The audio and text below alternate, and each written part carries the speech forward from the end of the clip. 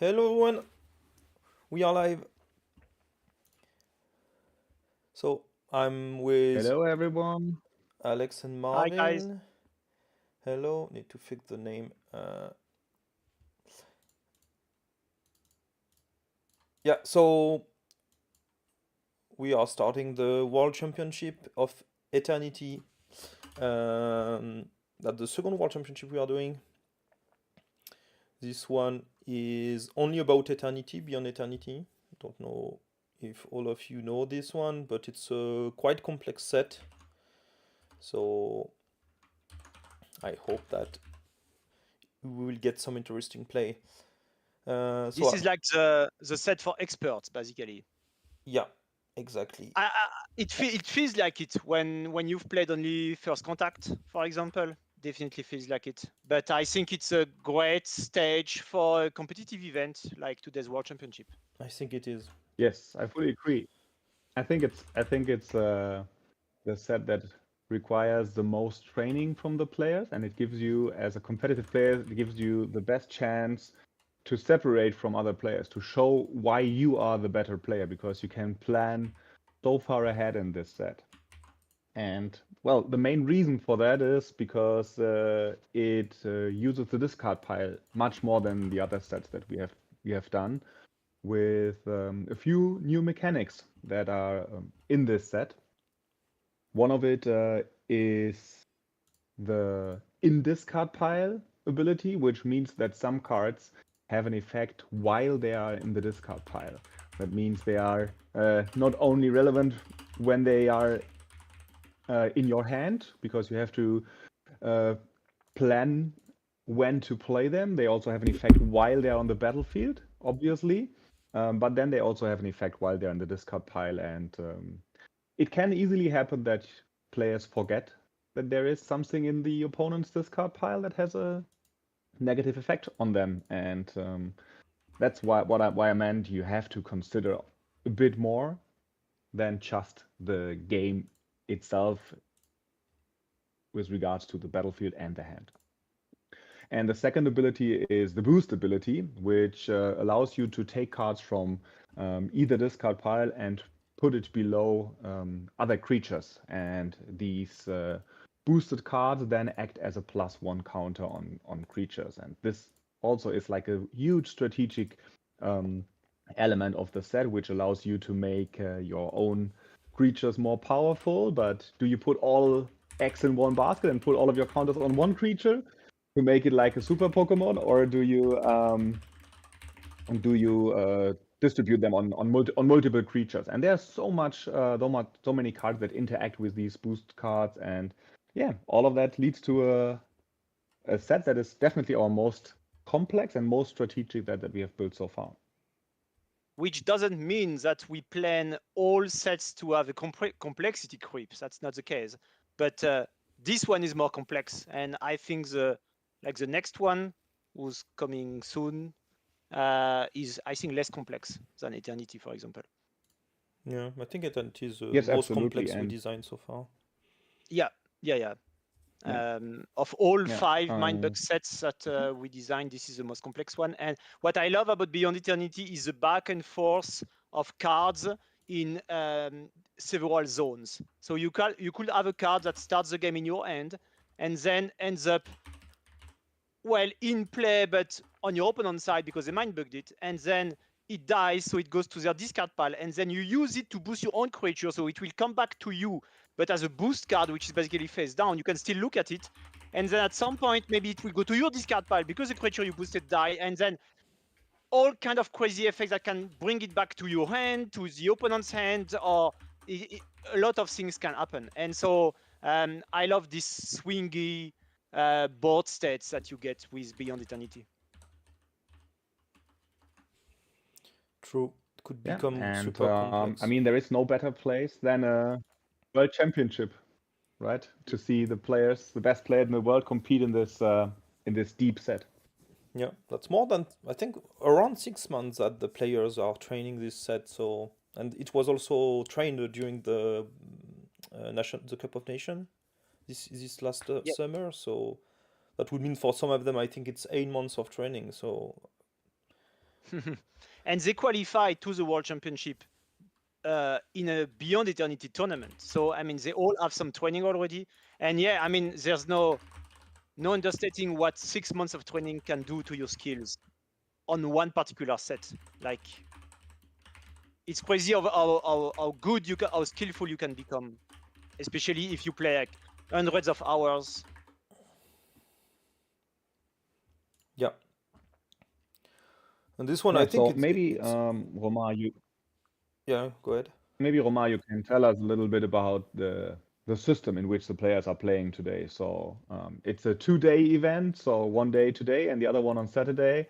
So maybe you can give us some facts about how many games they have to play, how many games they have to win to proceed to day 2, and how do we actually find our world champion? Yeah. So last year we was doing best of 3 and Swiss round, and then a playoff phase in best of 5, I think. And this year we decided to make the Swiss round a bit more smooth, meaning some player can like do a quick match in 2-0 when you are doing best of 3, which basically is could be quite long for some player, especially if your 2 first match are super quick. So this time I decided to switch to best of 2. That's something we are experiencing with the online tournament since last year. So best of 2 means like only 2 match, so you can have a draw, but that also means you do more rounds. So you get paired against more opponents. So it's a bit easier to know which level you are because you are playing against more opponent. And let's say that if you get a draw against a good player, that means you are as good as this good player. So it's also a way to rate 2 good players if they manage to get 1-1. So that's for today, Swiss round, 7 round of best of 2. And from computation, it seems like if you win 3 games and have 3 draw and 1 loss, you should get to the top 16. So that's basically the goal of all the players here, access to the day 2, top 16. There is 51 players competing today. So top 16 is not that a big deal. I mean, it's like just one of a third of the total player, but still you need to be super good. There is a lot of very good player in there, so I would also expect some of all very good player to not pass. Maybe if they get paired against really strong player, and if they do maybe a bit more mistake than their opponent, because that's a set where doing mistake is quite common, even at high level. You forget about something or anything, so yeah, they will have to be hyper concentrated in this Swiss round. And I think we are going to stream up to 5 hours, something like this. So the end should be in around 5 hours.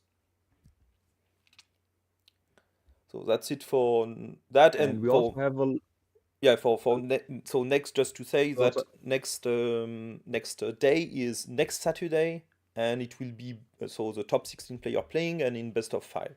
So yeah, stay tuned and come back next week for the second part of this event. we also have a lot of different countries taking part in the World Championship again, so players from different countries. So I've taken a quick look and I've seen a lot of players from Germany and France again. Yeah, I think that the we've two seen main that in the last tournaments as well. That are the main countries that play out the most tournaments and that have very strong player base. But we also have players from all over the world. I've seen we have some from the United States. We have players from I think there is Poland and Serbia again and Mexico. So it's an international event, and it's really nice to see so many different players from around the world competing in this game. That's we have quite a lot of different countries great. this year. It's cool, super cool. So I think I can show quickly the list of the players. So in case you know or want to see someone, you can cheer them up in the chat. So we can click the match we want to stream? Yes, we can.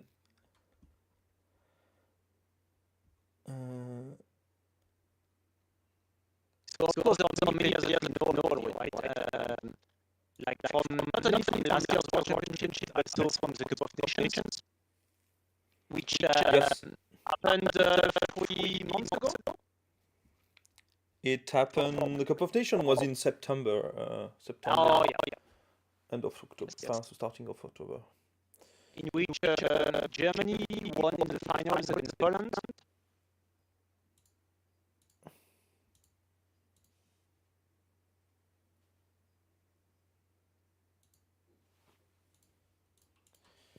And we have, I think we have almost the whole team of the whole German team in there, right? I think the French team is quite missing. I think there is not so many of them. But from what I remember, like Fymit, Stefan, Apo, I think, was also in the German team. Probably don't remember exactly who was part of the team. Mm-hmm. But I think they are mostly there. We have some returning player from last year also, like Domnostein, that is participating this year. We have the finalist Julio is also playing. Tanguy is not playing. He got something more important to do than playing the World Championship to defend his title. So That's too bad. yeah, that's a bit too sad, but that's life. Don't know. Yeah, Yanis also that was top 4 last year, and I think he want to. He's here to get back to grab a title. I think so. Mm-hmm. Yeah, Yanis from Switzerland, right? Yes.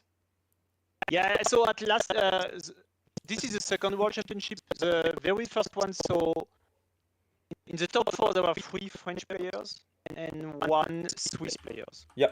Swiss player. I remember, and that was Yanis. Yeah. Yeah, Yanis was top with Ali. Was both top 4, and Julio and Tanguy was Yes. was top 2, and Tanguy won. And we have Julio and Yanis participating this year. And we are so happy to see players like Domnostein, who's been around for a very, very long time, Yeah, since the definitively. the very first Mindbug tournaments online, basically, which was not even season 1 but season 0. Yeah. And he was the king of season 0, basically, winning back-to-back tournaments. And so it's so great to see him again. Yeah. He leaves a bit before, a few months before the World Championship, and when he reached the championship, I think he made like top 17, just one spot far from the top 16. But Yeah. I think this year I remember that he played a lot on this new set recently, so I expect him to be one of the best player of this tournament, probably, if he trained enough. So yeah, most definitely. I mean, of course, I mean, we know he had insane skills with first contact, right? A couple of years ago. I mean, each Mindbug set is different, so it all comes down to your training with this particular set, even though some skills are transferable. So yeah, I'm pretty sure he practiced a lot, so it would be hard to beat. I got the feedback here on the YouTube chat that my microphone was bad, but then it got better. Yeah. I don't know. Yeah, if that's good, okay. Oh yeah, to me, your sound is quite good. So okay, great. Let's try. Yeah. I don't know. I think this is. I think this is Domnostein. We've been talking about Domnostein. Yeah, I think he's the one now reacting in the chat on YouTube. Dominic, we know that's his first name, and he said he actually has not played much Eternity, sadly. So well, I mean that's another skill. How can you adapt your skill on the fly, your Mindbug skills on the fly for a set you don't know that much? I mean, I guess at some quite quickly all cards. No, I think I don't know how much played is for him, but I'm pretty sure he played a few dozen of games at least. But of course, like basically you play you play 5 games, you play 10 games. Okay, you know all 32 cards, and you play 50 games, and you have a good grasp of the most common interactions between the specific cards. And then you play 100 games, and you start to see what your opponent is up to because you've been in those situations before. And then, I mean, there's no ceiling basically. I mean, there is probably one, but I don't know where it is. So, I mean, it rewards preparation. So there will be a huge difference, I guess, between those who played hundreds of games and the others. But we'll see. I mean, raw talent is also something that gets rewarded. I mean, last year Tanguy did not play that much, for example, compared to Julio that did like 1,000 of game, mostly against EI. And Evil Guy was like practicing normally, I would say, but he managed to be super good at this set. So yeah.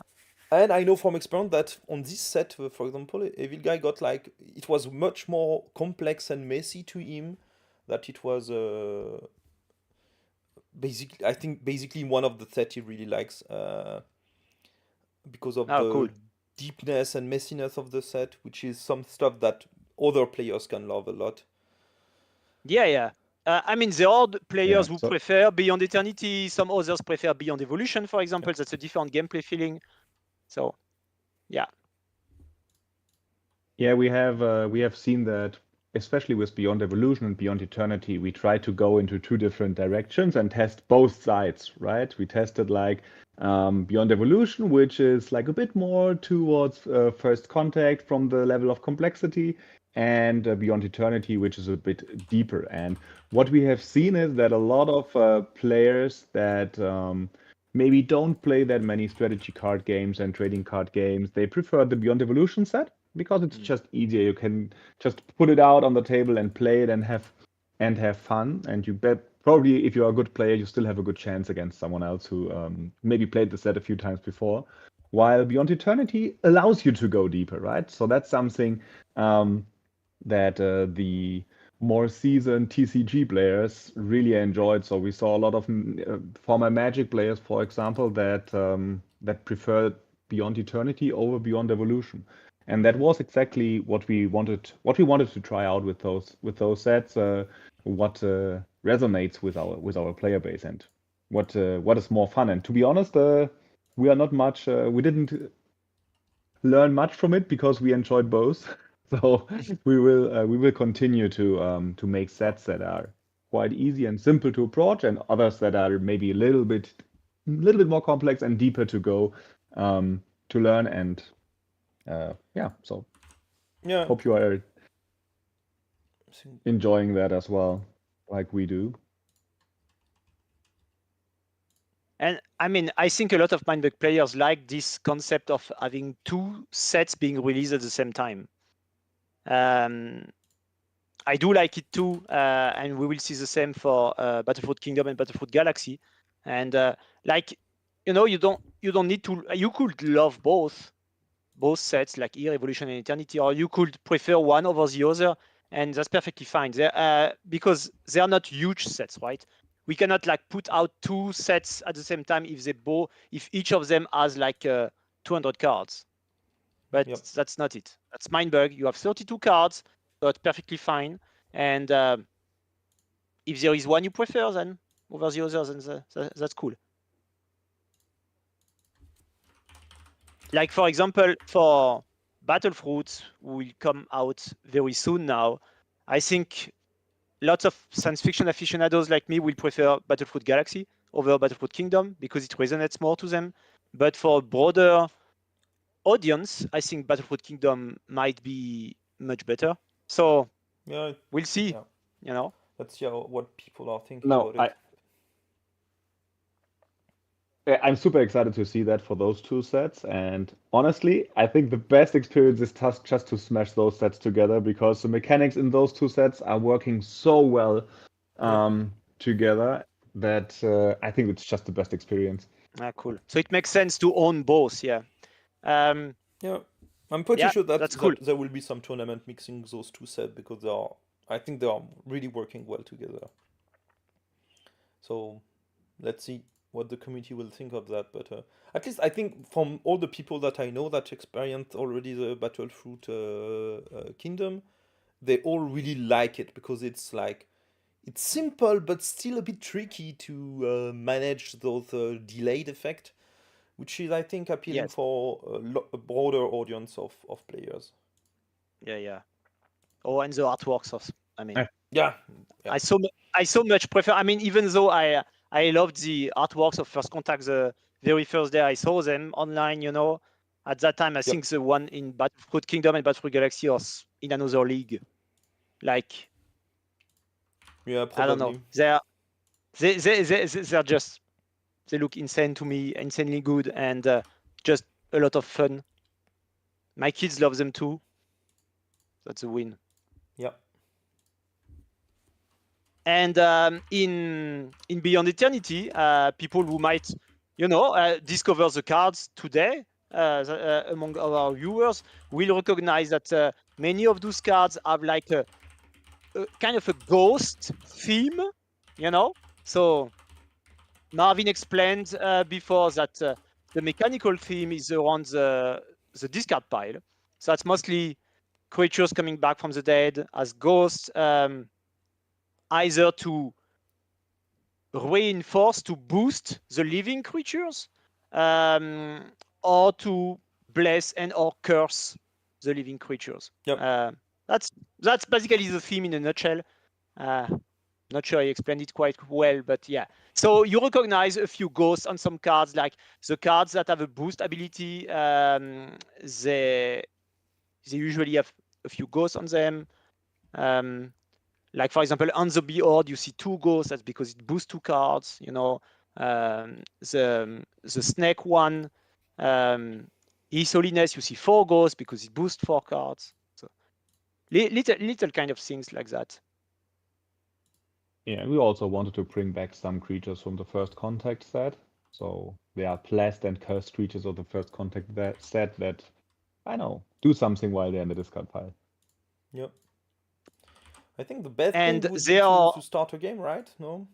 Yeah, Oh, let's yeah. jump into a game. So Let's do that, yeah. So for the benefit of our viewers, we are not streaming a game like live. I mean, we wait for this game to be finished. I mean, we want to prevent, you know, ghosting and that kind of stuff. And so as expected, this is a game that is already finished. That doesn't mean that the match is finished already. Maybe they are playing game 2 and we are streaming game 1, for example. And we usually don't know the outcome of the game. We don't look at it. Yeah.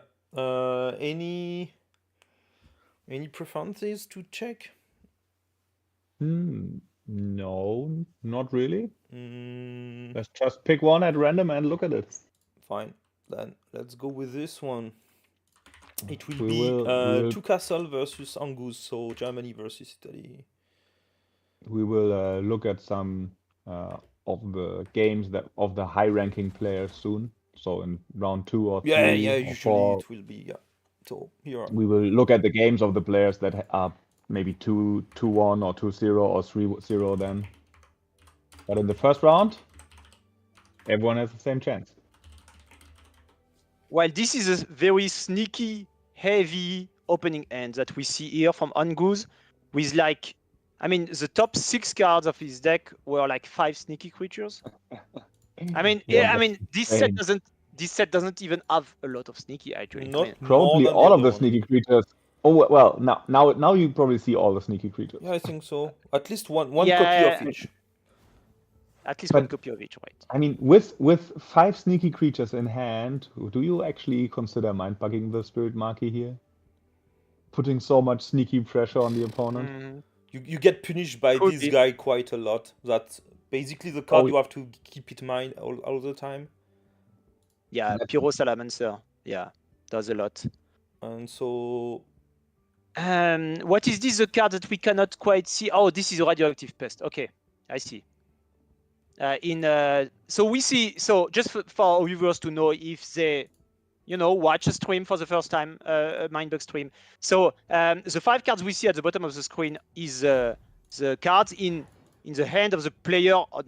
We have the bottom player Angoose against the top player 2 castles. And so Angoose cards in hand are displayed as big cards here. We see 5 cards, and for 2 castles hand, this is a small part in the top right corner of the screen. Here we see 5 cards as well. Yep. Of course, those 2 players don't see the opponent's hand. We do.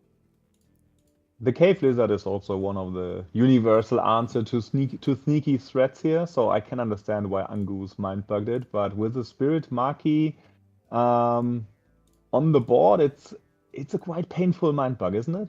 Yeah, it is. Like Spirit Marquee was basically, it was not a very frightening play for Angoose because he has no creatures power 9 or more in his hand, but now he has one. So, but he basically just turned on the ability of his opponent. Yeah. So for all the viewers that cannot read it on the screen, the Spirit Marquee is a power 3 sneaky creature that when it's defeated, it takes control of a creature with power 9 or more. So a Spirit Marquee into the Cave Lizard is pretty strong. Yep. Because the Cave Lizard is power 10 and yeah. So Cave Lizard is the biggest creature of the set. I mean, there is another one at power 10. Yep. But it's a big defensive wall. I mean, it cannot attack, but it is power 10, tough and sneaky, so it can block basically any creature, except if your opponent has some shenanigans like Squirt or Scout or something like that. But we will talk about those things a little bit later. And look at this artwork, basically. It's like one of the best artwork in the set, to be honest. Yeah. For sure. Yeah. I mean, we put it into this set because we said, we were questioning whether is it too strong? Does it stall the game or in some way? But in Beyond Eternity, it's actually not that bad because we have the boost mechanic here. So if you look at the Fire Antler, for example, it's power 8 at the moment, and if 2 castles can boost it up to 11, it could easily pass the Cave Lizard, and that it happens frequently. It's not that's something that you see in once in 100 games or so. It happens quite frequently that you see really powerful creatures. Yeah, this set really enables you to like build your own monster. You can easily have like a power 13 creature like this End Zombie Horde that Angoose just drew. This is one that can really go to a high level of power value, from 7 to 9 to 11 to 13. And quite commonly. What's quite funny at the moment is that we don't see any creatures in the discard pile yet. So we see huge boards. Yeah. That's crazy. Now for the first time we see creatures going to the discard pile, but and this is enabling boost because without creatures in the discard pile, boost basically does nothing. Yep. And now the fight over the discard pile will start. So as you can see, we see immediately creatures with a play effect that can boost stuff, which were not that strong before, but now they start to get the whole value of the card. And we have to explain this little mouse with having such a big impact on the board state, actually. Yeah. So Hypnotic Mouse is a small sneaky threat that says while 2 or more creatures have equal power, they cannot attack. Yep. So, like, it could be creatures from both sides of the battlefield 2 on your side, 2 of the opponent side, or 1 each. Anything. So, for example, 2 castles has a Spirit Marquee, which is power 3, and Angoose has a Pegasus, which is power 3 as well. So that means both creatures are now unable to attack. And this is represented visually in the app with this tentacles graphic here. So now it is Angoose's turn. Well, not anymore. Yeah, but here he can attack because it's a 6 and there is no other 6 on the table. Basically, that's how it works. So. Exactly. And it also it interacts quite well with the boost mechanic, right? Because you can if you can decide where you boost your creatures, you can basically enable the mouse on the creatures you want, or put your creatures out of range and make them able to attack again. So that's kind of the things you need to consider in the set. And as you can see, this is quite quite interesting decisions. And not only for Hypnotic Mouse. I mean, there are a couple of other cards who in this set, like Squirtle Scout, and we talked about Pyro Salamancer already, who really use this sub-theme of power value matters, but it matters in a sense that you compare power value with something else. So if basically if two creatures have the same powers, they can be defeated with Pyro Salamancer. With Squirtle Scout, it can be really, really scary, preventing the opponent from blocking at all. So both players have to know that those cards exist, and several of those, and try to assess what are the risks of every play. Because you really have to take this into consideration. And there is a trick in that specific set for this World Championship. There is only one copy of the Cobra and the Tortoise Scout. So Tortoise Scout. So yes, it's like if you get them in mind and you see your opponent playing one, you know that he cannot play the second one and crush you with it. That was one of the things happening quite often.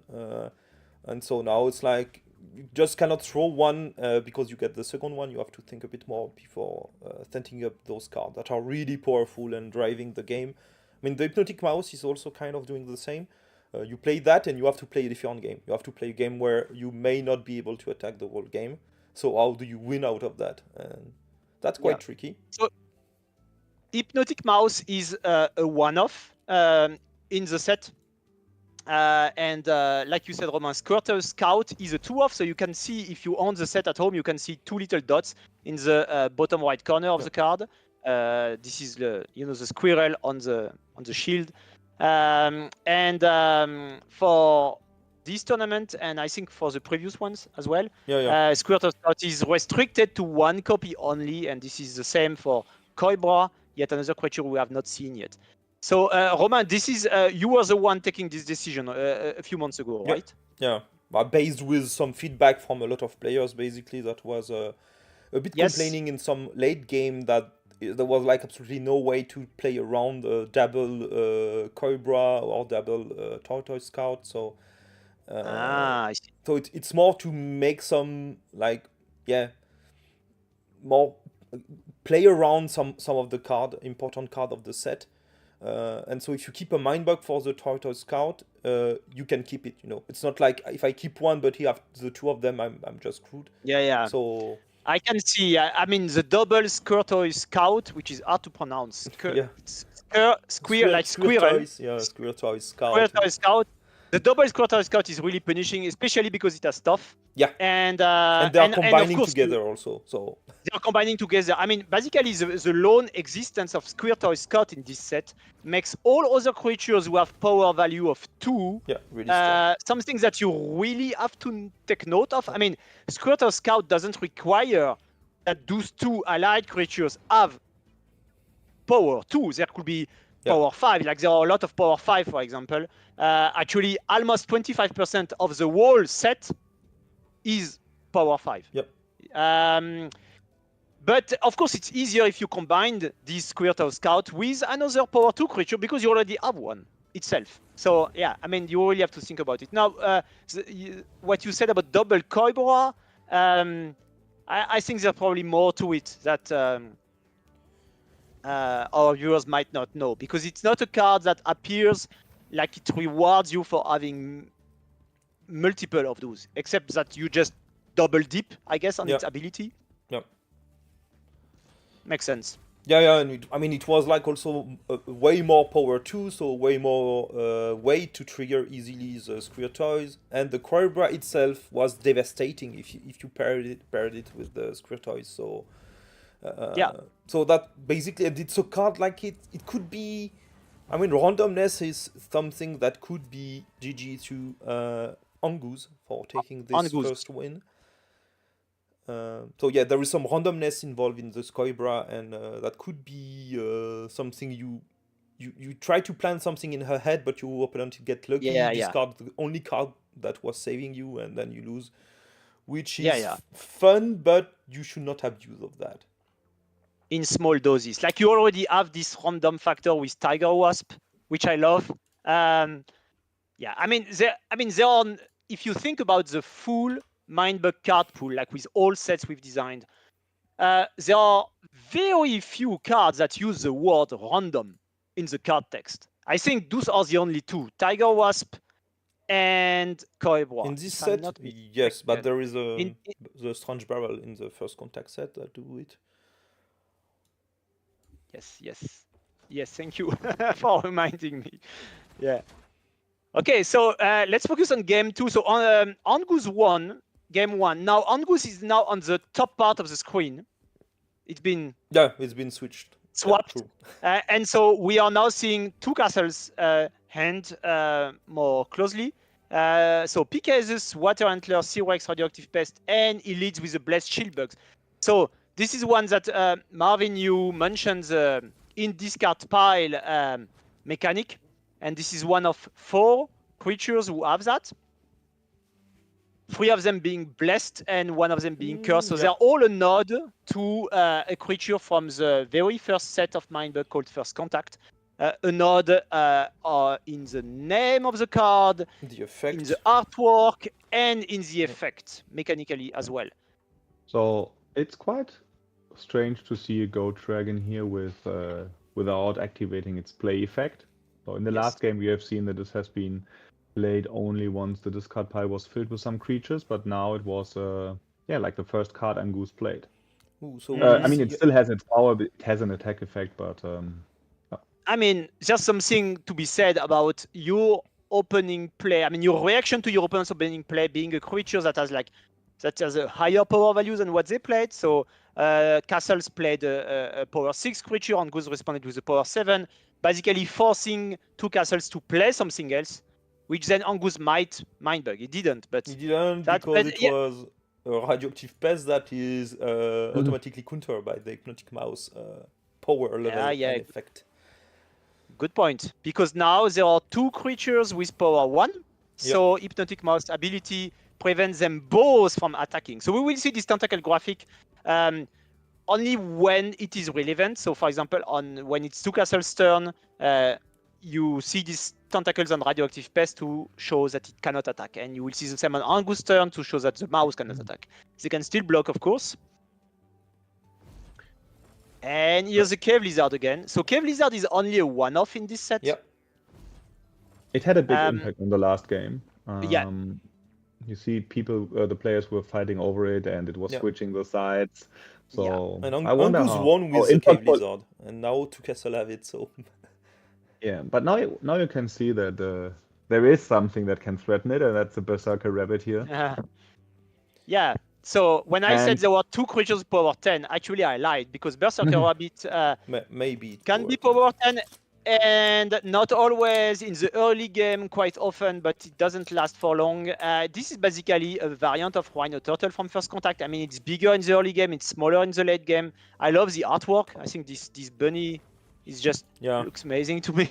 It's just so fun, shooting carrots. Yeah. And so this is a 2-off. So that's, I mean, if you count it as a power 10 creature, which it is sometimes, you basically have 4 power 10 creatures in the pet among the 48 cards. Actually 46 because Romain. It's funny to see here that the whole board cannot attack. 2 castles. Two castles is really face off. 2 castles is really countering all the threats from Angoose by just playing a creature with the same power value here at the moment. So he really relies on this hypnotic mouse. True, but the Blessed Shield Bug, which is not even his card. Yeah, true. But the Blessed Shield Bug, if it's defeated, can basically unlock the whole board. I think almost. Yes. By putting the Pegasus at 4. Now, Blessed. Yeah, it will take some time for Blessed Shieldbugs to be fully defeated. I mean, it has tough, so basically it needs to be defeated twice. So you see, it answers every time 2 castle plays a card, Angoose plays the card with the same power, and it blocks the board basically every time. I'm looking forward to see the more games today, because they are really either they cannot attack or they don't want to attack. So this is not like a normal game. I mean, no, it's not typical at all. Not at all. I think 2 castle is forcing Angoose to start to play all their cards, and then he will start attacking with the shield bugs. Looks like something like this. Yeah. Okay. He start to attack with it. Which is, I mean, That's clever, right? I'm a bit sad to see Soul Manipulator do nothing when it Yeah. enters play because I love the versatility, the sheer versatility of this card. It can do so many different things. Soul Yes. Manipulator, and here it did nothing. I mean, it has an attack trigger too, so it can still do some work later on. I mean, discard piles are empty right now, but not for long. So we have this Duck Draw now in the discard pile. So there is the possibility to start boosting creatures. Yeah, but only if you have it on a play effect or a creature that's not blocked by the mouse at the moment. Exactly. Soul Manipulator cannot attack because it has the same power value as another creature. And this Tiger one, Wasp is... this one cannot attack. That's a very No, good play. That's a very interesting play here because if two castle mindbugs it, he cannot play any other card because Angoose still has a mindbug. But if he doesn't mindbug it, he loses basically one of his mindbugs because then Angoose will only have one card left and he can only spend. Yeah, he still has two mindbugs left. But you have only the God Dragon to attack, right? There is like a lot of cards on the table, but only the God Dragon to attack. So two castle knows what will happen next turn. He cannot play this guy from his hand, and you have to attack with the God Dragon, which has no target, right? Except boosting, and then he can boost and unlock new stuff. I mean, oh, okay. I mean, it is quite rare to see that many creatures on the battlefield. Yeah. Like, I mean, this is a conscious decision that the app team took, and I'm sure Romain, you can talk about it, about only seeing 5 creatures at a time and just being able to like move them around to see everything instead of like having them be smaller, which basically has drawbacks like on mobile and stuff like that. Yeah. And I fully agree with this decision. And sometimes, like in this particular game, well, it is painful, but that's an outlier. You don't see that often. Yeah, I mean, you see that with the Hypnotic Mouse most of the time, that the only one really forcing you to do that. So... Yes, makes sense. Makes sense. Okay, so no more Hypnotic Mouse. Yeah. Yes, Hypnotic Mouse prevents attacking, so basically often it forces you to play more creatures, which in turn makes other creatures not being able to attack, and so on and so on.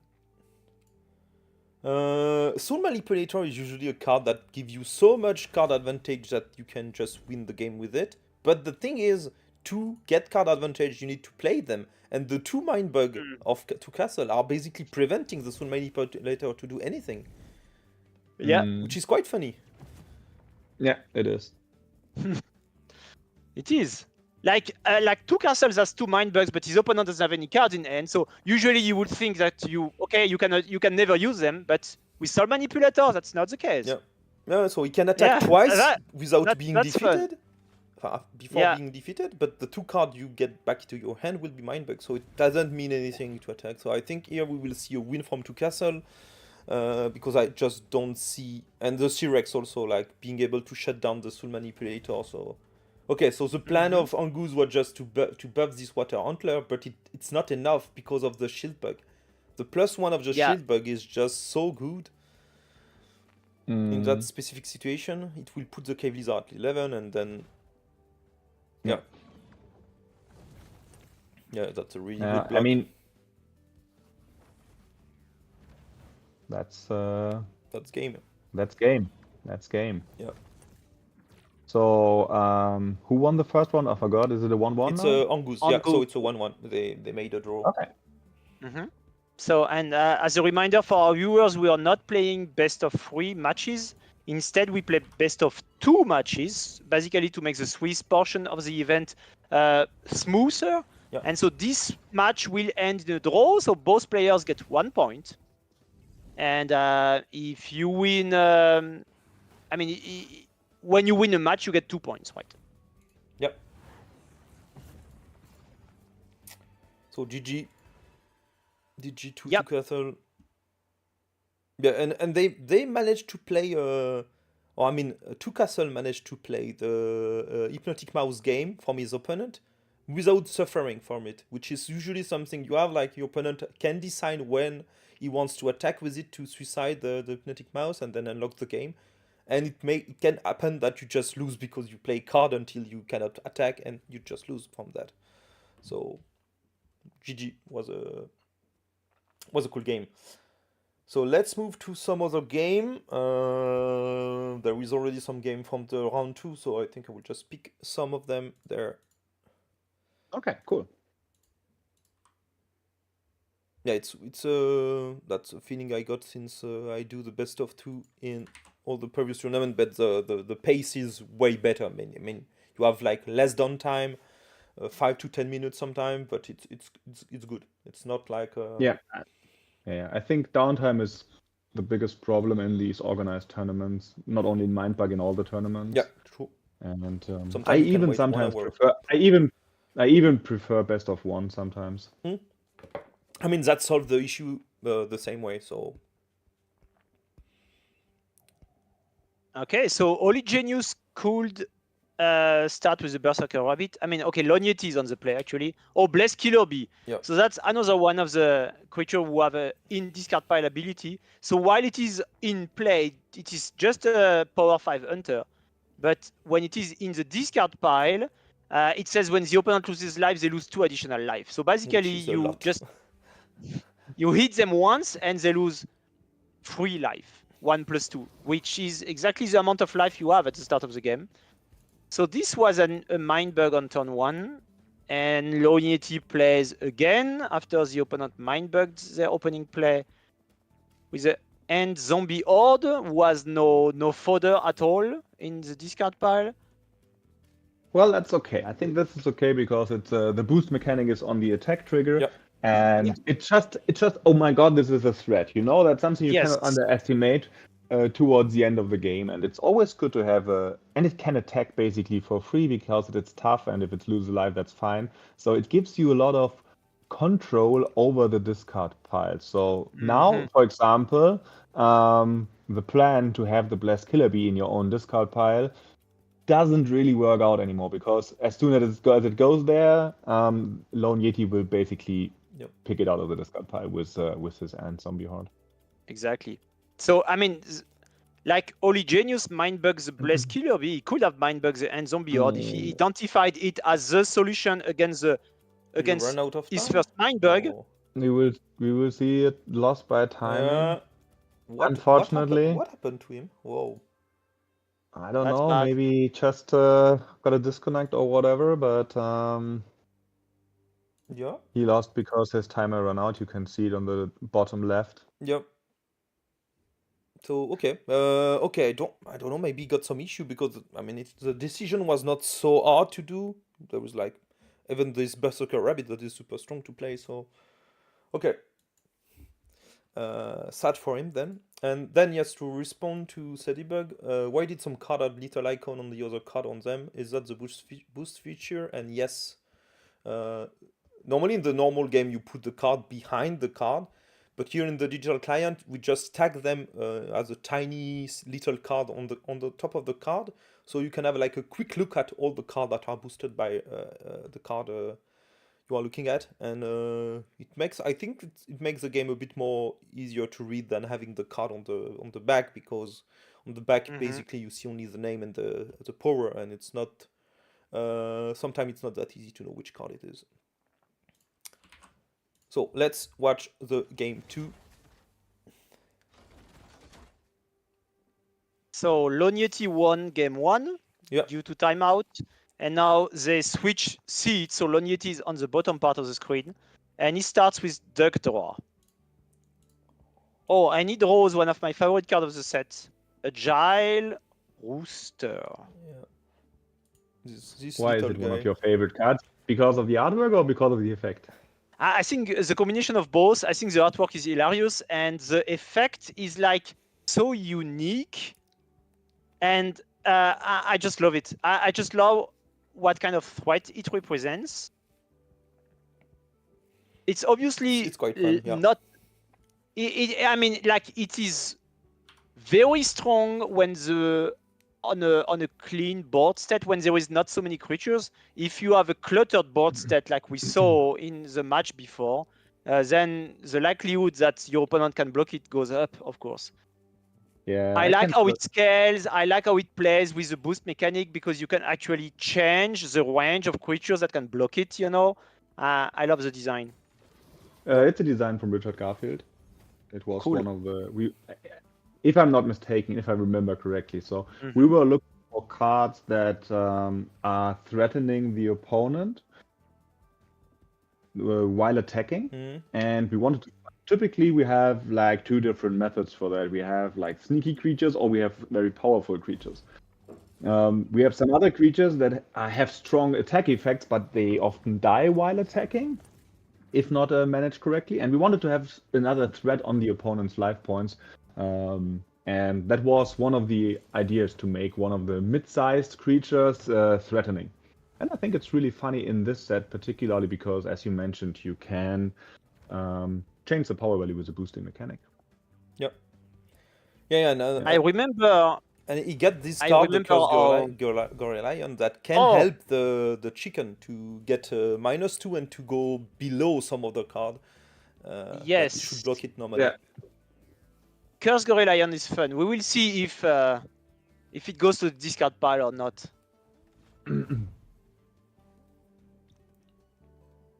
Okay, so Okay, we want so- to defeat both of them. Yeah, one of them is tough. Well, It's not helping that much. On Zombie Horde will not be defeated. no. But he can And it will boost the Fire Hunt. He can boost the Pyro one time and the Fire Huntler a second time. And so he can go... Oh, he decided... Oh, okay. Okay. He decided to remove the Blessed Shield Bug from the discard pile. So it made it... Okay, I was just... Yeah, you see, that's the complexity of the set. I was... Oh my god, I yes, was- yes. I was not following for a second, and therefore I didn't see that there was a blessed shield bug. Yeah, so for the benefit of our viewers, when you see that the power value is in green, that means it has been modified by any card effects. It could be a Blessed Shield Bugs in the discard pile, for example, or it could be simply due to the boost mechanic. So this on-zombie horde has two little icons that Romain has mentioned that. This shows that the card has been boosted with two cards. So we see a Duck Draw and a Blessed Shield Bugs, basically, who are in the tabletop version of the game. They are underneath the card, so it gives it +1 power for each card underneath it. So it went from power 7 to power 9, and now it attacked again and went from power 9 to power 11. It has 4 boost cards. Now you can see, you can see all 4 of those. That's a Pyro, Salamancer, and an Agile Rooster. So this is basically eating the dead. Yeah, but Cursed Storyline is also power 11 now, and it's still tough. So, but he the decided, problem instead here of is- attacking, he could have attacked. It would have been a possibility. I think so too, because the Radioactive Pest is a pain here. Yeah, and you have to trade with at least one of those two. The thing would be like he can attack once, trade Now with the he's- zombie, and then the attack Radioactive Pest is good. I think the Tornado Dragon was a really bad play here, because unless he wanted Lone Yeti to get rid of his last Mindbug. Yeah, but yeah, he got... Because it made Radioactive Pest so much better here. It's really unlikely like your opponent at that stage of the game doesn't have anything to boost, so discarding this card could just be like, okay, now that I don't have any Mindbug left, it's easy for you to remove this card from this card pile. So it was... I don't know if it was so good to play it right now, but I think it was safe. But I mean, so Lone Yeti chose to discard only one card with the play effect of Tornado Dragon. And Romain, please remind us of the specific rule interaction here.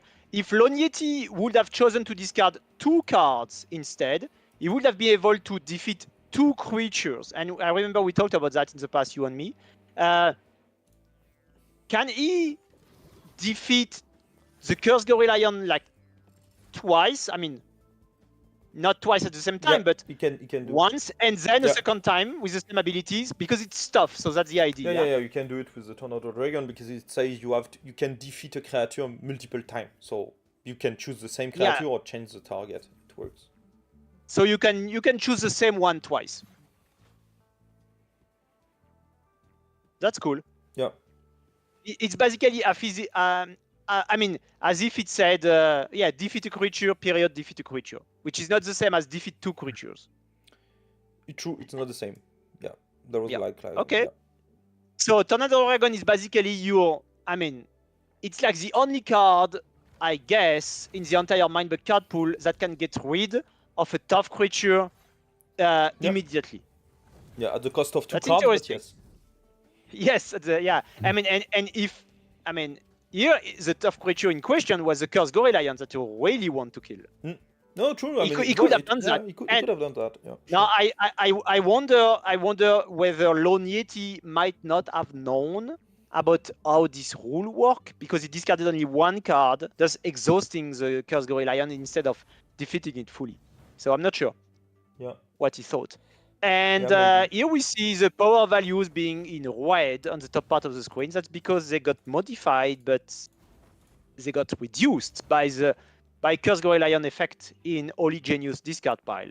Which, it's cursed, it's not blessed, so I think our viewers understood that this one is bad for you when it dies. When it's in the discard pile. This Hypnotic Mouse here is devastating for Oligenious. And I should mention, so the Blessed Tiger Squirrel is natively a free power creature, while Trash Flyer is power 2. Yep. But Cursed Gorilla gives them -2. So you could think, okay, the Squirrel is now 1 power and the Trash Flyer is power 0, but power 0 doesn't exist in Mindbug. It's actually written in the rulebook that power 1 is the minimum. So they both power 1. Oligenious will lose here because he cannot attack with anything. Yeah. He has just everything 1 he turn plays left is to play. power 3 or 1. Yeah. So the last card he has in his hand is also power 1. So he has to play this it. one is power 1 now. Yeah. Next turn he will lose. So you can just play lose because he has no play. Yeah. You play your card and then that's it. You win. You don't care about what you are doing because your opponent. Yes. Funny. Yeah, so Oligenious lost the game because he could not take an action on his turn. No cards in hand, and all creatures are unable to attack. So when you cannot take an action, you lose the game. And this was a fascinating interaction, like with Hypnotic Mouse and Cursed Gorilla, like working together basically in a way to make the entire board of Oligenious irrelevant. Or to paralyze all those creatures. And you see, he even managed to put a 3, then a 1, then a 3, then a 1, then a 3, then a 1. So it was also repeating. It's like so beautiful. And really, that's fascinating to me because this rule that I remember when we decided that there is no power 0 creature in Mindbug, mostly because lots of people who could think that it dies if that's the case. It dies or cannot attack or being confused. That's where knowledge from other card games can actually become confusing because in Mindbug there would be no reason for that to happen actually because there's no damage, there's no toughness and stuff. But still, so the decision was made and I think that was the right one. And now this rule that is on I think page 5 of the rulebook is actually having a big gameplay effect thanks to Hypnotic Mouse. Yeah, exactly. So that's fascinating to me. It helps the Hypnotic Mouse a lot. I think it's hilarious that the page on which certain rules are, Alex. That shows. That always amazes me, but I get used to that from Alex. I'm pretty sure. Maybe I'm wrong. I'm sure the viewers now know who is writing the rulebooks in our company. I think I'm wrong. I think this is page 7. I apologize. Yeah, I will never believe you again. and so just to because people might not check the rule book and see where is this rule that Alex is talking about. This rule You will find it in the Mindbug Beyond rulebook. So if you have Beyond Evolution or Beyond Eternity at home, this is the same rulebook for both sets, right? On page 7, but you will not find it in the First Contact rulebook, simply because, well, this rule didn't exist at the time, and there was actually no reason for this rule to exist, because the only creature that can do that can reduce power values, is Cursed Gorilla. And so from Beyond Eternity. So we just added a note below the card anatomy graphic on page 7 that says creatures can never have a power value lower than 1, even if other effects modify their power value. Well, as it turns out, that's quite important when your opponent has an Hypnotic Mouse. Completely true. So, or if you have it yourself. I mean, Hypnotic Mouse is fascinating because it can, if you play it, it can bite you back. I mean, in a way that no other creature can. True. And it's not the same for Squirtle Scout, for example. Those two creatures, they share a lot of DNA because they care about two creatures having the equal power, but Squirtle Scout actually needs them to be allied creatures, which is not the case for Hypnotic Mouse. Okay, so let's go. Radule, good friend of ours, very engaged player in the community, opens with Cyrex.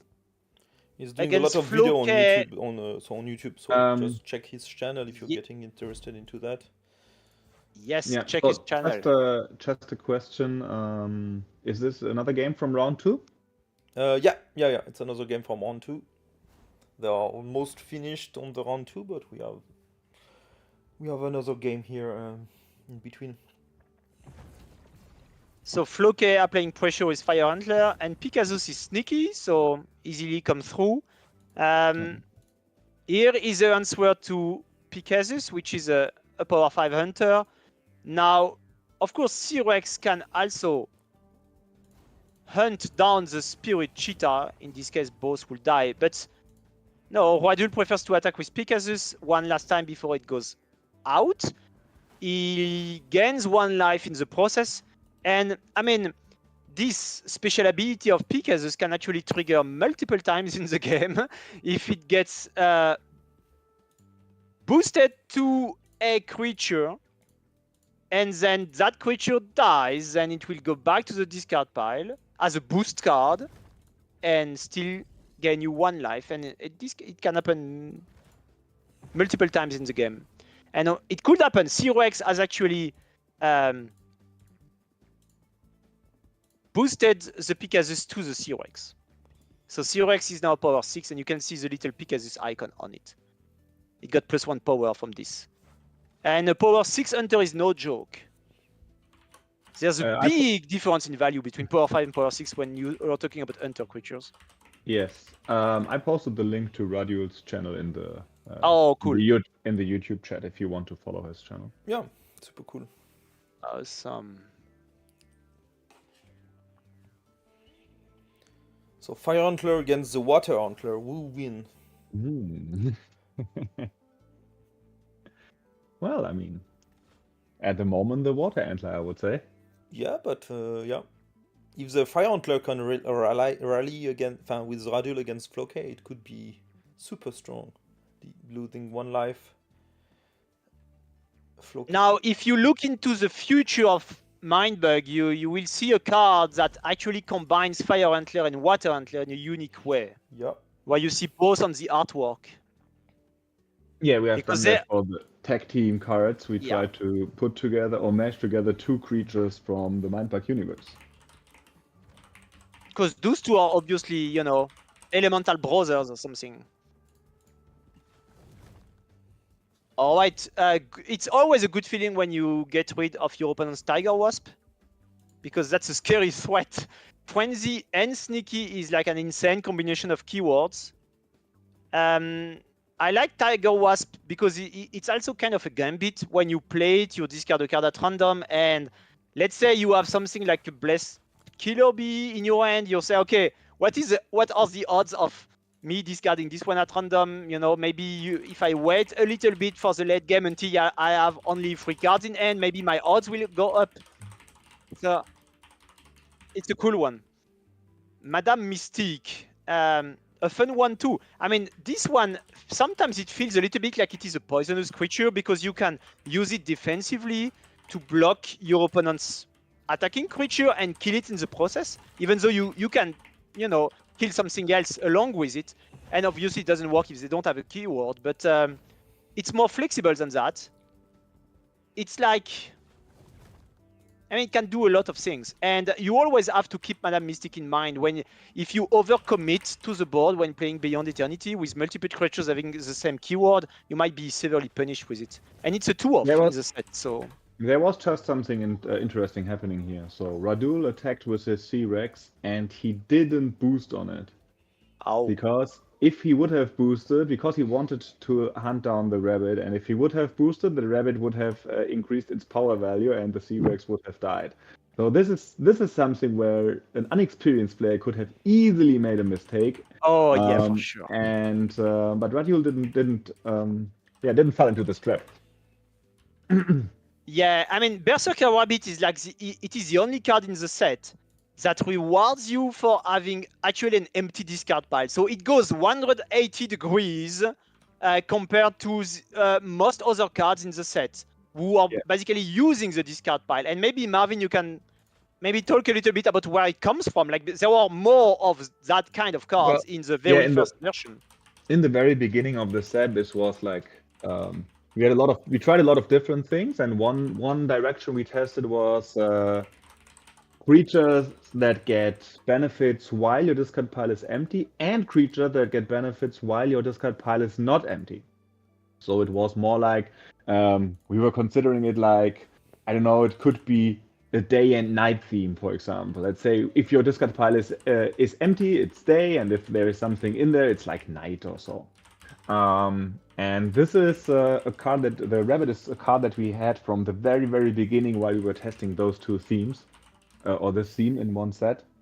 And it's like the only card that survived, basically from that time, because we always had a lot of fun. It's a great opener to play it early on, and I personally really like cards that change their power value, or in general their value. Based on certain circumstances. That's also why the Lone Yeti is one of my favorite cards. And this goes a little bit in that direction. So you have a super powerful, strong card, but you can do something about it. I think you want to boost to get out. Did he boost something? I didn't follow him. Sure. Sorry. I'm not sure. Oh yeah, he boosted the Fire Antler with the Fire Antler.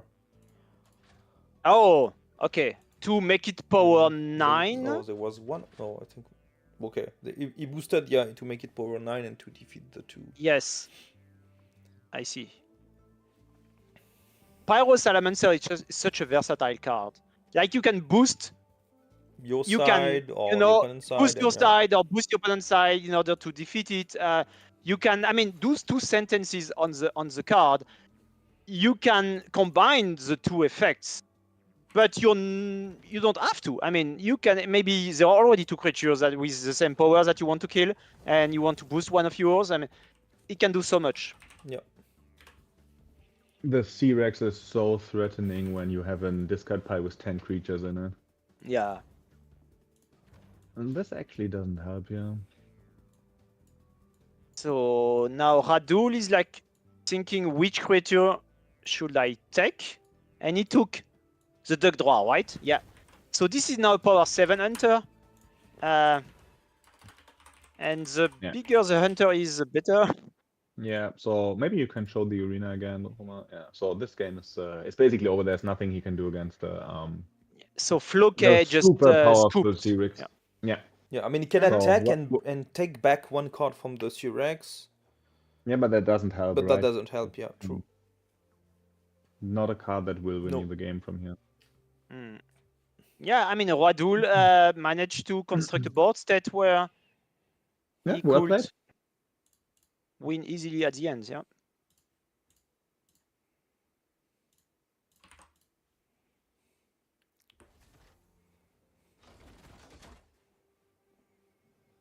Okay, game 2 of Flowcay against Radule.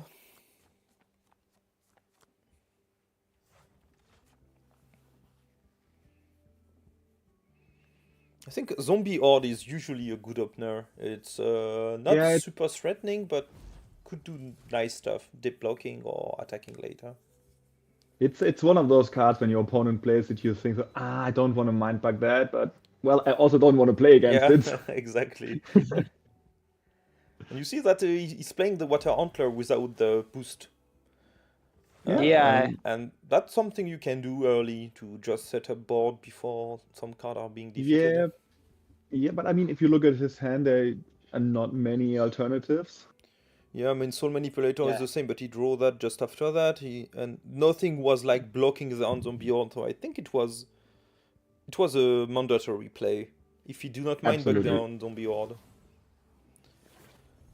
I mean, yeah. Oh. Okay, double radioactive pest, but it's fine. I think one is still very good. Yeah. Because if he wants to attack with his radioactive pest, he will have to not block. Or to block twice with the on-zombie Horde, and I think that's what Radule wants, so... Would you have expected an attack here with the radioactive pest? I do. Like... Yeah, I mean, you attack with radioactive pest, you immediately defeat the on-zombie Horde, basically just exhausting it, and now if they block the pest with their zombie, now it dies. So you got rid of it quite early. I think that... Because, I mean, I would have attacked with the radioactive pest here. Yeah, I think he just missed an opportunity doing that, because you see now you have to block with the Soul Manipulator, and that's pretty bad.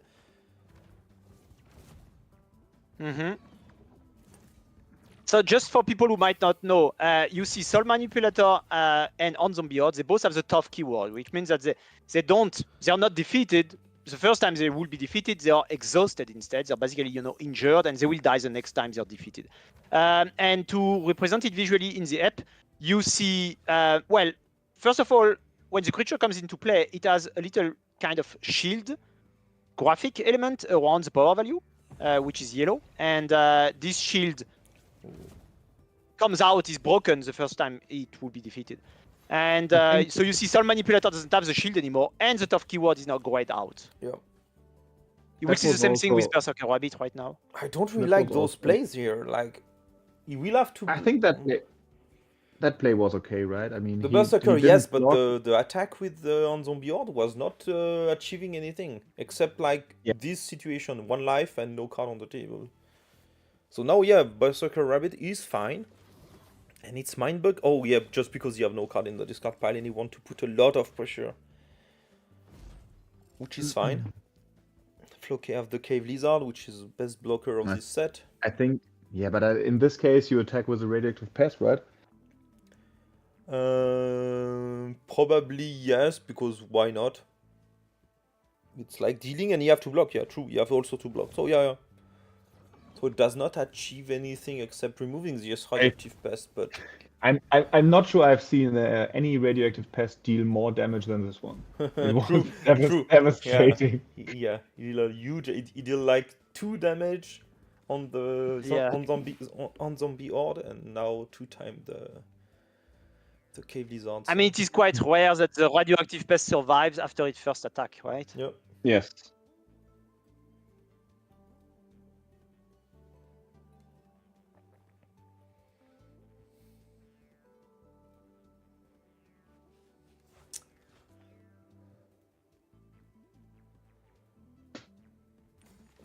Gile Rooster, that's a Mindbug, my friend.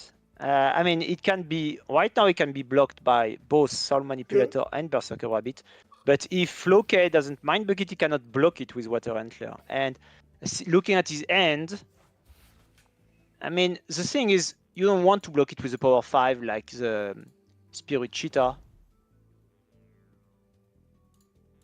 because otherwise it will die. So what you really want is a power 7. There are not that many power 7 in the set. You know, we talked about on-zombie Horde for quite a while. It does, but God Dragon is the other one. That's only 2. 4 if you count the duplicates. Is there a way to make Agile Rooster even bigger here in his end? No.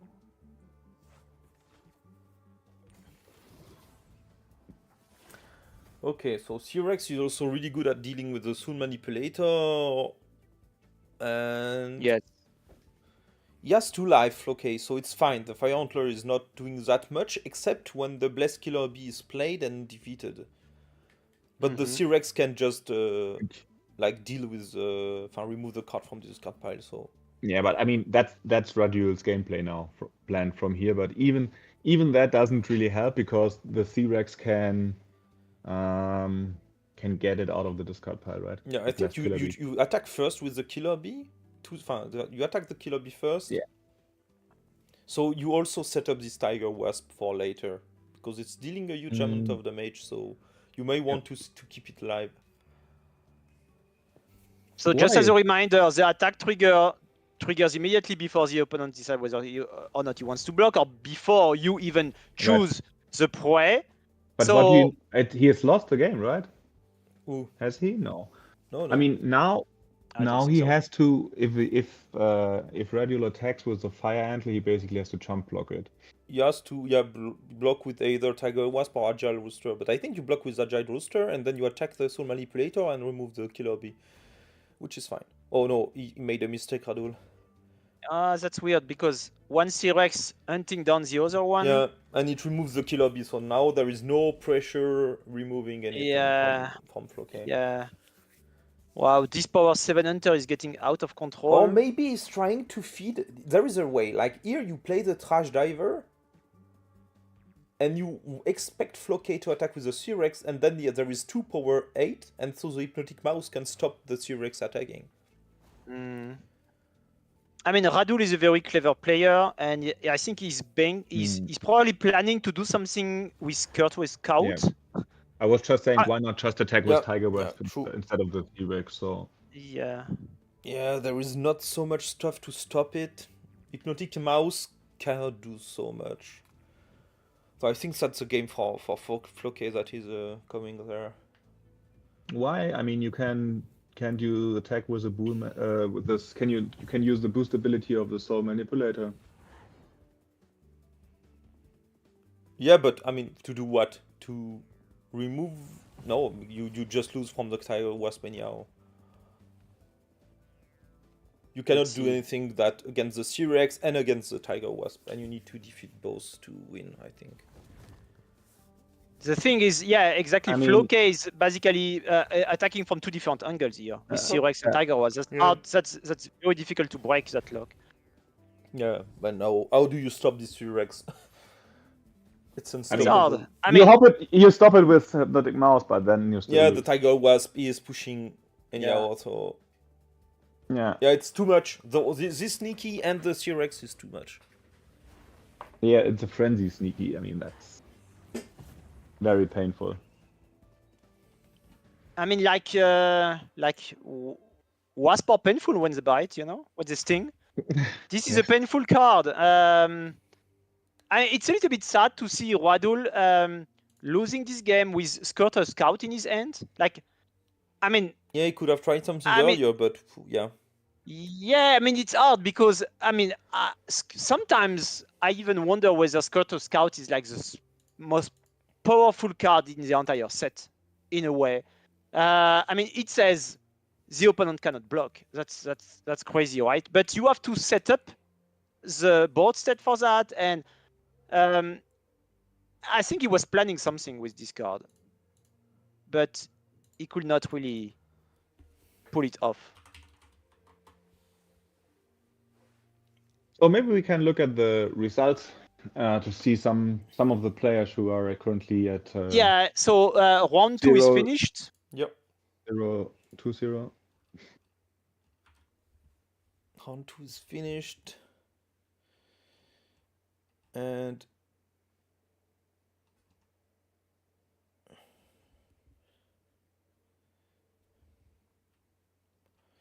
let's up. Okay. So round 2. So we have 51 players competing in the event. I guess there might be a few who have dropped already, you know, after going 0-2. 2 two of them looks that they have dropped. That looks to be out of the tournament already. But Okay. yeah, it's who's- it's PT Ingram that dropped, but he got one loss Oh. and one draw. So I mean, he Okay. could have still played and have a chance to get Wait, top 16. And he was there Pete last Ingram year. is like he is one of the best players actually. You know, like he was in the finals of the TCG he Invitational did back in also. April. Yeah. I mean, one of the best player on first contact looks like, because he did two nice performances on the big tournament on first contact. Yeah. So. And he obviously has lots of TCG background with his he's playing Magic. Tournament background on Magic, yes. Yeah. So that's it, and I think he dropped after losing against Deadpool, which is one of the scary player on Eternity. Yeah. Do you consider Deadpool to be like is he like the best player in France? Or one of the very best? I think I would put him like one of the very best. I don't know if it's the best, but definitely one of the very best on Eternity.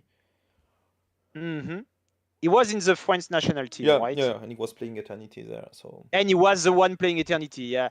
So for those who don't know, the Cup of Nations pitted nations against each other, and each nation had a team and of 3 players, and one plays first contact, the other plays Beyond Evolution, and the third one plays Beyond Eternity. So each player had their own specialty. Yeah. Like, practicing for months on one specific set. So,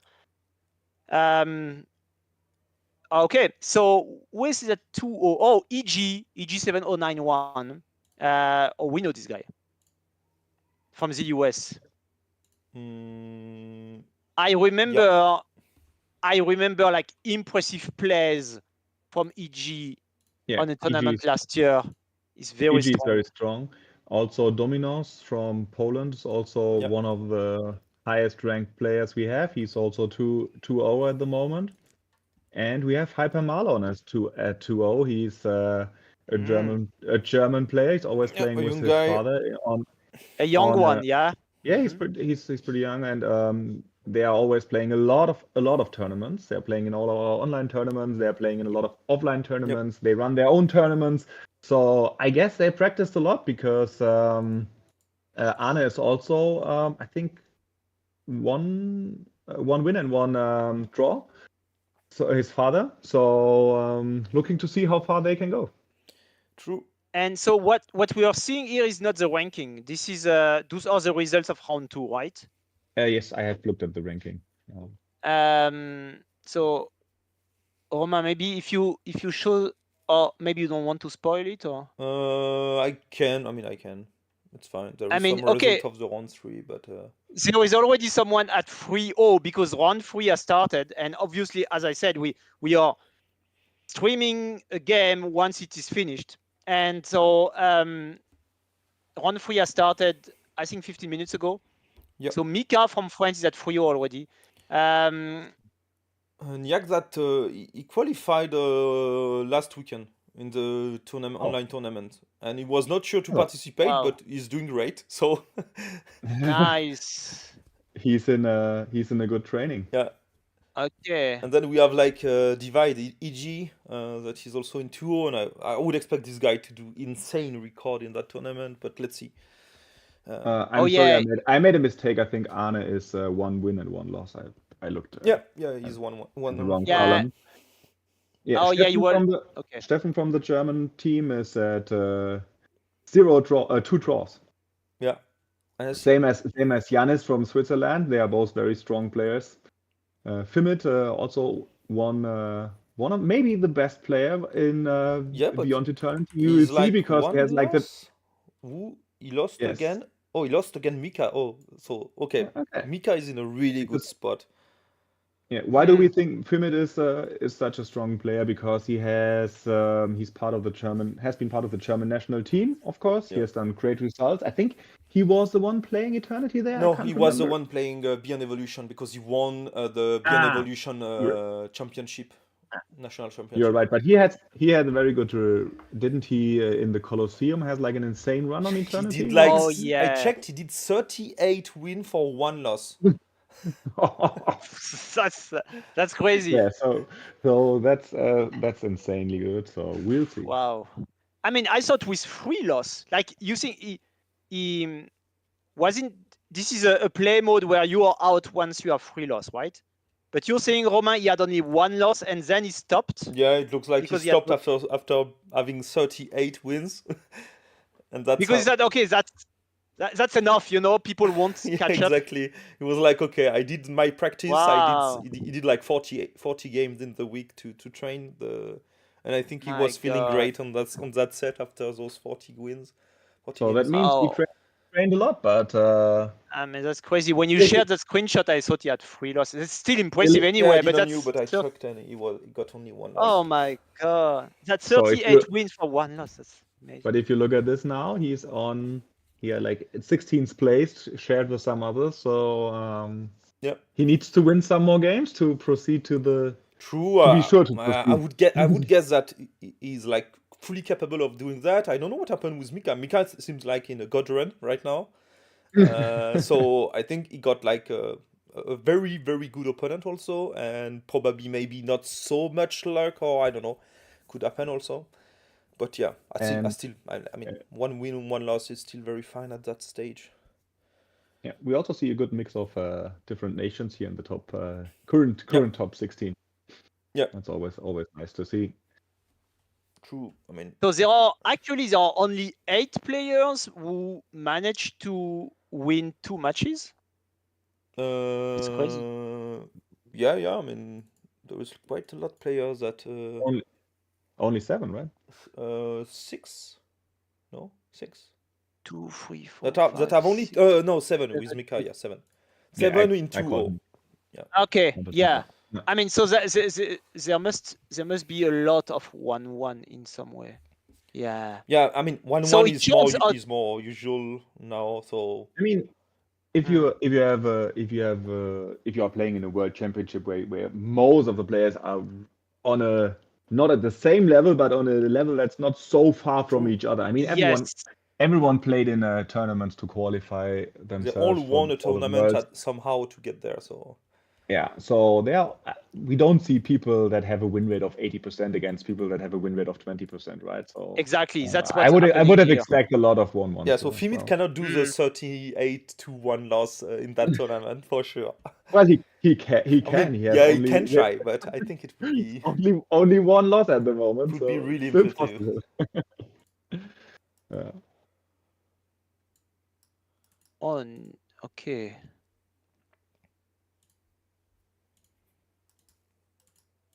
So in the ranking, Julio is at Julio 3rd. is... I see Julio at 3rd place when I refresh the page. He's at 1 win and 2 draws. Yeah.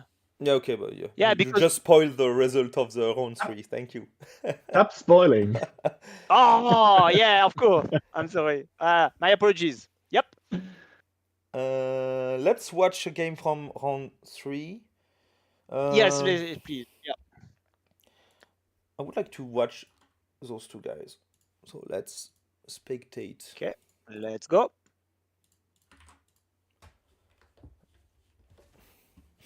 So it's Yobugs. Yeah, on the bottom Yobugs, but he has some different nickname somewhere else. It's a German player against Wolfmay, which is a Serbian player.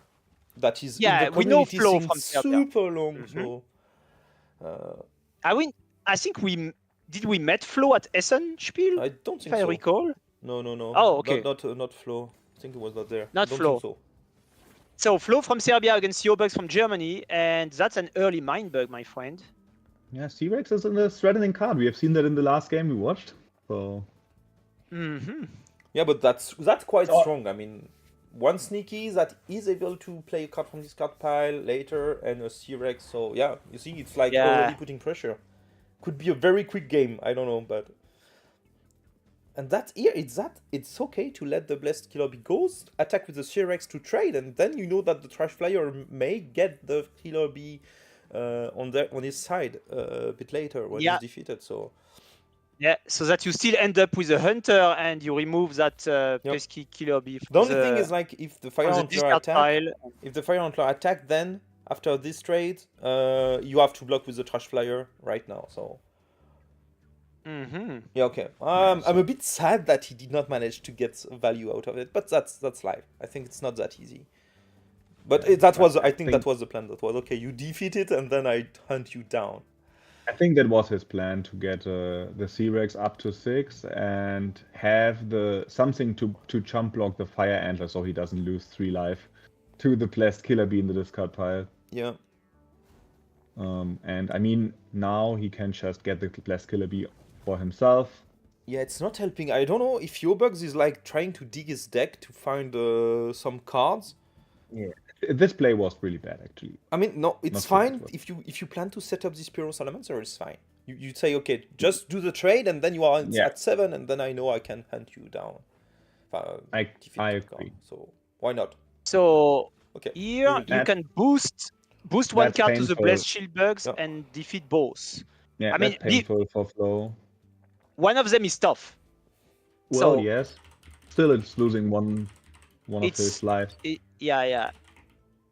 It is a good value play here, definitely.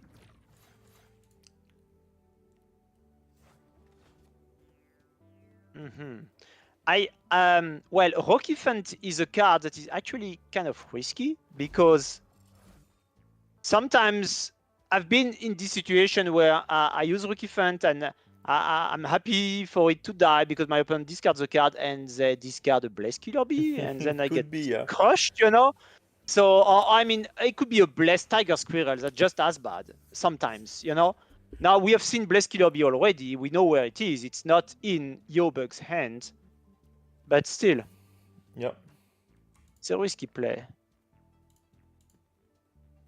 His Holiness does so much here. I mean, there are only 3 cards in discard piles instead of 4, but it's so versatile. You can like make it a power 9 creature, or in this case power 8, or you can, you know, distribute them to your other creatures or to your opponent ones. You can the fact that you can boost 4 cards, and you can remove a lot of stuff in your opponent's discard pile if needed.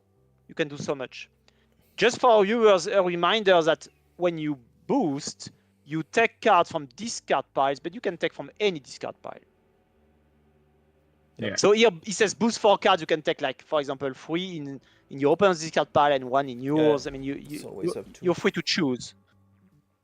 And it's up to. Yeah, it's a good point as well. It's always up to, and it always says you may. So basically what you see on the card is like a shortcut a little bit, just to have them not be cluttered with a lot of text. And the full definition is on the player aid card, which is provided in the box. It basically means you may boost up to 4 cards, and boost means you take them from any discard pile or any combinations of both discard pile. So you can do so much with His Holiness.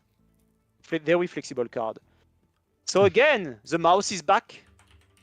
Yeah, you look. All of the creatures look into these beautiful eyes of the mouse and stare in it and forget to attack. Yeah, it could be very quickly annoying. Yeah, but especially this Hypnotic Mouse can attack, so he can start putting pressure and Madame Mystique can get rid of the mouse. Yeah, but he will lose the race to the mouse. To the Madame Mystique, I mean. I mean, he can inflict damage and then block. Yeah, he can only inflict 1 damage or 2. But if he planned to, I don't know, he can also... no, playing the Pegasus is not so good. He can just say sneaky as a keyword and defeat both of them. Yeah. So, okay. Okay, so... Here you choose sneaky, right? Yeah. I guess. Yes, you do. Okay, so that's 1 creature out, and I think Yobugs wants to do something with the Squirter Scout, especially because he already has 2 creatures with equal power. As we said, Squirter Scout is 1 of 2 cards in the set that got restricted by the team, by Romain, actually. So this one says while 2 or more allied creatures have equal powers, the opponent cannot block. And Yobugs already has 2 allied creatures with equal power. And I mean, if you think about it, the sentence, those 4 words, the opponent cannot block. It is like very, very powerful at Mindbug. It is, but there are a lot of things to get rid of it. I mean, you Sure. can get rid of the scout. You can just boost on any of the cards to make it to make him not have any 2 creatures with the same power. So you can outrace it still. So it's not an automated win. The scout is hard to kill because it has stuff. Yes, but only 2 power. But you're right. Only 2 power, yeah. Pegasus comes in. The life gain from Pegasus might actually matter here. It's also pretty threatening. This is the only sneaky on the board right now.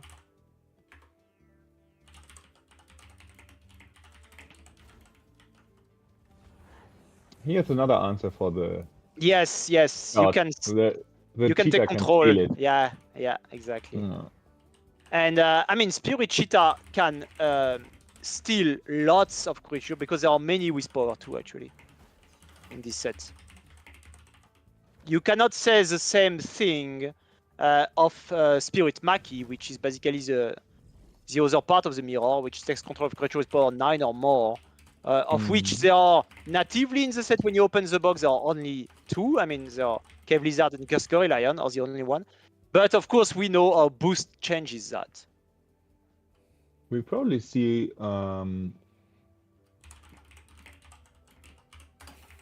the Ant Zombie Horde starting to attack fairly soon.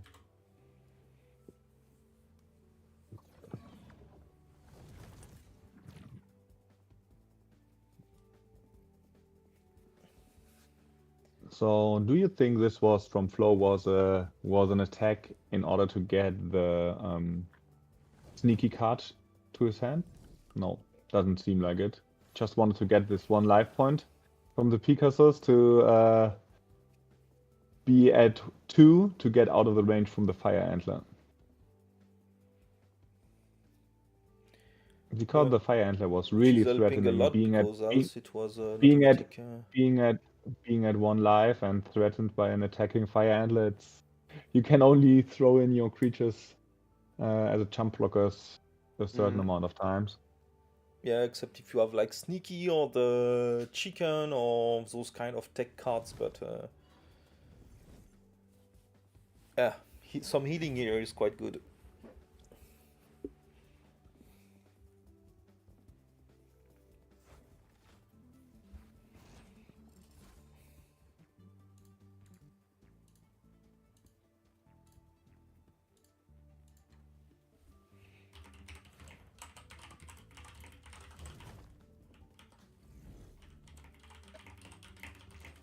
I mean, Flo has so many cards in hand, while Yobugs has none.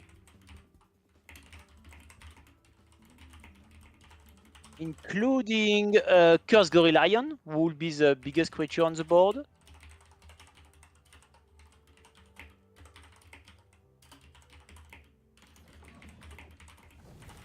Well, and now that the Poisonous is not here anymore. I mean, that didn't. So it's a bit sad for Yobugs, but well, there's no reason for Flo to play any more cards. Yeah, because he has advantage on the board. You don't want to your opponent to use their Mindbug. So I mean, it's always a bad feeling when you lose the game with your 2 Mindbugs left. Yeah, but if you look at this board state, I mean, Flo has 3 cards in play and 5 cards in hand. It looks like he dominated the game, but that's not the whole story. It's not the whole story. The 2 Mindbugs could really have made a difference. 2 Mindbug, 1 life for Flo. Yeah, for sure. Yeah. I mean, he could have Mindbug the Pegasus, right? I think that was the Pegasus was defeated. I don't remember exactly how it was defeated. But if he Mindbug the Pegasus, it could have been like denying at least a few healing. Yeah. Oh no, he hunt. No, yeah, okay. He did the The hunting. Pegasus, it was used as a wasn't it used as a boost? Boost maybe. Don't remember. No. It was earlier. No, I don't remember. Yeah, I don't remember, but okay. Anyway, could have maybe been denied some healing and then continue putting pressure with the Fire Hunter. So we got a request from the YouTube chat. Someone wants to spectate a game of Yep. Battle Potato, which is a great handle. And we will finish this game first because we have still to spectate yes, the game 2. But yeah, that's for sure. game 2, and then we can maybe see. I don't know this player, Battle Potato. I'm not sure. I know. Yeah, SmashUpMaster. I think it's his name. But, on yeah. Discord. Yeah. Okay. All right. Tiger Wasp is here again. So Yobugs now at the top part of the screen opens with radioactive pest. So Flow is basically assessing his hand to see whether or not it is fragile to that pest. And to be honest, I mean, you have, I mean, it's just Cavelys. I mean, you have 2 creatures power 7, but they have top, so they can then, I mean, if you block, then the pest dies. Not sure. So this His Holiness goes out, and both poisonous creatures now are away. Why? That's that's a bit. I think this is weird to attack into the His Holiness, because the radioactive pest is so strong. If you have it on your board, you can just play any card with power 8 or 7 or higher, and if they mindbug it, you just attack into it. So making your play asymmetrical. So basically, that's also a mistake here. Like, he played the Trash Flyer thinking that he can play the card from this card pile, but the T-Rex can remove it before attacking. The Trash Diver, right? Yes, yes. Oh, the Trash Flyer, you mean the other one. We actually have both what's here. I see. And, okay. Maybe that explains why he wants... Like, the first one was not so valuable because the second one is here. Okay. So Trash Diver... This is also not super valuable here at the moment, right? Agreed. So Trash Diver attack effect enabled Flow to draw 2 cards from the opponent's discard pile, and he can choose which one.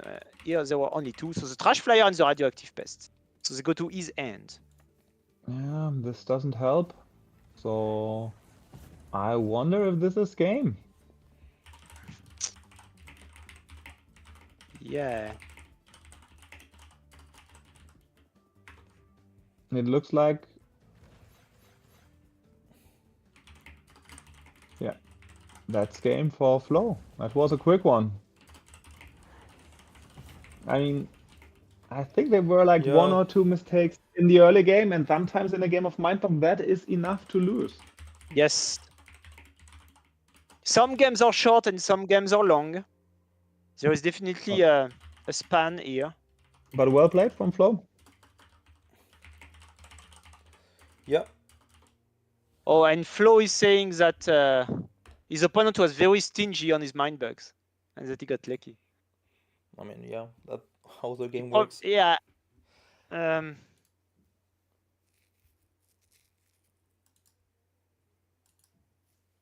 Okay, so... so we will have soon the round 3 Congratulations. ended. Oh, and that there is like there was a mistake in the score of Mika. So Mika is not in 3-0. Oh.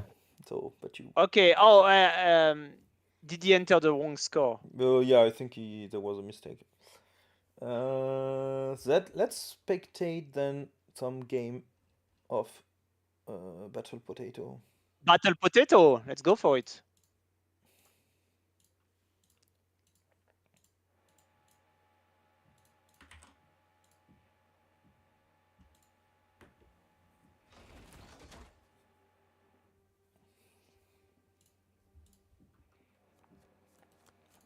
Here we go. Battle Potato on the bottom part of the screen. And Fenrilm, his opponent, plays the only power 4 creature of the entire set, Ghostly Underdog. Yeah. You are very well informed, Alex. I mean, the cool thing about this card is that it's, as it is the only one with 4 power, it's like the best one to deny the Hypnotic Mouse. And that's quite important when you have an Hypnotic Mouse. It's like, but if my opponent is playing a Ghostly Underdog, usually there is no other power 4. And also, let's explain what it does.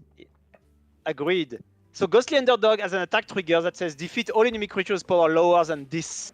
So, like, if you boost it, if you increase its power, if you make it, I don't know, power 6 or something, then it will defeat, for example, all enemy creatures power lower than 6 in this case. So, I mean, so the range of its attack trigger goes up if you manage to increase its power value, which is why it is worded as such. It's a card that can give a nice impression of Kangasaurus Rex from first contact, but obviously it's a little bit slower because it's an attack trigger, so it's not a play trigger. And yeah, and Gorilla is on the picture as well. Yeah, it's a cool card. The design looks, the art looks really nice. It's nice. Okay, so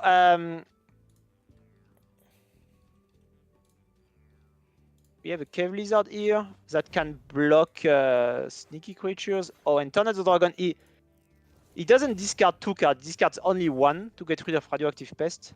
I don't think we have seen a player actually discarding 2 cards to the Tornado Dragon. Okay, let's talk about Tornado Dragon. Yeah. So yes.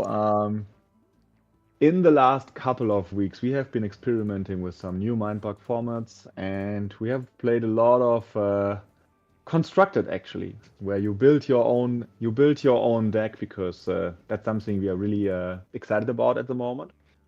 And boy, is Tornado Dragon a beast in this format. If you build your deck and are looking for certain combo pieces, this one digs through your half of the remaining cards, so you basically have access to your entire deck almost if you discard 2 cards. And it even comes with like 2 defeat triggers on top of that, while being a strong creature on the board for attacking and blocking. So in this format, when you have more control over your deck, this is a beast. We saw it in many decks being played. Yeah, I almost always included Tornado Dragon in my constructed decks in the past few weeks. I mean, it's both a removal and a draw engine. That's crazy.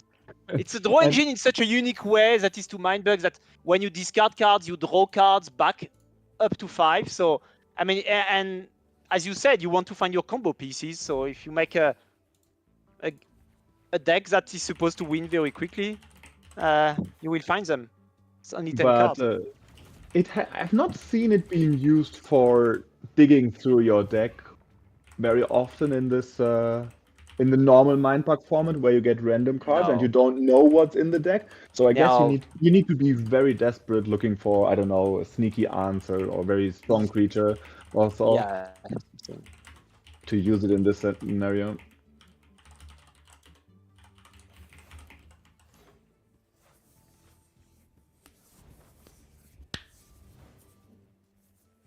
Okay, what's going on here on the battlefield? Is there something else to be said about the artwork of Tornado Dragon, Marvin? Well, I've said it before, yes, the Tornado Dragon artwork, it was drawn by my son, Linus, who is super into dragons, like most small boys. Yes. And yeah, he was drawing this the Tornado Dragon as a card proposal, so it's obviously one of my favorite not the cards. final version, right? Not the final version, no, like just a scribble of it. Okay, so that's cool. That's a cool story. Looking at the boards that here we still see have Blessed Tiger Squirrel here. We see a Blessed Tiger Squirrel, yes, which is currently. This is quite scary when it comes to the discard pile. Yeah, at the moment it's like blocking the Tiger West from attacking, basically. We need the cave lizard as a very strong defender on Battle Potato side. And Zombie Horde, it cannot attack into the Cave Lizard because it's at power 8, but Cave Lizard has also been boosted to power 11 to get out of range from a an ant zombie horde attack.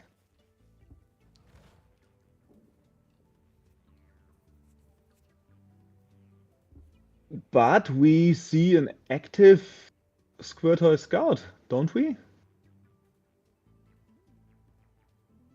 So that We seems do. scary for Battle Potato here. Yeah. So he can be happy that he does not have. And the Trash Diver will. Oh, Trash Diver goes through. Oh, of course, yeah. Because Battle Potato cannot block, so yeah.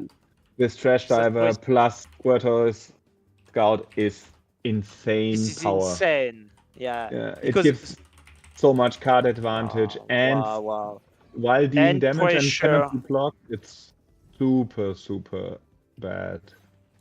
I don't see Battle Potato winning from here. Yeah. I think that's game. It's going to be hard, for sure. So now we've seen the raw power of a Squirtle Scout. Exactly. Yeah. Can that's maybe a reason why you want to have a hunter on your side. Yeah. Yeah, but even with a hunter, you need like 2 turns to hunt. He would have had the 2 turns in this scenario. At least. Yeah, in this scenario, but usually it's fine. That means it's not always so easy to say I have a hunter and I can just hunt it down. No, it's not. So yeah, it's a tricky. No, but in general in Mindbug, it's very good to have just a hunter on the board, right? True. Get out an early hunter and feel much safer from there on. I mean, especially this guy when it's like 8 power or more. Even at the power 5, I mean, it gets rid of most of the sneaky creatures. It gets rid of scary in discard pile cards. So I feel much safer when I have a C-Rex on my side. And it gets rid of some of these engine cards or global effect cards. So we want to spectate the game 2.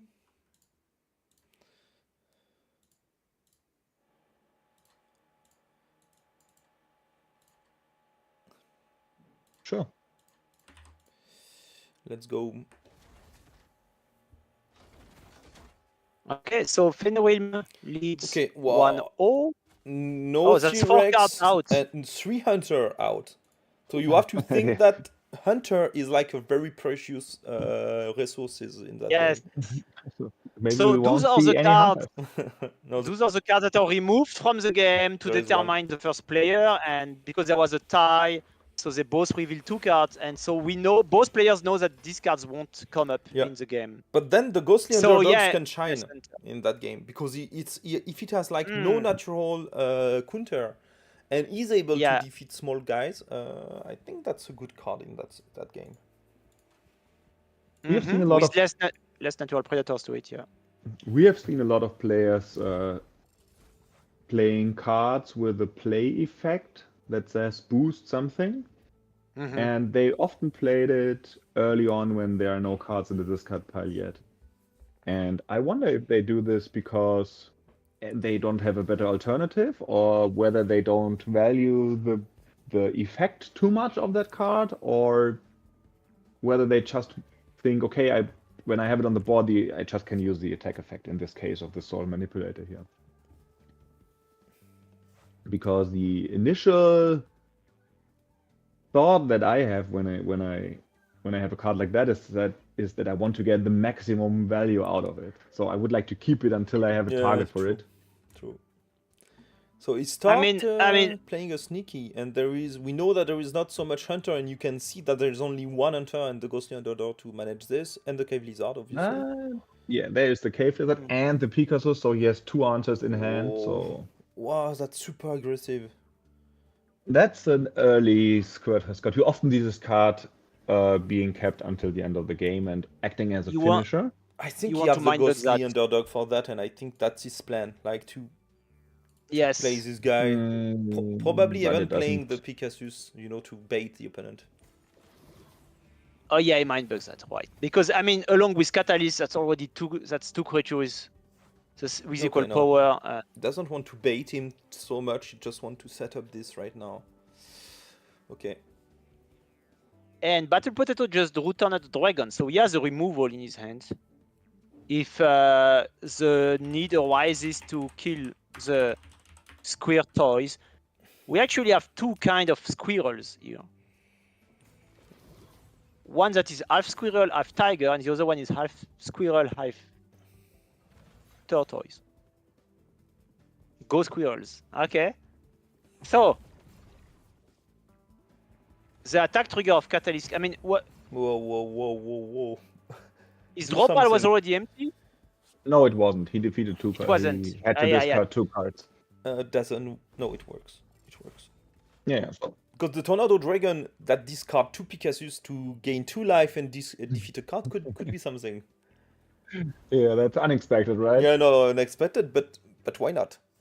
If you are lone No, I mean, life, unexpected for the opponent when you are. Oh, I have yeah, an opponent probably, at one life. I would and also. Then, and then this happens. So what the fuck? Exactly. This is a poisonous cave lizard. Yep, we don't see that too often. I mean, not that it needs it when it's power 10, you know. But as you said, some creatures can grow above power 10 sometimes in this set.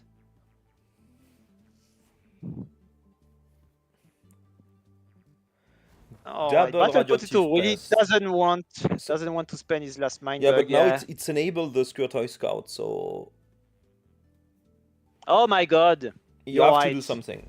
And Battle Potato is aware of that for sure. How many of That's them will one you way to discard? do He it. will discard one, and not to the two of them. I'm a bit sad. Come on, take the full value of the card. Yeah. Okay. I mean, I would have So- maybe defeated something like I don't know, something else probably, but not sure. Which one then? Yeah, it's a bit hard. I mean, the Blessed Tiger Squirrel, I don't think you want this card to be in the discard pile very soon, because you need you need the Cave Lizard to block. Yeah. Yeah, you don't want that. But oh yeah, he boosted. Oh, that's super smart. Yeah, I forgot about that. You attack, you boost, and then you have the effect of the Square Toy Scout. That are the situation that you miss in this set, right? Yeah, that's exactly. That's clever. That's clever play. We didn't see it. We didn't see it. Oh, nice. Manipulating power values around to get what you want. He could have used the water antler, or still can use the water antler, but it doesn't help, right? So if he boosts one of this power 3 cards to power 4, he still has 2 power 4 cards. Yeah, he can't. Doesn't help. No, doesn't It's help. still active. Doesn't help, still and you have active. no more booster to get out of this situation. And he will do the same anyway. Like, even if he's able to make you like different power on every card, then you attack again with the Soul Manipulator, and that's it.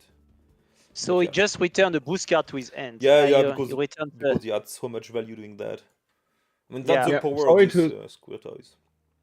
Yeah, sorry to see Battle Potato lose against his own card here, but Yeah, for yeah, sure. that's- I mean, he decided on also- purpose, and I also- think, to play it early, but I mean, that speaks for Fenrilm that who used a clever Mindbug here on the Square Toy Scout because he knows the raw power of that card.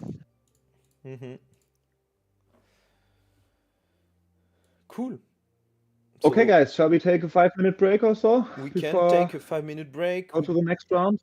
Yeah, we can have Yeah, a before we quick look dive to the result of the round into 3 and then take a break. Absolutely. And players have already started playing round 4. Yeah. All right, so So who is here we leading have- after 3 rounds? So Mika got a draw instead of a win, but Fabiano then took the lead in a 3-win, 0 loss and 0 defeat. Okay, and he's the only player Yeah, with only 3 one with. wins. But we've seen. I would say let's take let's watch a round 4 match of him. Yeah, Of Fabiano, yeah, right? Yeah, Yes. Sure. Get super interested into it. Like Nyak is still doing good. Isaac also. That was. I think it he was qualified not so long ago. Also in a one online tournament. And It's doing a great. Mexican flag, isn't it? Yeah. Pretty small. Yeah, Mexican flag. So Divide is still doing very good. Mika, Dominos, Ocellus, Deadpool, Radule. Radule is in Yeah. 2 draw, but then it's still quite okay. Julio same. Yanis also. So yeah.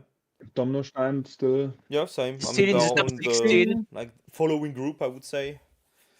Mhm. I mean, you want to qualify for day 2, which is next week. You have to be in top 16. So Yeah. Domnostein is in top 16 at the moment, and so we have 8 players who managed to win at least 2 out of 3 rounds, and 50% of them off French. Yeah. It's Fymit got a draw again this round, so it's in 1-1-1. Yeah. Fymit, yes. Yeah. Also, Tim is a So really good player. Of first contact Tim is also online. Mhm. Looks very like good player. Yes. he trained the Eternity set, I think, recently too. But he's doing good. 1-1-1 is still a really nice score.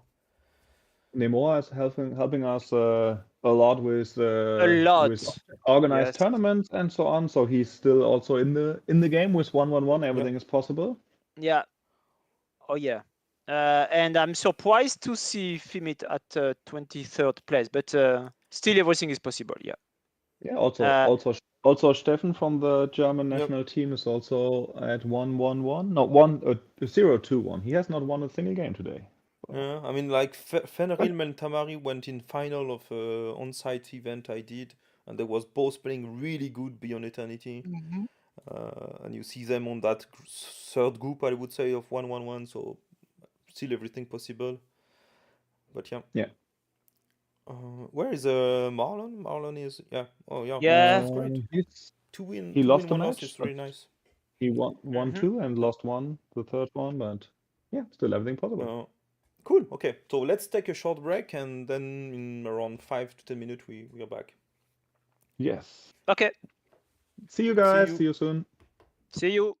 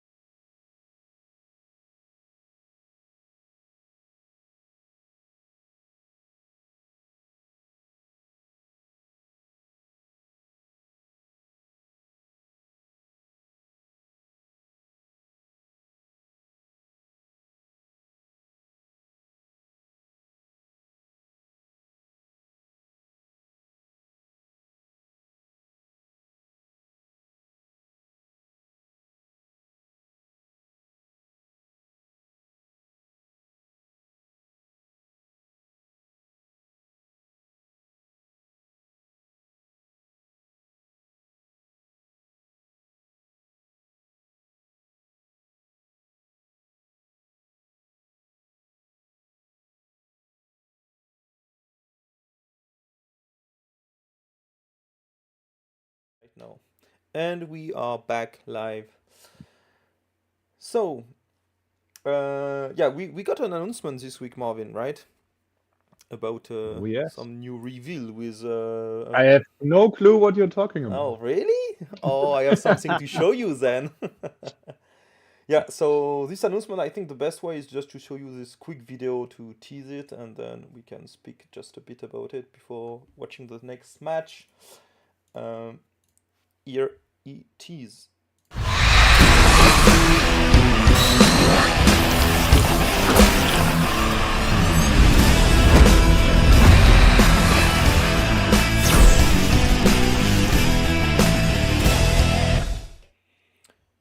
And that's it. King of Tokyo is merging with Mindbug. No clue what you're talking about. What a cool idea. No, so yeah, this has been an announcement trailer this week, and yeah, people are excited to see these two logos clash into each other. And what I can tell is that we are excited too. It all started with a April Fool's joke 2 years ago, where Yellow made a post on their website about having Mindbugs in King of Tokyo as a game, and people were excited back then as well. And Yeah. we didn't start right away to work on stuff together, but we are working on it since, I don't know, let's say 1.5 years maybe or so.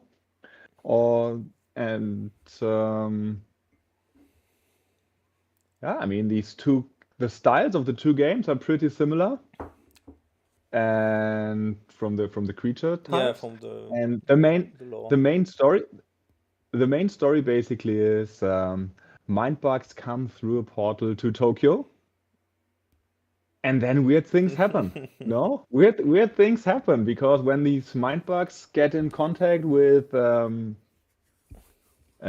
energy from Tokyo, you know, Mindbugs and Mindbug creatures change, and maybe they run around in Tokyo and do weird stuff. But you know, when this portal is open, maybe some King of Tokyo creatures also are drawn to the portal, or Mindbugs take these King of Tokyo creatures through the portal and take them to the next Mindbug universe. You know? Yeah. I don't know. Maybe something is happening there. I think something huge is happening there. Yeah, I think so too, and I hope people are keep being excited about it when we start revealing more stuff in the upcoming weeks about this clash of games. Yeah, because Yeah, it's not like, only one game. It's like Yellow announced the same thing for King of Tokyo, Mindbug into King of Tokyo, and here it's King of Tokyo into Mindbug. So you will discover way more in the future. Yes, I think people did not realize that if they look at both of the announcements, they're a bit similar. They're a bit different. Yeah. They are very similar, but if you look at the end of the videos, you see that the logos that are shown there are a bit different, and that has a meaning. That has a meaning. So go check. So the one we just watched is on the NerdLab Games YouTube channel, and I encourage our viewers to go see the Yellow YouTube channel because they have a similar one with a little bit of a difference, as Marvin has just said, and then you'll see that maybe there are two games coming out at the same time for Spiel Essen 2025. And we won't say more for now, but you know, the mechanics and stuff. But yeah, I think we will all love it. It will be pretty cool. It will be pretty cool. Yeah, I think so too. Cool. Oh, and I mean, both games share a common designer. True. Yeah. So that makes a lot of sense if you think about it. Yeah. I think it was easy for him to put those two projects together and say, hey, why not working on that? Yeah, exactly. Cool. Yes, it didn't take much time to convince Richard to yeah, for sure. I think... to work on these projects. And to be honest, to talk about this in a bit more, on a bit higher level, I think the Mindbug mechanic is very well suited to be put into other games. Yeah, because it's agree. like it's super interesting and it adds a lot to other games. And on the other side, Mindbug itself is also very well suited to host certain IPs. So I could absolutely see other Mindbug games in the future featuring other IPs. Yeah, would be fun. I mean, not that there's something in the pipeline, but I think that would be interesting. there is so many situation where I wish I having a Mindbug in any of all the other game I'm playing with my friend, you know, and say, if I have a Mindbug at this time, I could have denied this card from you and played it for me, and that's a, Yes. a good feeling that usually you have. Yeah. So You know, I have that feeling all day long when my wife in the morning has coffee. I say, I Mindbug that. It's mine now. Sorry. You can use it everywhere. yeah. Okay, let's look at some more games. Yep. So, so- we will be looking a game from the top one at the moment in the Swiss round, so which is Fabiano, sorry. That is running a 3 victory and 0 draw, 0 defeat. So Okay, so this will now be round 4.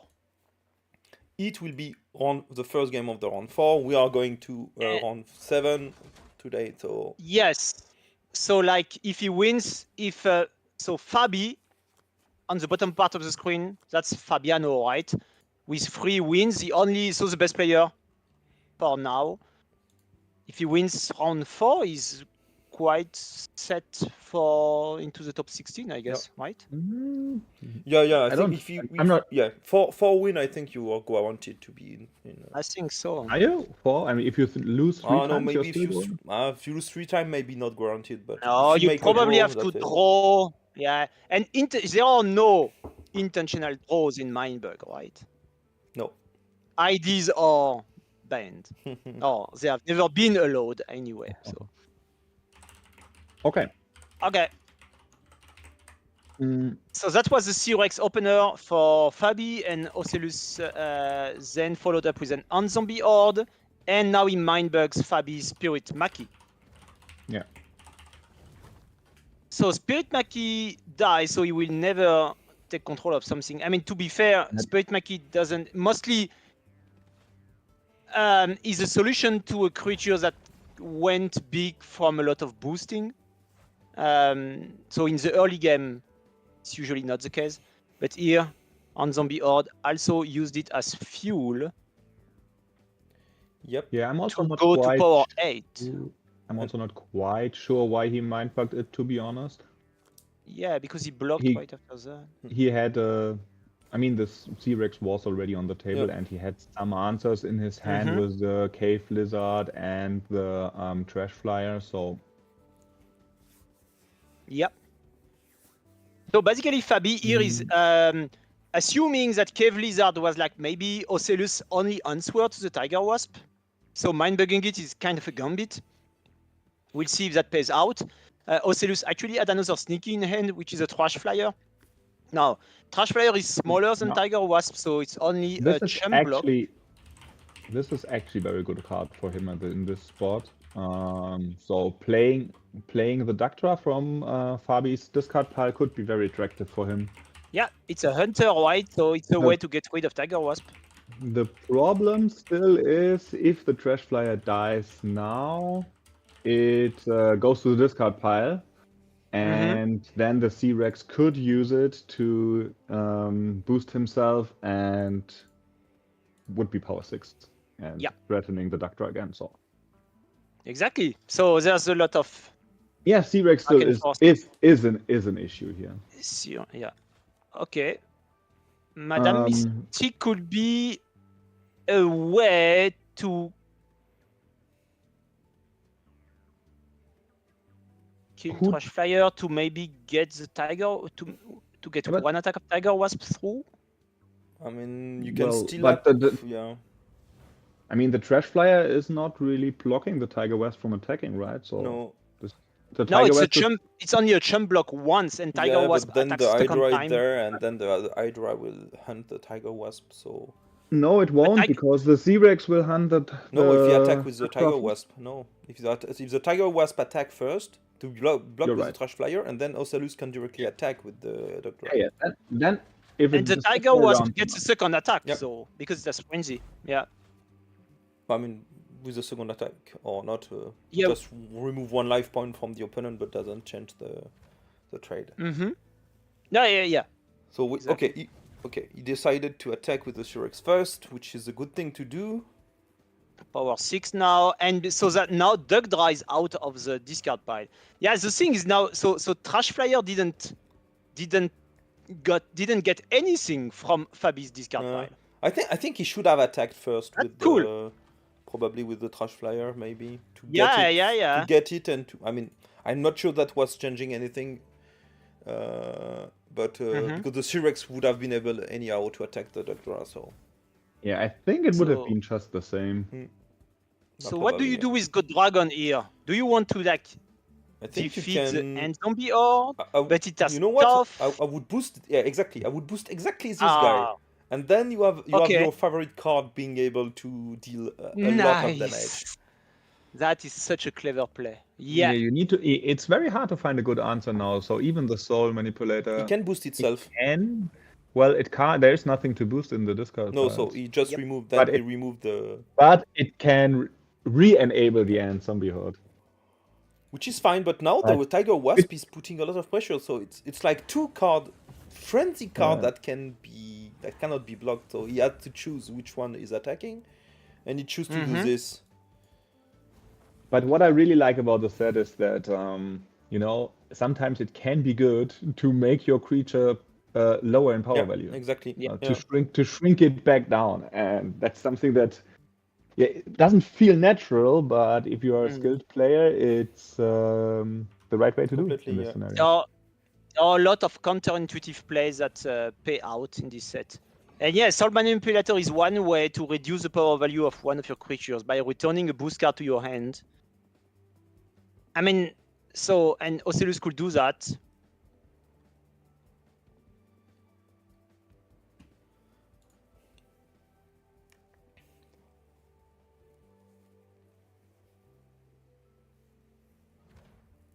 That's kind of they kind of form a 2-card combo, End Zombie Horde and Soul Manipulator. Yeah. Like you use End Zombie Horde to take cards out of your opponent's discard exactly. pile, and then you Putting use Soul pressure Manipulator attacking. to bring them back into your hand. I mean, that's a draw engine by itself. Yeah, I mean, on Zombie Horde is always really good because it can even attack once, do not trade something, but get up to 9, then attack a second time with 11 power, and then you pass, I don't know, like the Cave Lizard, for example. So it's always a good thing that this card is tough and he's able to just boost 2 times. Yeah. It's quite nice. You can usually try to do some clever stuff with it. Okay, and we are back to an Hypnotic Mouse game. What will happen there? Madame Mystic can attack, which is fine because he can attack. Crazy. He could have attacked right now.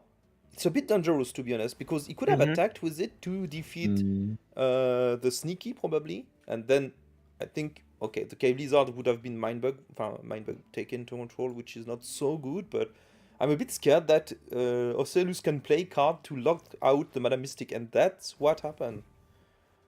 And now he cannot attack, so except with his Porcupine Teacher, which is exactly what you don't want.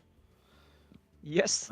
But he had like 2 Tornado Dragons in hand, which is Yeah, a pity because they don't do much if you keep them until the end. I mean, there is one Mindbug, so which is good. You can play one and then play the other, discard the... Oh. But why not keeping that to discard with the Tornado Dragon, to be honest? Yeah, I don't get it. Okay, so But I think Fabi knows what he's doing, right? there is no other power 8, so I think he was like really gambling on that. But then that's pretty fun. Yeah, he can play the Tornado Dragon, but doesn't help so much if it's Mindbug because, I mean, you could expect. There's Ocellus nothing to- else he can do, right? He has to. He can attack with the Porcupine Teacher, which is bad. Yeah, that doesn't help. Yeah, and the opponent can't attack? No, I think he cannot attack the opponent. 3 power, No, I think 2 power. No, I you cannot think also. no, yeah. So maybe he gets out of it because maybe that's his plan, right? Yeah, but maybe Ocellus will block with Because Hypnotic Mouse to unlock the situation. he could have done that, yes. So now, okay, Maybe. yeah, I think it's not bad here because Ocellus have to play a card, and then he have no card in hand, which is a safe Tornado Dragon play. So Yes. I kind of like this. And then play. he might. Yeah, so you have to play this, but this boosting is it's so hard for Fabi. This is a good boosting. Yeah, because you unlock the Fire Antler. But the Fire Antler will be blocked by the Cave Lizard. Doesn't change anything, right? I would have boosted the Spirit Mighty to 4. Well, it does. Well, it does because it means he can attack once more, and then he doesn't lose to not being able to attack. Yeah. So I think Fabi loses from here. Yeah, true. Forgot about that. So only one attack from Ocellus, and that the attack that makes him not lose, which is crazy. Yeah. Well, it's His Holiness can also attack, so... I don't know what happened if he kept the Rocky Fent in hand and attack with the... I think it was the same issue, if he attacked first with the Porcupine Teacher. Yeah, I mean, even... Yeah, then it maybe... I forgot that there is a 5 power to attack, but... Oh, Madame Mystique. Yeah, completely forgot Madame Mystique was there. Oh, wow. Oh, we all forgot about That changes things. Yeah, oh, and the Cave Lizard, come on. How do you pass but this it takes one? it, and then he takes Madame Mystique. Ocellus takes Madame Mystique for himself then, with a Yeah. It's like a lot of cards that came back to yeah. Ocellus. This game is crazy. Yeah, it but completely changed everything. I think this Gold Dragon is not strong enough. Will he boost something? Like, I would guess that a way to win is the C-Rex. So you boost the C-Rex right now. Then it's 8 power. Yes. The next time you attack, it passes to 9 and you attack, and then you manage to do something. But this guy... Yeah, but no, but there is also a radioactive pest there. No, true. It's true. No, you have like Ocellus have everything to counter it. No. No, that doesn't work. Yeah, for sure it will be blocked and 11 power. How do you do? Such a dynamic game here between those two strong players. That's game. Yeah, that's game. I don't think he can do anything from that. I mean, without the radioactive pest, I'm pretty sure it could have been a win. If there is not this card to defeat the C-Rex, because he can like take time to go up to 11 and 12 or 12 even, and then that would have been a win. I mean, you can always find some point in the game where Fabi would have won if he had taken the decision differently. I don't that's the beauty of Mindbug. But I don't quite get the Rocky Fund before the Tornado Dragon. I think he was stuck anyhow, so... That I don't think he was really hoping that his opponent have no power 8, and I think I kind of agree on that play, you know? Because you have like 2 turns of attack, the card is tough and so on, so it could be a way to win. I think that was I would probably have tried before that to play the Tornado Dragon, to try to see if my opponent want to Mindbug it right now or not, you know? And then I have the choice. Either another Tornado Dragon, but then it's an 8 power, and so if you cannot play 8 power to get out, quite hard. Can we spectate game 2 already, Romain? Yeah. Is it finished? Normally, yes. All right, so Fabi will not have 4 wins out of 4 matches, but he can still take a draw, which is like a guarantee to top 16. Yeah, I mean, if he draws that one by winning this second game, that makes 7 points. Again, an early end zombie horde. It's I probably most played for turn 1 card here. Yeah. Zombie horde into zombie horde. That's quite normal. And I think you can even play the Rocky Fent first, you know, like It's an 8 power. Oh, what? Really? Bless Already? Killer Bee? Would have waited to do something with the Tornado Dragon, to be honest, because you never know. If your opponent is playing, for example, your opponent is playing the Fire Antler, you Mindbug, then you play the Tornado Dragon, he's not aware, you discard the Bless Killer Bee, and that's GG. And just for this, I would have kept the combo. Fabi had another opening play available, which was Berserker Rabbit. Or maybe he drew it upon playing the zombie. Yeah, I think so. I think it was the 6th card, yeah. Yeah, he just drew it, yeah. We should also make people aware that this time Fabi is on top and we watch Ocellus side. Yes. The other way around this time. Yeah. Oh, true. So, Ocellus is on the bottom. He's the so guy we can loving still... the Shark Dog, which is... I think I love Ocellus for that. Oh, that's a good sign. Yeah. So, Why did he play the Marquee here? Maybe he just wanted to be the first one to enable the End Zombie Horde? I think it's fine. It's a Mindbug that you remove, right? So, it's like, I have this Sneaky that will attack every turn, and I think you win out of that, because if he attack with anything, you block with the Bless Killer Bee, you attack with the Sneaky, and that's a win. So, basically forced the... Yeah, it was my mistake. I missed that Ocellus played it. I thought Fabi was... No, he Mindbugged it. No. And I think now Ocellus is trying now the End Zombie Horde is out of range of blocking the Agile Rooster. Yeah, exactly. And if he attack, you block with the Bless Killer Bee, attack with the Agile Rooster, and that's GG. It's 7-4 damage. Not 4. 6 damage.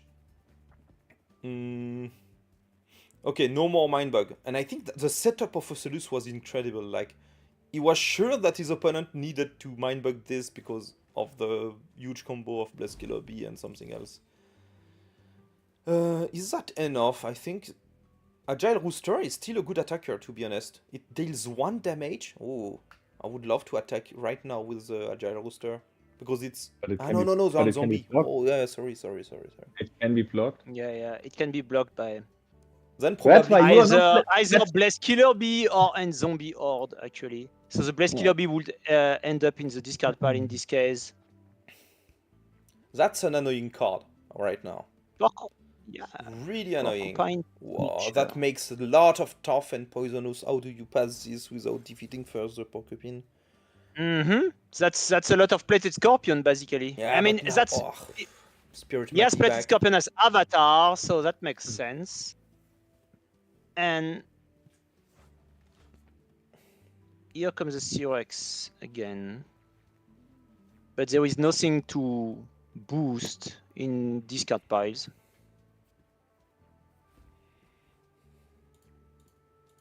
I don't think you want to Mindbug that. I don't think so.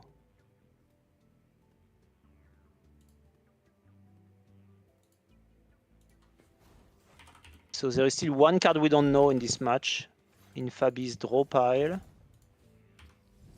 Alright, so yeah, he discarded the Rocky Fence, so now we will see what is the last card. He discards Tiger Wasp and draws, okay, that's a Pyro Salamander. That can be used to kill like both power 5, but it's not particularly clever to kill a Bless Killer Bee, except if you can immediately take it with an End Zombie Horde. Well, an End Zombie Horde with Poisonous is quite annoying. Because it keeps growing. Yes. But Spirit Maquis can actually take control of End Zombie Horde. Yes, and Fabi has no Mindbugs left to do anything about it. So that's another time where you would like to get rid of one of the boost effects of the End Zombie Horde and would shrink it down to power 8. Yeah. Spirit Maquis is one of the natural foil of End Zombie Horde, actually, and I like the design of it. I think it's a great... it's a card that enables you to catch up quite often if something gets out of control on your opponent's board. Oh, you know what he can do? He can kill his own End Zombie Horde with God Dragon. I mean, That's a little bit out of the box thinking, but you know. It's very out of the box thinking. Yeah.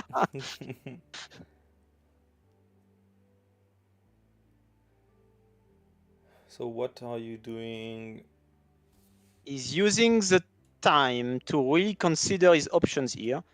I mean, if he's super afraid of the spirit marquee, he could still put it on the spirit marquee to What? defeat it.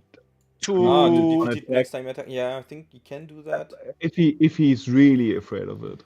I mean, he cannot attack. He cannot attack because of the Blaze Killer Bee and the Spirit Maquis. So he has to find a way next turn to not attack and to play something that do something. And the trash player is not doing anything because it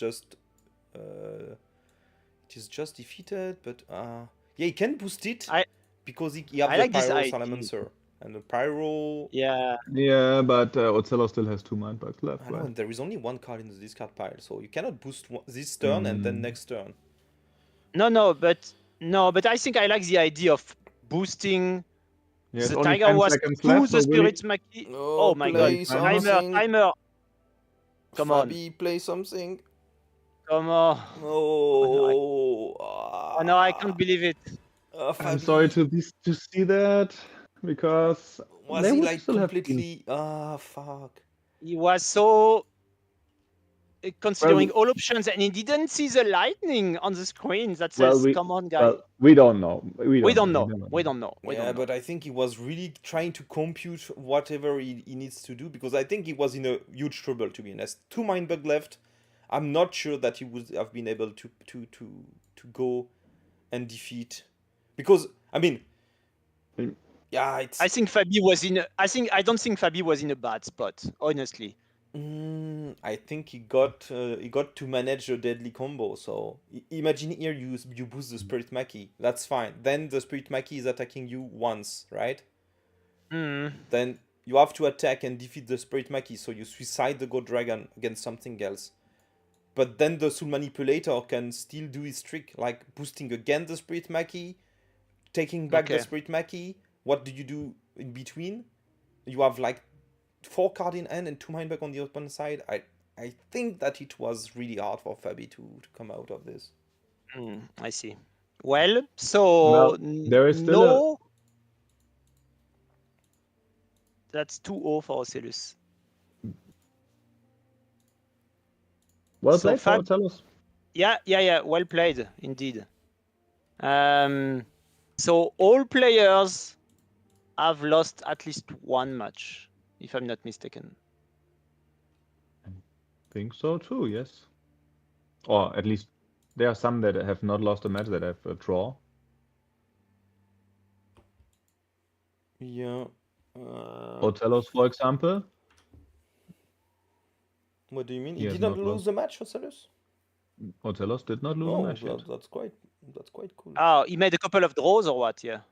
1 draw. 1 draw, 3 wins. That's strong. Okay.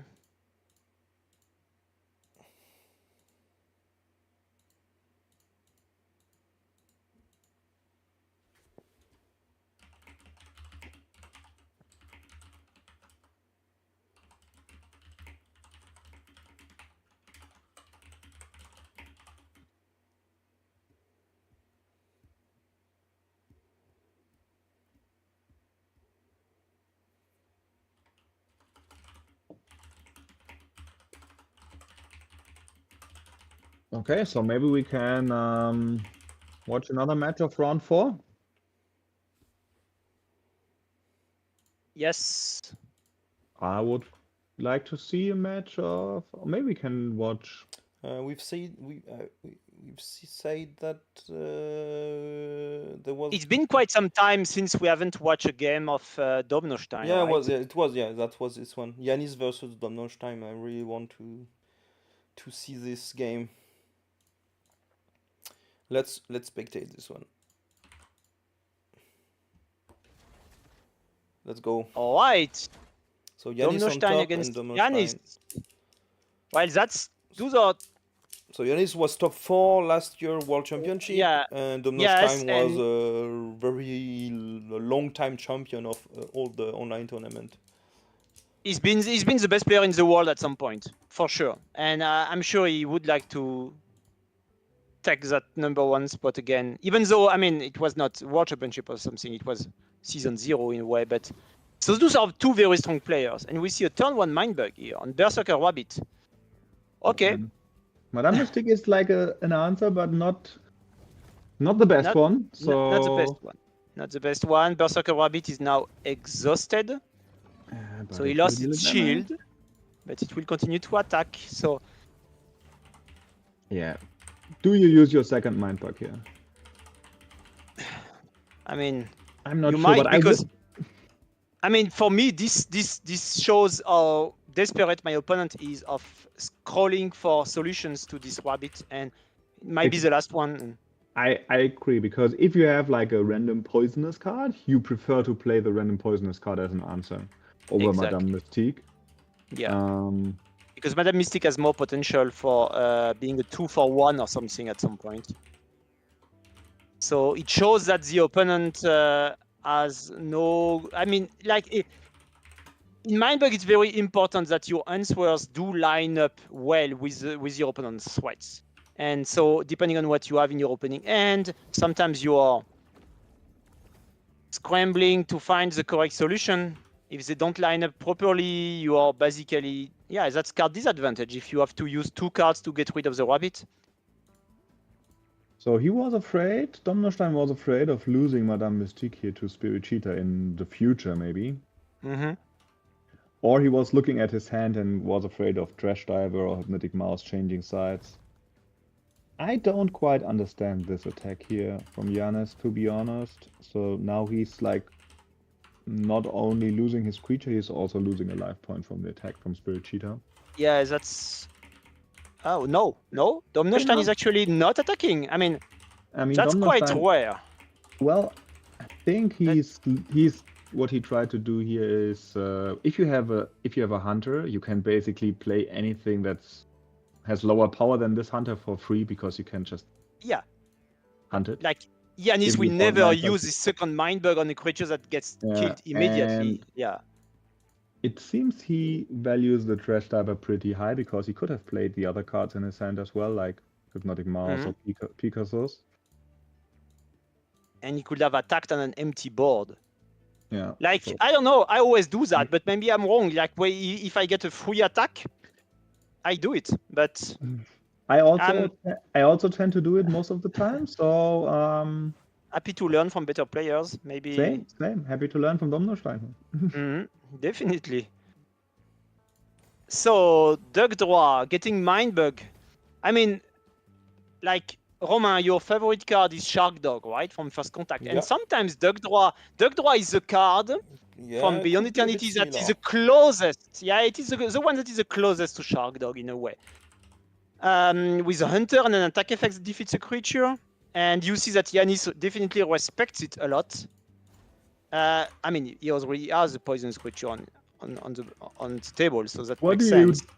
What do you do against an attack from His Holiness here?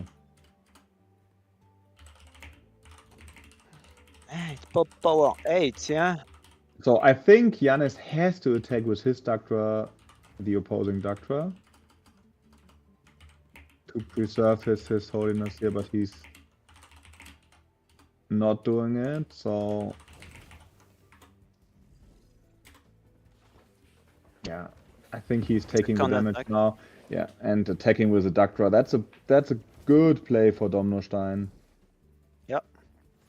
I mean, Yanis doesn't see the hand of and Domnostein, but he was basically screwed. He would have lost against His Holiness. Interesting. So, and he didn't use the Hunter keyword. He let Yanis choose whether or not he wants to block with his own Duck Draw, and he decided not to. Okay, that's very interesting, because that means Domnostein and Yanis had a different expectation here, right? Yes. So, yeah. Domnostein thought it's better when he doesn't block, and Yanis thought the same, so that's weird. Yeah. One of the two must be wrong. Yeah. All right. But they don't have the same information. I mean, we see both hands.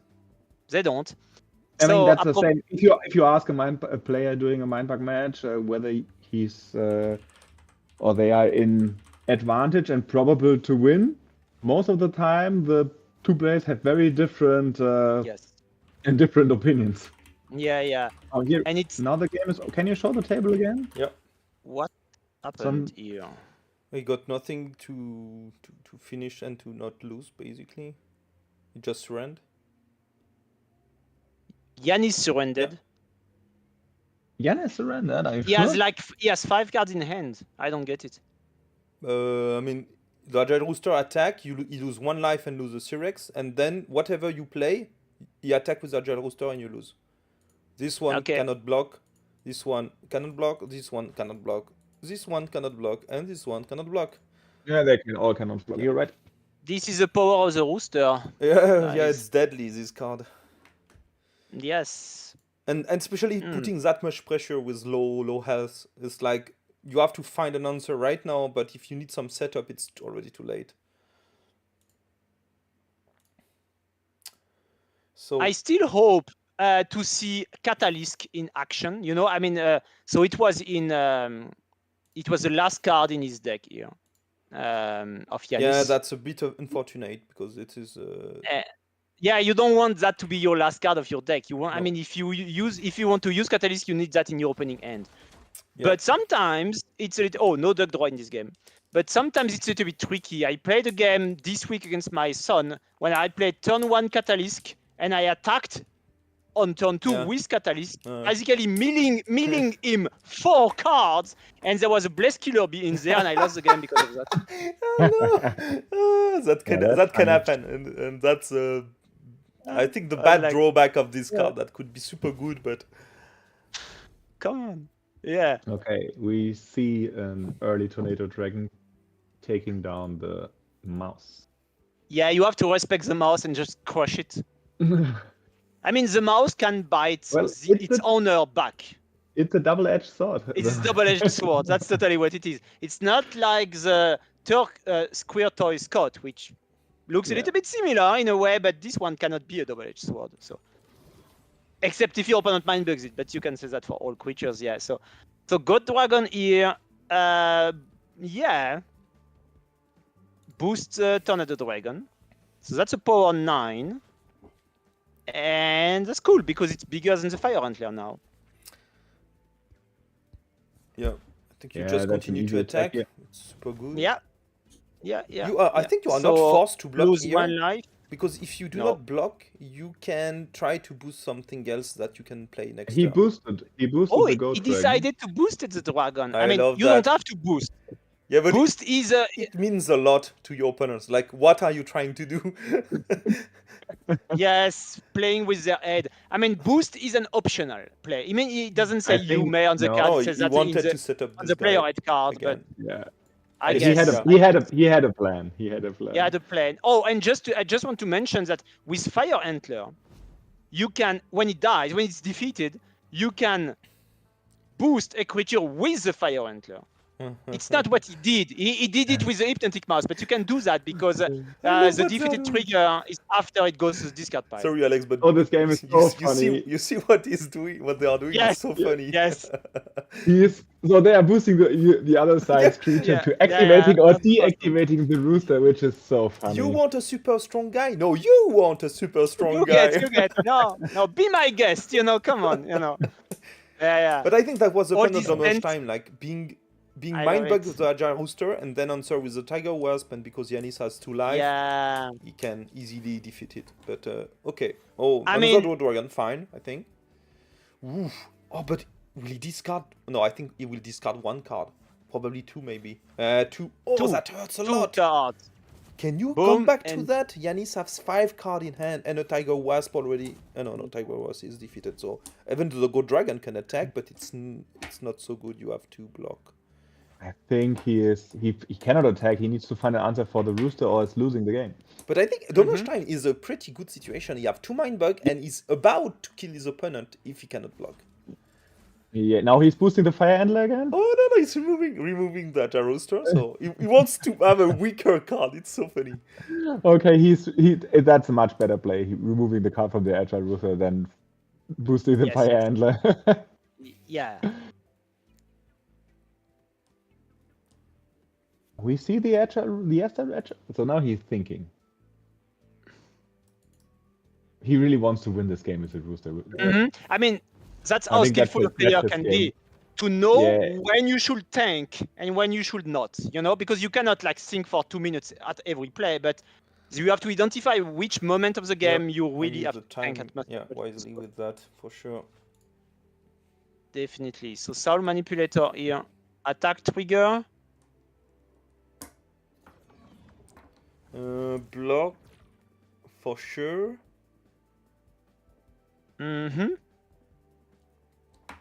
What's the plan of Domnostein right now? Maybe you Mindbug that. Maybe you Mindbug that. Yeah, you do. I mean, but it's not helping. It's kind of helping. You attack twice and you win. Yes. Well. Okay, you Mindbug that, and then you win. Is that? Wait. Is that a bait from Yanis? Because Yanis can. It is. Yanis lose I think from it's that? bait. Maybe I mean, not. The Curse Gorlion can go up to 11 with the Blessed Shield bugs. Yes, I don't think it's a bait. I mean, the C-Rex can take care of the Picassos easily. Yeah, and then he will boost it, and that's over, right? Yeah, you get 1 attack through, then C-Rex hunts it down. Boost it, so it's... Yeah, but he has a Fire Antler in hand, Domnostein. So Domnostein wins with a Fire Antler, I guess. Yeah. That's the idea. True. How do you... No, he can boost. He can boost with the... Attacking with the C-Rex, he boost using the Pegasus, and then he have 1 more life, so it's fine. Yes. Oh, yeah. The Pegasus can do a big difference here, that's right. I like it. Okay, so remove that. And he won't... Okay, that's weird. That's weird. What did he do? He took back the Ghostly Underdog, but it's not doing anything. Okay. From where? Where was it? It was on the C-Rex, so it just to remove, but the C-Rex that don't care. I think because he wanted to save the Agile Rooster, maybe? To avoid He doesn't want the C-Rex to keep growing. Oh, you know? this C-Rex! Oh my god! Oh, this C-Rex will be so huge. Now it's a big C-Rex. Yes. There are 3. No, there are 4 cards. He does it. All in on C-Rex. Let's make a power 12 hunter. He will do it. I think he will do it. No, but I mean, well, was he not it would be scared? bad. It's super bad if it goes above 10, because he cannot kill it anymore, and he will lose to the Fire Antler. But Yanis. I mean, he could have boosted 4 cards, but he didn't. True. You're completely right about that. Yes. What do you mean? If it grows too big, it's too big. Yeah. Oh god. Ah, okay. But was it? No, I think he's not, because the C-Rex that powerful is also super scary to see the Spirit Maki. The Spirit Maki can be super bad then. If Domnostein have it, so. Yeah, look what he's doing. He's trying to cheat him into. He's telling him attack, please boost more. No, he's not doing that, Domnostein. He is not. What? Yanis, and he's not doing it. What? That's insane. So now you're playing the hunter. No, does he know? Was it bounced? Or maybe it was bounced. No, I forgot about that. But if it was bounced, he knows, and then he's playing around, but he's playing super smart, Yanis. It's super weird to not crow it. No, I think it's super smart to. I've seen a lot of game where you don't want to go too high. Yes. And now we trade. Yes. Oh, that's super smart. To get all cards, he wants it to die to get all cards in the discard pile. But to be honest, it's too. Did he know that there is a Fire Antler? Because it's really, really smart to not do it. I think was it no. Draw. No, he attack with it. No, I don't think. No, I don't No, think it he was. draw it. Maybe The, it was there. There it was returned, right? yeah, it was returned to hand. So yeah, he knew that. Okay, then he knew. He knew it. Okay. He knew, but that's still a very clever way to do it. Like it's a clever play. it was a really cool game. Well played, Yanis. Well played. That's next level. That's next level for you guys. We saw two very good players playing against each other here. Awesome! Wow. That was super. Talk about counterintuitive plays. True. Oh, they are both at. We can look at one it. win and 3 draws now. Yeah, and Ocellus is 3-1. Divide is also 3-1. They are doing super great. Dominos 3-1. Nyak, okay, made a draw, which is still fine. Radule is also really good. Malgoh, Isaac, still keeping the pace. Fabiano also 3-something. Julio is 2-2, which is good. Then Denverdino, same. Felix, we've seen also doing great. Mika is got a loss, so it's like going down a bit. Andrew, Yanis, Deadpool also got a loss. And Domnostein still in the top 16. Yeah, he's like likely to get there if he continue to perform like this. Yeah. But we see also Chrissy, a known player from Austria, climbing up, slowly climbing up. We met him at Essen. Yeah. And at Berlincon, we met him. Okay. And Fymit many other cannot lose anymore. I think if he lose one more time, I think it will be very hard for him He will be out. Yeah, that's the same for Stefan, for Fymit, for HyperMarlon, Chrissy, Angoose, all of those players in the second. Well, let's say the hunters here that hunt the first 16 players, they cannot afford to lose another match, I guess. Yeah. Which is, to be honest, I would not expect that from Fymit and Stefan. We'll see. I mean, they could easily be paired against each other, and then. Oh, true. Which is super sad if that happened. So, Stefan played in the German national team. What was again his chosen set? Was it his Eternity? Stefan was Eternity and Fymit was Evolution. Fymit was Evolution, yeah, okay. And I don't remember who was playing First Contact. I think it was. I don't remember. But yeah, I mean, everything is still possible, but they have now to perform way better than what they did right now to be sure to be included in top 16. So.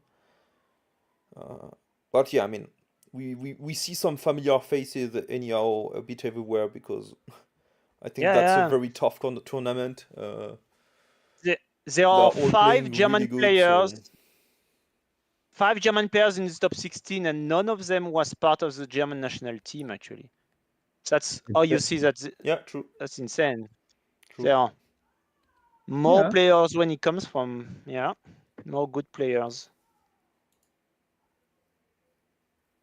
True. Okay. Should we speak a bit about your next project, Marvin? About another game? Absolutely. So, yeah, 2 or 2.5 years, maybe even 3 years ago. I don't know. We are working on this one forever.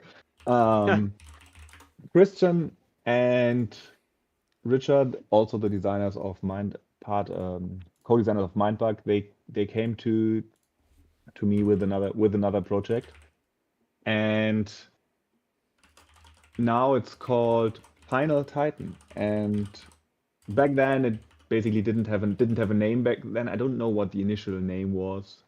It was called Goat in between, but but now it's called Final Titan, and it's a game that everyone in our team is super excited about. It will be coming up it will be coming up on GameFound as a campaign, probably around end of April. And it's a game that we call a draft battler. So you draft your team of champions or your of heroes from more than 100 characters, different characters, which all of them have amazing artwork and feeling very different.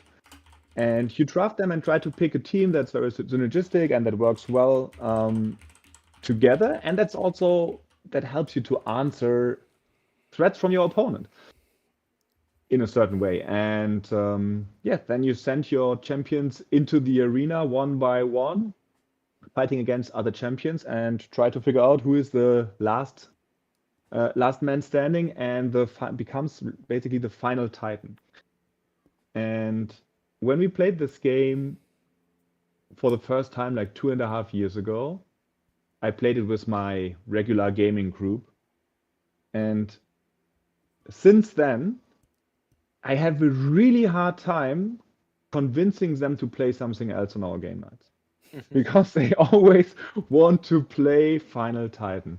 It's a game that's very different from the games we have done so far. It's not a clever, simple two-player game that we have done with Mindbug and Agent Avenue.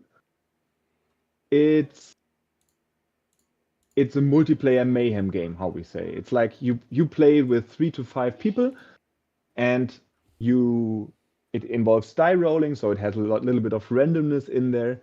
It is tactical, but it's also chaotic, what we say. So you don't have to sit there and be like tanking and thinking about your next move. It's more like a game where you sit together with your friends and have an amazing evening with sending your characters. They escalate in the battlefield and grow into some super powerful creatures. So, for example, you see the Hydra here on the screen.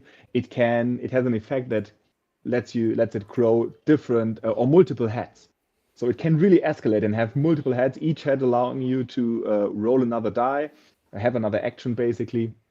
And the whole group at the table will shout, and there will be a lot of emotions, and they will root for their champion. All the others will root against it basically and say, we have to take this Hydra down. It's completely escalated. What can we do about it?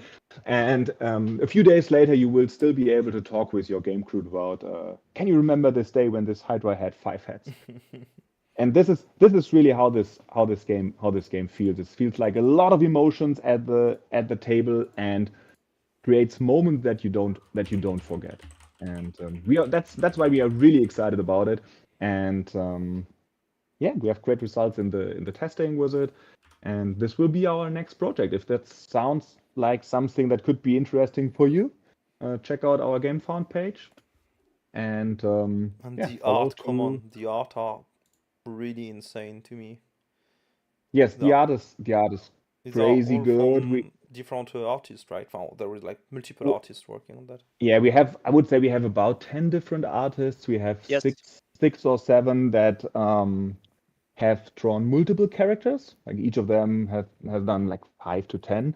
And then or maybe a few more. And then we have a few guest artists. So we're really embracing here the different illustrators for this game. And that's super interesting because the art style is also, I don't want to say all over the place, but for everyone there is something to identify with. So, oh yeah, this is the character, it remembers me on something from my childhood, or this is my favorite character because I really like this artwork the most, or I was into Hydras or Necromancers or Barbarians all the time, so that's what I identify with. And everyone has their favorite character. And for example, if you scroll down a little bit on this page, you can go relatively to the bottom where really nice also. Yeah. Every time I look at them, it's like every time I see like, wow, it's super cool. This one is Dominos is super good. This one is a mine. If you recognize what it is, you can write it into the chat. But the one that I was talking about is the one a bit further down. It's the evil chin. On this artwork, it's holding the die up. You know, a bit further down, further down. Come on, where is it? Here it is. Here it is. That's the evil chin. The artwork is This guy. Yeah. has so much power on it, and I will Love it. quickly describe what it does. So basically, this card becomes stronger and stronger and stronger, getting multiple actions during the game. But when it activates its ultimate, it defeats itself. So it's quite normal for this character to grow into an insane powerhouse with a lot of different attacks and so on. But at some point, it will defeat itself. So it's a character. It's a favorite character of my son again, and this one is like because he has a story to tell. So he was playing it with some friends, and it's a luck-based game, so he crushed like all the other characters with it, like 5 or 6 in a row. And that's something he still remembers. It's like 6 months ago that happened, but he still remembers. And that shows how this game basically is. And next time it could maybe it's not the strongest character then. Maybe another one shines. And that's like every single game, another one of these 100 champions really shines. True. I think you have this game. I think I have the power to make you feel the character you are playing, to make you enjoy it, and yeah, it's like I think the next game you play, you maybe want to pick the same guy over and over because you get a good feeling with it, or just change the character you are playing because you want to discover more, because there is quite a lot of them. But yeah, definitively, it's a game about emotions and storytelling. Definitely storytelling. What happens during the game? Yeah. So and if you want to test it, we have a tabletop simulator mod up there with like 40 characters of the 100, and we have a print and play available. So feel free to try the game, and if you like it, spread the word. Super cool. Yeah, and there are many Mindbug players who already know, because we showed prototypes of this game. Yeah, and recently, last year at Essen, they were also playing on Tabletop Simulator. So. Yeah, and even the year before, like and every time we show it at Essen Spiel, it's more advanced than it was 1 year before. Yeah. And now it's getting in shape. Yeah, and it's looking great. Super cool. So the best way for you guys to not miss the campaign is, of course, to click follow on GameFound so that you get notified, when the campaign goes live. It will go live. We want it to go live in late of April, as Marvin has said. So just follow the campaign. There is a free follower gift, and so that you will know when it goes live, and then you can decide for yourself if you want to back the game. That's our big project for NerdLab Games this year, outside of Mindbug. Yeah. Outside of new Mindbug sets, on which we always work anyway. Yeah, maybe we can watch a few more games, and after the next round we can talk a bit more about next steps for Mindbug. Mm-hmm. Yes. Sure. Anyone you would like to spectate? So we are still spectating stuff of round 4, I guess. Yes. Mm-hmm. So... I think the most interesting matches here are not the one at the top, people who probably will get qualified for the top 16, but rather the ones that are like, at the threshold of top 16. Like they could come out or come in into the top 16. Maybe something like that. I think we have. Yeah, I think Redlands, for example, is close. Yeah, we have CountZero and Mellbourne also playing, and Mellbourne, Melchizedek, they are all pretty close. Where is Julio on the ranking? Julio is high, to be honest. Quite high. It's like 2-2, something like this, probably. But yeah, okay, let's spectate this guy.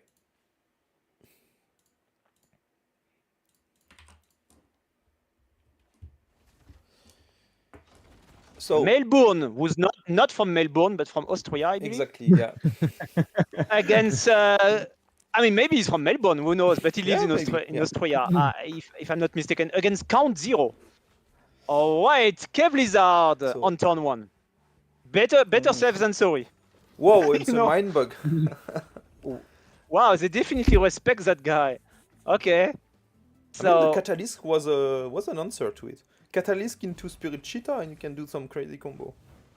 nice. But Yeah, he we see decided, the Catalyst. we decide to go for it anyway. I think that's finally a card we see played early, which is where the Yeah. card had the very big potential. It shines I in mean- the early game. It's a fun game because a fun card because you want to play it early, but that's also when it's most threatening because if it gets Mindbug, it's like Yep. a huge card Yes. advantage for the opponent.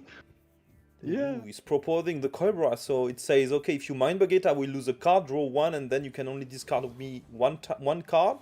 If I do not play a card, but then I will play a card. Oh, he the got Blessed lucky. Tiger Squirrel He at got random. lucky. Oh, that's insane. Ooh, that hurts a lot. Ooh, Yeah. that hurts. Yes. I love Cobra. It does so much fun things. You know, I mean, it's not the most skill intensive card because there's randomness in it, but it makes the game fun. Yeah. You know. Wow, you see how CountZero is already down to 4 cards in hand. And he cannot even block with the Rocky Fent. Oh no, we decide to do that? Okay. Yeah. I would have Yeah. not blocked, to be honest, and attacked then with I would the- also not have blocked, but the Catalyst is basically only a poisonous creature now So, because Blessed he Tiger lost Squirrel. so many cards. But he has Yeah. like a few cards with a high value potential. Soul Manipulator No draw and pile. the Tridiver. So, I mean, this is like a super good card here, right? yeah, definitively. And I think he will now aggressively Mindbug anything that's countering the Trash Diver here. Because he desperately needs to get back some cards. Yeah, that's what I expected.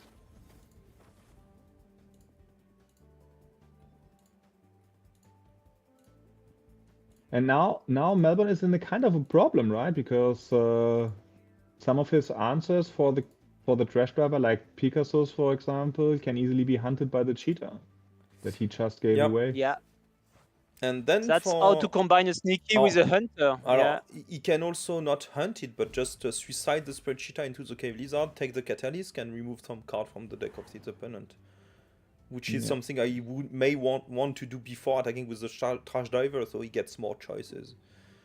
Yeah, but maybe he values the Power 5 Hunter on the board quite high. Yeah, true. I mean, that's quite risky because you may lose the one of the counter you have to many cards. So Yeah. Now that the power 2 is away, the Trash Diver, Skirtle Scout becomes a very enticing play here. Because he would have 2 power 2s and the opponent would not have 2 power 2s. If they Yeah, might but do he it. can Because steal Trash with a Diver is cheetah. away.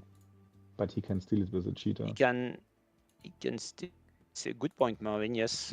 I mean, still not super high value. Okay. for him, And okay, so CountZero Mindbugs a creature that cannot even attack or block. Maybe he forgot about Blessed Tiger Squirrel. That's in Mellbourne's discard pile. That says enemy creatures power 7 or more can attack and or block. I'm also not quite sure why he Mindbugged the Ant Zombie Horde here. I don't know. Maybe because he wants Now to he pass knows. the Cave Now- Lizard. And I Okay, think so now to he pass gets the the Cave Squirtle Lizard, you Scout. may need the Hand Zombie Horde. But that setup is Okay, insane. You yeah. attack with the Hand Zombie Horde, you boost only once on it, and then you have free attack without Yes, being yes. blocked. Yeah. With boost, you can always choose how many you boost. It's boost 2 means you may boost up to 2. What? So Is he aware, that Mellbourne? everything he is aware optional that you here. have to boost the Hand Zombie Horde 2 times? No. Yeah, but he cannot boost it anymore because he's taking away all the cards from the discard pile. Oh, true. His holiness was like preventing that. True, but I would have That- boosted still 2 cards to be sure that he's like, because I mean you can it's quite easy to put some more card in the discard pile, so Yeah, but, especially I mean, because how- he will attack with the Power 13 Frenzy? It's quite aggressive. So I mean, he is That lucky that he has 4 tough creatures on the board. True. Yeah. It's like the huge wall. That is How one can he do giant bunny here. Oh, he will discard one. Do you discard the Pegasus Yeah. for the life point? I don't think so. I think you discard the Berserker Rabbit. Oh, you have 2 of them. What? Okay. Discard not? Fire Antler. Alright. It's still quite Now strong. Soul It's still 9 Manipulator. power, the Berserker Rabbit, without his effect. Yeah. But Soul Manipulator can reduce its power while drawing cards out of the process. Oh, another Cobra.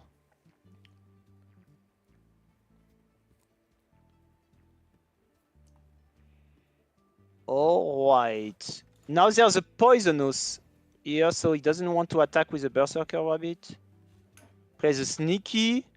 That makes sense to me. They don't have any Mindbugs left. Oh yeah. Oh, the Blessed Tiger Squirrel is back, right. I love it when cards go from... Yeah, again, this Blessed Tiger Squirrel went from CountZero's end to Mellbourne's discard pile, and now it was back to CountZero's end via Soul Manipulator? I am not even sure. Yeah, I guess. And yeah, so much movement, you know? But here moving you pieces. just want to block and to gain time, because now the Cobra attacks cannot be blocked, the Soul Manipulator cannot be blocked, and I do not see how CountZero can lose. To be honest.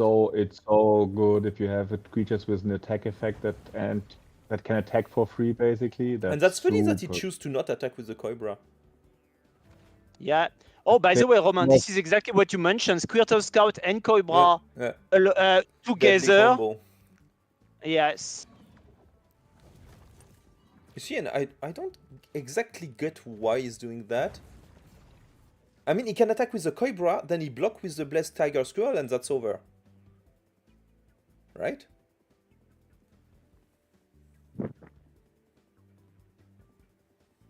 Because his opponent cannot block, and then he will be the first one attacking, so... I mean, that's the same, right? But it was a bit more straightforward and sure, because you don't know, Mellbourne can have in hand a very good card, I don't know. Like, especially like the Pyro Salamander. If you get the Pyro, you defeat Turtle Scout and Cobra, and then you are a bit sad, you know. So, but okay. And you definitely, I mean, when you are leading the game, when the odds are for you to win, you should take as fewer risk as possible, and definitely think about what are your opponents out. Yeah. And in this case, it would have been Pyro Salamander, so you have to play around it. Yeah, so that's why attacking with the Cobra was, to me, better, to be sure that you remove the last card. Agreed. Yeah. All right, Anyhow, so... good game. Well, congratulations to CountZero. For the first win. Turn on the lights.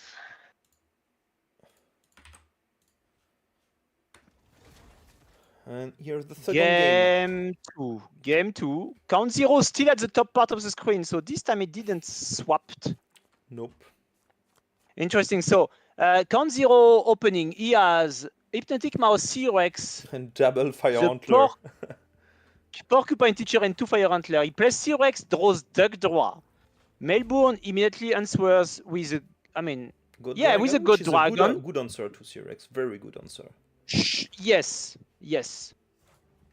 Definitely. Fire Antler. Yeah, you play a bigger creature. I play a bigger creature.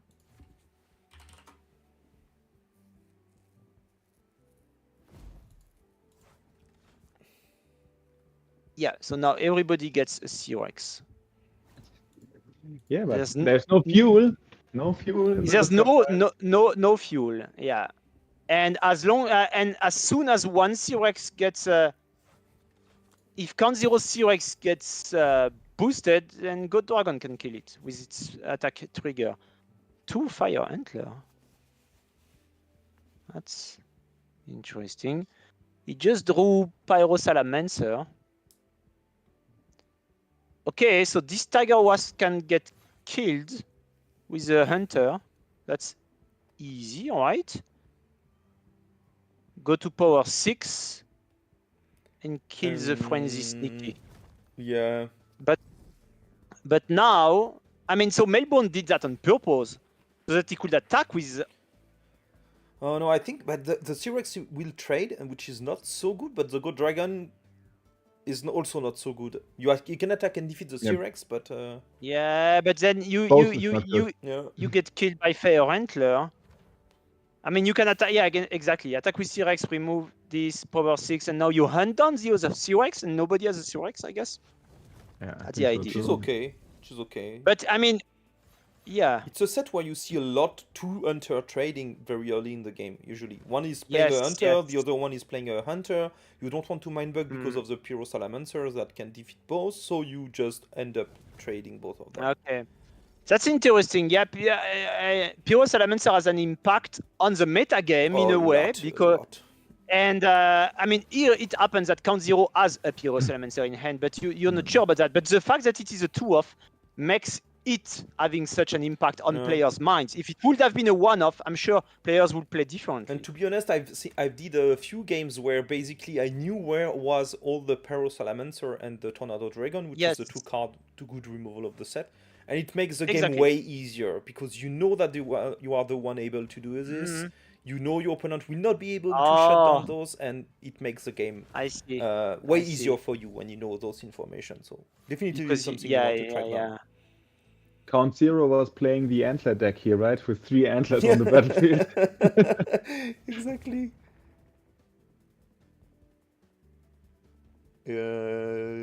Oh, boosting the Fire Antler and not the Dug Draw. I'm a bit surprised. Weird. Yeah. That's weird. Because you want the Fire I mean, you want a big hunter here. And especially you want the Fire Antler to be defeated at some point to deal. Exactly. So... And I mean, having a power 6 hunter is so important because most hunters are power 5. So if yours is power 6, that means you can hunt down their hunters with and you survive. That's important. We have the privilege of knowing that Mellbourne has a power 5 hunter in hand. So of course, it's that's really easy to say, abusing of his position, CountZero. Like, okay, I have this hunter, you have 1 life, you have to take some decision. And that's when you want to play a small sneaky. And if they don't mindbug it, they're damned. If they do, they're damned as well. So, all right. So now he's probably regretting that. Yes, I think not so. Putting it on the duck draw boost. Yes. Now, Madame Mystic can kill the duck draw on the defeated trigger. So, okay. Not looking good here for Mellbourne. Nope. I think Squirta Scout will do nothing in this game. But I guess this is a bait. This is probably a bait. Like, he thinks maybe my opponent will have a better use of it, or thinks so, and he will mindbug. 4 life to 1, it's like... I know, but then you can follow up with a sneaky and maybe win the game, but it's hard. I mean, Fire Antler... No, because it has bigger pressure. It's the biggest creature on the board. You have nothing that can kill it. You don't have a poisonous. You don't have anything. So, yeah. This game is over. Yep. All right. So, CountZero wins 2-0. Congratulations. Quite funny. And he didn't even manage to deal the last damage with the Fire Antler. And he was just putting pressure with the Fire Antler. That was just by itself attacking. Funny. All right. So this was CountZero from... Where is he from? I can't find here the... Mexico. He has another name. Oh, that's Isaac. No. All right. No, it's CountZero. CountZero. There is 2 Mexican players. Okay. Oh, I can see. And they are... yeah, that's too many. Okay. CountZero with a big O. I didn't find it with a... And both function. Mexican players are currently in the top 16. Yes. Yeah, they are doing great. Okay, I mean, that's really great. I mean, at the first World Championship, I don't think there were any Mexican players, for example. Don't think so. I don't think so. Like, there were... I mean, if you think about it, like from the full North America and South America, I think there were 2 players from New York, and that's about it. And it definitely looks different today. I mean, The game grows. Yeah, but in there was other parts of the less world. players from Spain. There was lots of players from Spain last Oh year. and yes, so yes, it was replaced by Mexican player. yeah. That's a good point. Yes. So I There's started one player another from game Spain. with two very familiar players, Nemoaaa, that we did not watch on stream yet, and that is Oh, yeah. one of our very dedicated member, and also one of the official referee when we are doing online tournament, and that is Yeah, helping a is lot. n- on this. That's a huge help. Yeah. And Nemoaaa is not an official referee today because he's trying to win. And exactly. so we see he two. was saying like, okay, I will need all my brain to do this, so I hope that you don't need me. But obviously, we don't need him to run that. It would have been a bit sad if you ask him to also manage the crowd. You cannot do both. I mean, I still don't know how you, Romain, managed to like do commentating and like extinguishing fire one fire after another in the Discord chat when there is something, you know, someone disconnects, there is maybe a disagreement, anything can happen. That's I don't know. I don't know. You have my full respect. I don't. This multitasking is impressive to me. So two German players pitted against each other. We've talked about HyperMarlon before. He's one of the youngest players at the World Championship, I think. They are all performing quite well at the moment in the tournament. Like they have their chance to get to top 16. So here that's also a clutch and deciding match. This is clutch, yeah. So This is a weird spot for the that's a weird spot for the C-Rex because you don't want to boost it anymore to be defeated by the radioactive pest. Yes. We all know that the radioactive pest is one of the predator of the C-Rex. It is a predator. It is.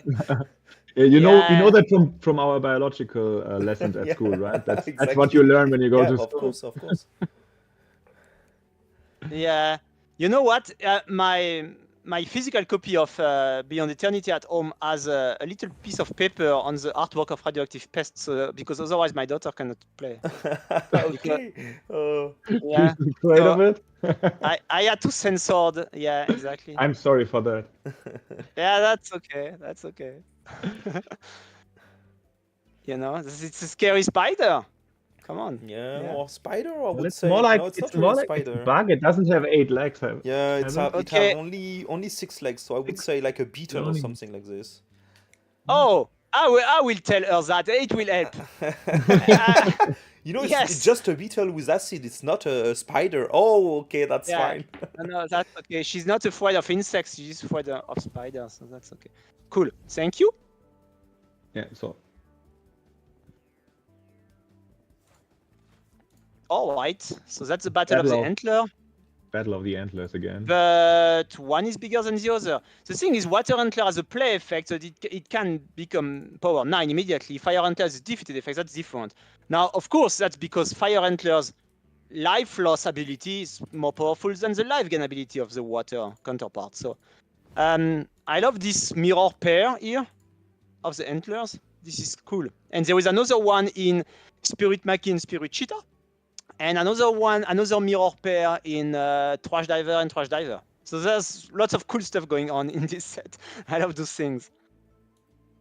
All right, Soul Manipulator can do some stuff here. You could, like, get a Tiger Wasp into your hand and reduce the power of the opposing Water Antler. Or you could increase the power of the Fire Antler to have it the same power. I think I will take the Tiger Wasp. Oh, okay, it gets Mindbug, so. Yeah, sure you take the Tiger Wasp here. It's like most value you can get. But here having a strong Fire Antler. All right. Agile Rooster in a good spot here, actually. And not against the Berserker Rabbit. Yeah. But the funny thing is that that's again a weird thing of the set. Like, there's only one card in HyperMarlon's discard pile. If you can boost it out of there, the Berserker Rabbit grows to 10 and cannot block the Rooster anymore. So. Yes. But I think you Nemoaaa is yeah. going for. He has figured out that the rooster could be his win condition, and yeah, I think HyperMarlon has seen that as well and got rid of it with a Tornado Dragon. Good. Again, he's not discarding 2 cards to kill 2 creatures, only 1. Yeah. So, I mean, in this case, Tornado Dragon has like the exact same ability as Erwing Assassin from Beyond Evolution, except it's a big creature and not a small sneaky one. But Yeah. I mean, it gives you the option of going all in. Yeah, and also to discard stuff that have some active effect in the discard To pile. discard So stuff, yeah. we have not seen like an crazily grown ghostly underdog that's defeating everything on attack. no. Yeah, I want to see that. No, we've wondering seen if the C-Rex being boosted in a game where it was almost possible to do it with a ghostly underdog. But, Yes. But yeah, a 10 power ghostly underdog attacking and wiping the whole board of the opponent. Yeah, if you're looking at through the cards, you always think like, oh, ghostly underdog into His Holiness would be great, like making a power 8 right away. It's kind of a delayed CountZero Rex, but with the possibility to just wipe everything out and to activate its effect multiple times. So. Yes, and if it's just the naked dog, actually has a smaller range than KOX, right? A bit smaller, but it still targets the 3 power sneaky, which is usually what you want with that. So it's kind of okay. And there is only 1 4 power, which is itself. So basically, in the set, it doesn't care to be 4 or 5, except that 5 is blocked by a hunter. Do you think the dog is a good first turn play? I think so, because you can abuse it the same way you abuse with the hunter usually. I think so too, but I don't see a lot of players playing it first turn. Nope. I mean, it's a one-off, so I think we've seen that way less than just a standard hunter. Absolutely. We have not seen a lot of opening ends with the underdog, so. Yeah. Okay, so let's look at the board here. All Mindbugs gone, both players at 4 life, and it's now a board show-off, basically. So HyperMarlon has full information at this point.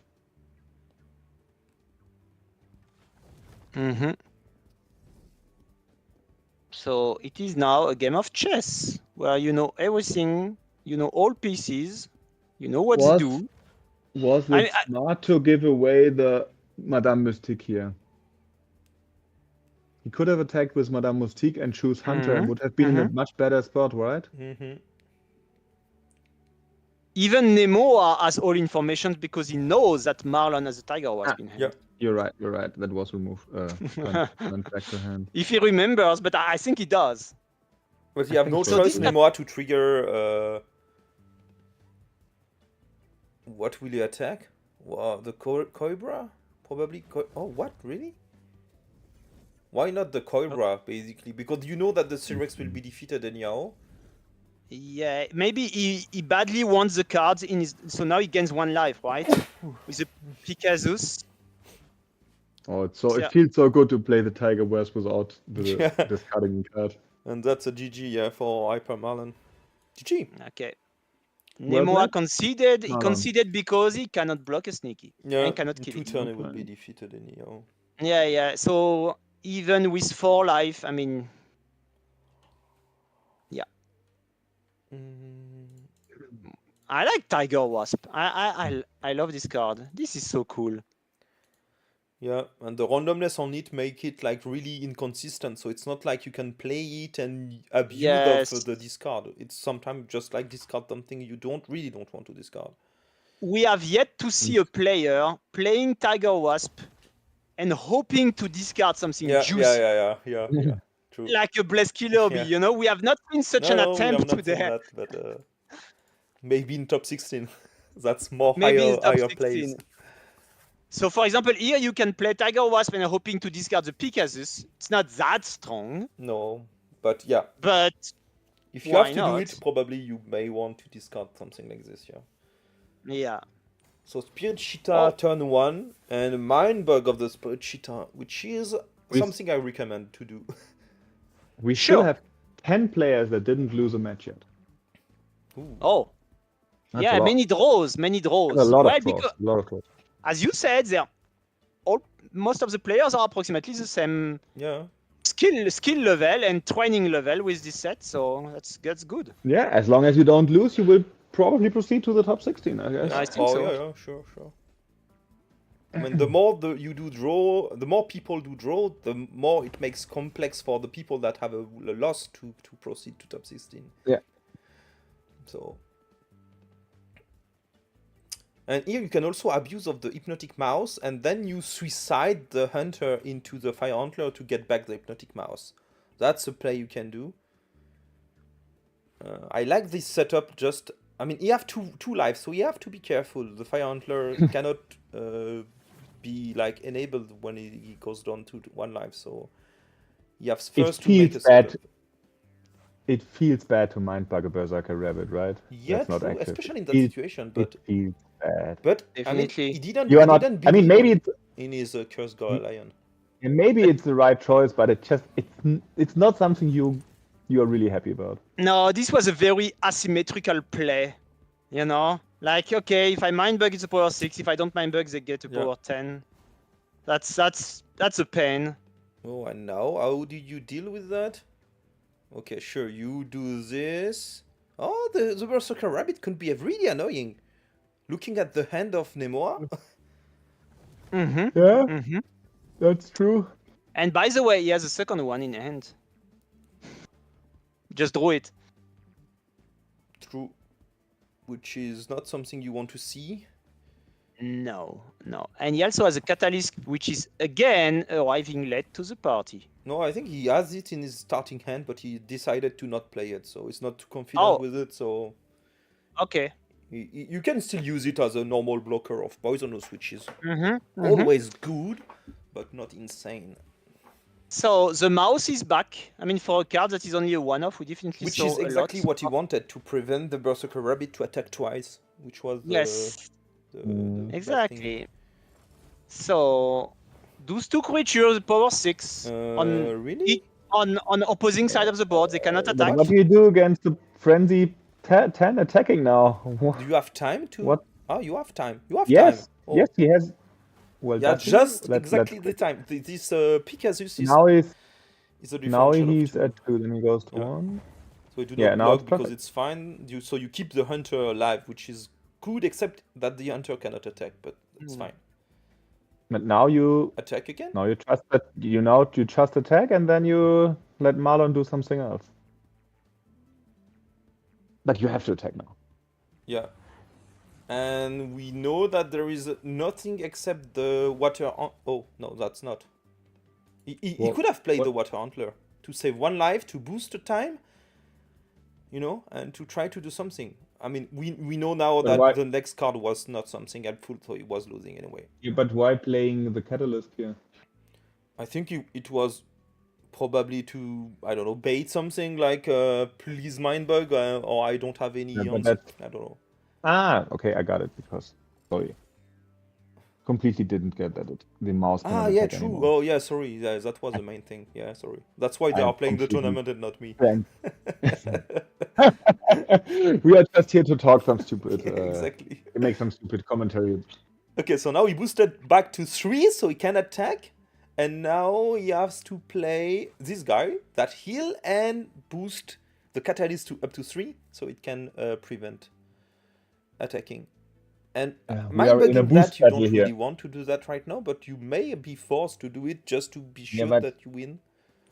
The Yeah, Soul okay, he Manipulator can make 2 again, right? Yeah, true. No, but not really, because the frenzy attack of the Cursed Gorilla can be... I don't think you have time to set up this. You know, if you Well, attack... now you lose- have stop. because the Yeah. Water Antler is 10. Yeah. Yeah, now it's fine. Okay, you have no more choices. You have like the 2 pests, but there is no C-Rex, so we know that they cannot do anything against the rest of the pool of card, but the C-Rex. Well played, GG. well So played. it's 1-1. Nemoaaa. So HyperMarlon and Nemoaaa. 1-1. So I think both are not happy about the result because they want Yeah. to break into the top 16, and now they are still, I don't know, at the end of it, or maybe not, maybe close to it, but not in the top 16.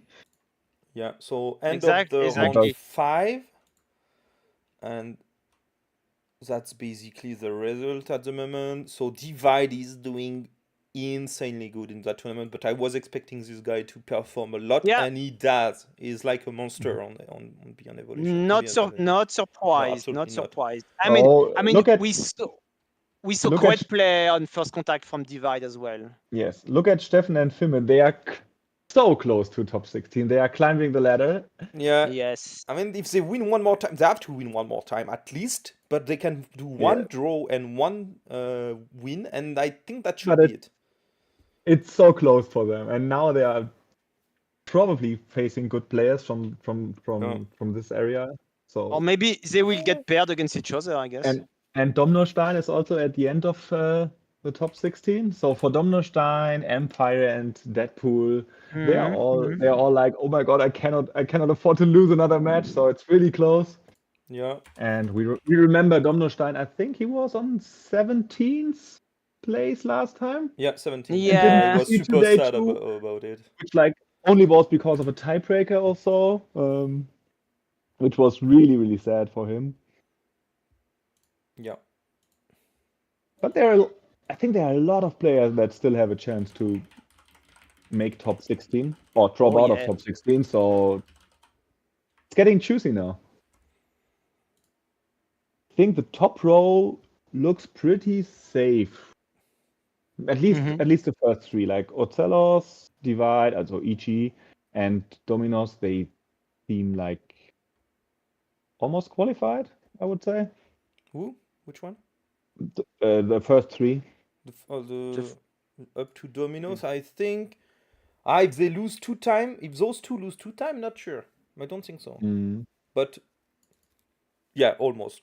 I mean, for Divide, it's guaranteed, I think. You want to secure the best seed for day 2, right? Obviously. Yeah, that's why he was asking that in the chat, Divide, and what happened. Yeah. But yeah, for sure, for him, he wants to be on first place, so he tagged the lowest player of the top 16. But yeah, I mean, you see that there are all those players around the top 16, like even at place 12. I mean, it's easy to lose 2 times and to just get out of it. So yeah. I mean, for all we know, getting first seed might pit you on day 2 against Fymit, for example. You know, like, I mean, but still, you still want to maximize your chances. Yeah. And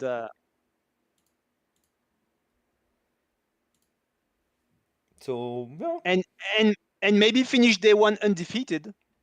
Yeah, that would be great. I mean, you can see like Castle is also like undefeated, but he did not win. 5 draws. That's super funny. It's only draw. 5 draws. I would call that an average player, right? I'm just joking, but at least in this field of 50 best players in this set. Yeah, I mean, yeah, average player among the 50 best in the world, yeah. Yeah, so I will get crushed in this crowd. If I would play here, I will have no chance. I will get crushed. Same. Yeah, I think Romain might have a chance, but whoa.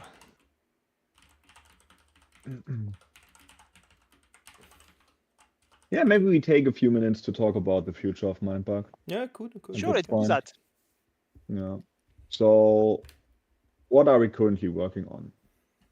If we look at Mindbug Online, we are mainly working on finalizing the progression mode and, of course, preparing the next season with Battlefruit Kingdom, which will be released. And on top of that, if we talk about new modes, we are working on the progression mode, which is something we are very excited about since a very long time, but it was always delayed because we had to fix bugs in the client or implement stuff that we needed for the respective seasons or run tournaments. And so it was always, I don't know, something we really wanted to do. It was super high importance for us, but for some reason it was always delayed, and yeah, now we are focusing on it and want to bring it to the client fairly soon.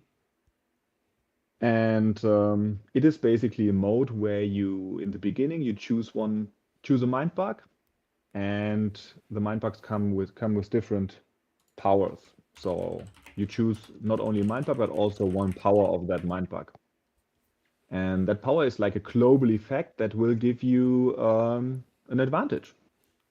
And then you start with 10 random cards from the set of the mind bug and start a run basically. And you play with your set and with your deck. And after each match you played, you get to adjust your deck a little bit so it fits better to your playstyle, becomes more synergistic, and maybe interacts in a positive way with your global mindbug ability. And you do that by exchanging cards, so you can. Well, sometimes you get the chance to replace a card with another that you are presented. So typically you are presented with 3 cards. You pick one and replace it with one that's already in your deck. And sometimes you get the chance to upgrade existing cards in your deck, so make it more powerful, give it additional abilities. So it could make you can basically create your own super powerful card. Yeah. And then you play in a kind of tournament until you lose 3 times. Yeah, so very the similar goal to is Colosseum, basically on that. Yeah, pretty similar to Colosseum, but there is not really like an end trigger at the moment, so you can play as long as you lost 3 times with your deck and climb up some ladder there. And we are really excited about this mode because it's very interesting. It feels a bit like a roguelike, and in general we think that while we like the mode of Mindbug where you get random cards, which we think is really strong, and we will continue with that, we also think we need something. We give a little bit more agency to the players about their deck, and the progression mode is one mode where we will test that and will give you more agency. And we are also, as we mentioned before on this stream, we are also working on different constructed formats. Well, we are not sure how it will look like, but it's something we have a lot of fun with. And it always when we play against it, it feels like everyone comes to this match is like super excited. So I have created something. I broke the game. I will crush you. And then I play and like, oh damn, I lost. So and that's something that Richard Garfield said early on in our design. It said, why should only we as the designers have the fun to break the game? So you cannot streamline a game until the end, until it's like everything is like the same power value. There needs to be ways for players to express themselves, to experiment, and to get the same feeling of, oh my god, that's super cool combo, I can combine that and break the game. So this kind of feeling is something we really had when we experimented with different constructed formats, and that's something we want to give to players, even though we don't have a final product or final mode completely designed yet, but that's something we are currently working on. Yeah, and I think like breaking the game, breaking the card, customizing some card and so on. I think that's a great feeling when you want to experiment stuff. Yeah, and especially in the progression mode, it's kind of fine because you only play it in this run, and then you have to start all over from scratch. So if you break it, it's okay, but there's so much randomness in it that you cannot do it repetitively every time you play this mode, because you see random cards that you can your deck is still a bit of is still random. You see only random upgrades. You see random cards that you can replace. So you cannot just copy a proven strategy you have to adapt to create a deck that wins all the time. Yeah, definitely. There is a question about 2v2 mode in friendly games in the app, and obviously 2v2 is by far the least mod that we are working on. or capable of implementing at least. Mostly because Well, that's not because we don't like it and we don't want to have it in the client, because we love it, but it's super complicated to have 2v2 games on the client where you still see what's going on, you know? It's quite difficult already for 1v1 games to have all the cards in a size that you can still read it or at least click on it. In a 2v2, it's pretty difficult to do. We have some ideas how we could do it, but it's if you look at other games like Magic or so, they also don't have it, right? So they have it in their very old client where everyone was still playing on their very big screens, but with Magic Arena that's targeting like smartphones and so on, they don't have a multiplayer mode there as well, and it has a reason. If those big companies with this lot of money can't do it, it's probably not something we can easily implement at the moment. You can't play Commander on Arena, right? No. And that's last you have it. Last week I had a meeting with the CEO of EDH which is a famous Magic site for Commander. And there was one comment he made which made me thinking, and he said Commander is in Magic it's a format that is loved by players. There's like a ton of players worldwide playing it, yet there is no digital game that's replicating this experience. There is no game outside where you get the same feeling like playing Commander with your friend at the kitchen table, preparing like huge decks for it that are thematic fitting together, and then have this multiplayer experience. And while I would love to be that game that brings that experience, I mean, there is a reason for it. That's not there yet. So we would love to do it, not on the radar at the moment, unfortunately. Yeah. But of course, we are excited about people playing, tag team on tabletop, on their own, at home, with their friends, with their family, because especially with the new product, with the new tag team product, with the Mind Frogs and the new 2v2 rules. That's a really great thing. It's much better than the previous one. Group of friends at home, and you want to play something really fun and to test also how confident you are in the choice of your friends. I think that's a really good game to play. Yeah. I know. I can't wait to get my copy of Tag Team to play with the kids and the wife and the four of us around the table and play Mindbug together. That's cool. Yep. So thank you, Marvin, for the latest news on Mindbugs. We can jump into game of round 6. I was about to propose like a game with Julio. We did not spectate him, and he is playing against Dominos, and I think that's quite also interesting to see them how they perform right now, because I think if they both lose 2 times, I think they may be out. So let's see how they are doing. And there are two really great players. I think Dominos was playing. Was he playing Eternity in the Polish team? Polish that did the second in the Cup of Nations. That really great. Finalist. Yeah. I also don't remember what he played. It can be that I think he had a very good record in the world in the nationals. Yeah. I think he maybe he played Evolution, but no, I think he kept. I'm pretty sure he kept the Eternity, and he was doing great. So we basically have the latest finalist of the runner-up of the latest World Championship against the runner-up of the Cup of Nations. Yes. So absolutely. That's quite a match. Same. Actually. That's high level, very high level play here. Yeah. An early Berserker Rabbit. Yeah, so you see the C-Rex being mind-bugged.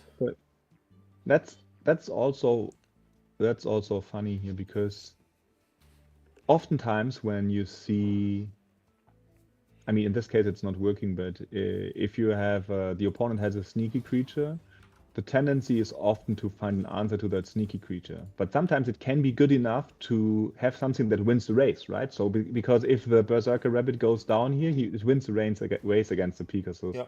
And that's some angle that new players don't see. They just see the threat of the sneaky creature and they try to find an answer without considering that attacking might be an answer. Mm-hmm. Agreed, yeah.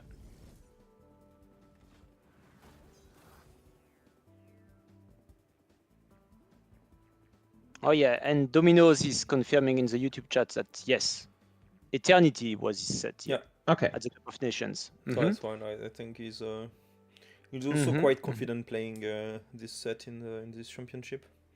We have quite a few Dominic here. So that's Dominik Staszowiak from Poland and Domnostein. We mentioned Dominic from Munich, right? We watched these games. And our colleague and friend Dominic Lorenz just showed up in the YouTube chat. All right. And okay, yeah, after the match, we can maybe answer the question from Legoob about the next future physical set of Mindbug, because maybe this we mostly talked about Mindbug Online right now, even though we hinted at it. Yeah. So second hunter for Dominos, which is. But after that game, so yeah, I mean you it's a strong play because you cannot Mindbug it, right? Because well, you can, but it's super sad if you do it. So Tornado Dragon. Wow, Julio taking down. Two cards, but the Soul Manipulator, which is super great. So yeah, and Dominos has no Mindbugs left. Yeah, so. And 2 Mindbug for Julio. So I think it's not over yet. It looks a bit weird from Julio's point of view, but I think he is in a good spot right now. Well, I mean, look, he has 2 strong creatures and an answer for strong creatures on the board. So yeah, I mean, if you play a 10 power, sure. Yeah, he's threatening with high power creatures here. And here you can attack with a Water Antler, which is Fire Antler doesn't do a lot here. Oh no, you want to put pressure with this guy, but why not attacking here with the Water Antler? Not sure. Okay, I mean, okay, why not? Maybe, I don't know. I think it's just a setup, but was it needed? Maybe not. Oh, doesn't help. You can see from point of view of Julio that Dominos is searching for an answer. Kind of helps. Yeah, later you need to block 2 times and. Okay, so his plan was to set up this Square Toy Scout and then to attack every turn and then win that way. I mean, why not? Ooh. I mean, maybe that's the better plan. What do you boost then? Because anything you boost is a card that will be taken back by the Soul Manipulator, so. Yeah. But, I mean, you try to boost the opponent's creatures, right? So. Yeah, and that's it. Boom. Easy. Yeah. I think that's so a mistake, Manipulator maybe plus Squirter Scout is just a very, very strong combo. Indeed. I mean, he can boost or unboost and get more value out of his hand just by attacking for free and dealing 1 damage, which is just crazy. I don't see Dominos winning this one. He's like too slow. He's playing card without any impact on the game, and Julio knows that. and Julio has 2 Mindbugs left. So yeah, I think this one you have to Mindbug it. I think probably because the Hunter it's very hard to get. Quite bad. Yeah, and also this is the one card that can really be the answer that Dominos need, right? Yeah, it's an answer to Squirtle Scout and even here the Pyro Salamancer is not doing something great, so it's fine. I think Julio can. We have not seen a lot of Salamanders. No. True. It was not that. We're always talking about it. You cannot take this card because of the Salamander, but we have not seen many of them. But that's fine. It still has an effect even when it's not there. That's the point of it. And for all we know, maybe Romain removed the Pyro Salamander without telling anything to the players, and still has an effect. I mean, that's one of the beauties of Mindbug being having like very few cards in a set. Yeah. What the fuck is this game? So now they are playing an Hypnotic Mouse game. No one can attack. Okay, that changed a bit. Power 3. And I think Julio just win because of this power 3. You have no power 3 and no way to block and less life point. So that's it. What? Oh no, he wants... Oh, it's super funny! He wants to win because he will Mindbug the last card and then Dominos have to play, but he cannot. So all of Domino's cards are moused, Yeah, and hypnotized. that's it. Okay. Also Julio, but he was like, yeah, but I'm the first one to play, so it's fine. Funny. Really funny game. Congratulations to Julio, and we see in the YouTube chat Evil Guy cheering on Julio, so that's the world champion cheering for the runner-up world champion, you know. Yep. Yep. From the same city, or at least the same area in France. And game 2. Let's go. So no Spirit Maki in this game. Okay. And Julio, no, Dominos opens with Pegasus. So you open with he opens with a sneaky. He has a hunter in hand. He has protection against that. And he Mindbugs his opponent's turn 1, which is Berserker Rabbit. So that's 2 big threats on Domino's side, but Julio has a Cursed Gorilla Lion. This is kind of insane. Okay, so they're identical creatures right now. The rabbit and the lion. They're both power 10 frenzy tough. Yeah. With a different backstory, but yeah. But I think nice. Julio, I like the rooster here. Yeah, I like it too, but it doesn't help. So it doesn't help blocking the sneaky. It's over. It's game. Julio didn't have Julio didn't have an answer for the Pegasus. And he didn't mindbug it. He didn't mindbug it. He was hoping for the best. Yeah, but I mean, Berserker Rabbit plus Pegasus is quite scary, yeah, to be honest. It is, but for the rabbit he had an answer with the lion, so it didn't do anything. So Pegasus. Yeah, kind of, but yeah, it's still one turn to play to control one of the 2 cards, and the other one is racing you. So basically, what were the 5 cards in Julio's opening end for not mindbugging that turn 1 Pegasus? I think he just take the risk, saying like, okay, it's fine if I take the risk. I think I think so too. He got the. He had Soul Manipulator, Squirtle Scout, Cursed Gorilla Lion, Berserker Rabbit, and Agile Rooster. So sneaky whatsoever, no enter. Yeah, I think his idea was I can race it. You know, he had 2 super powerful frenzy creatures, even 3 frenzy creatures in his hand. But well, that was a clever mindbug from Dominos then. On the rabbit, right? Yeah, he took the rabbit to avoid this situation, but yeah. To avoid being raced, yes, because as you mentioned before, a frenzy creature is often an answer of sort against a sneaky, simply because it's faster. Yeah. And but I mean, you know in that kind of situation that you are proposing to your opponent to take it for him, so you have like now 2 options to race you, and you have to find 2 answers to it, and you still have 1 mindbug left. It's risky. So I think it's Dominos, super risky, but it is. And Dominos correctly identified Berserker Rabbit as being a desperate attempt at being an answer, and then he thought, okay, if I mindbug that, maybe my opponent doesn't have an answer. Another answer to Pegasus. Now, there was a Cursed Gorilla Lion, which he did not mindbug. He could have. But then it was enough. At least it was a super quick game. It was quick. Well, we see. I mean, it goes all over the place. We see games that take a while, a little bit, sometime, and some that are very fast. And we see games where the board state is very complex, and like each player has like 6-7 creatures, and some that are. I prefer it this way when you have like, each player has like 2 or 3. And we have to think about what is in the discard pile and things like that. But yeah, very varied gameplay basically. Yeah. I like that. But okay. So maybe we can answer the question. Legou from France. He asked about the 2v2 mode in Friendly Games on the app, and Marvin you answered and talked about that, and he's asking about news for an eventual future physical set. So I guess he missed the teaser, so let's watch it again. Right? It takes 15 seconds. Yeah, let's do it. Let's do it.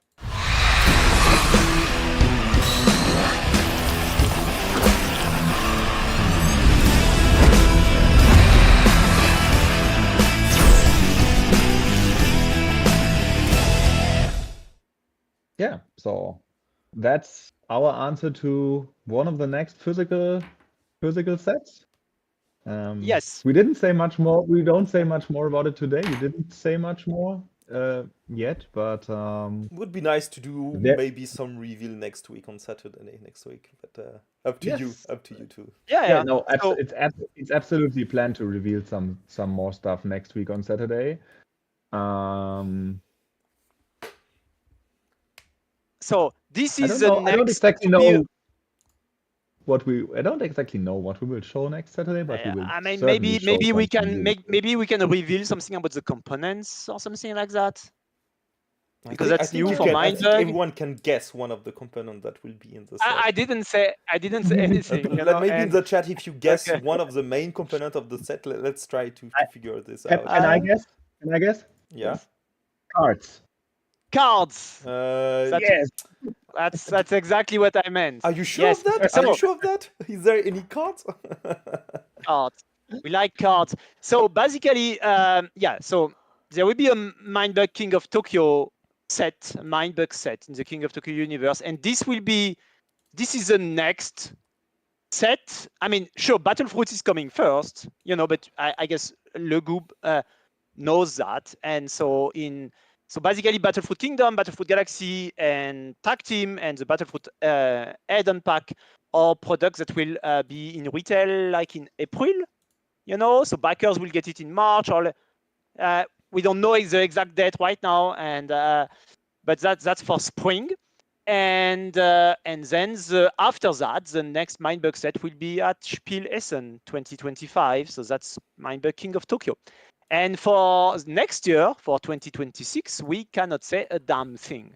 I mean, even though Marvin mentioned attempts at new game modes, and this is not only for Mindbug Online, but also for physical sets. And but it's a little bit early to talk more about that.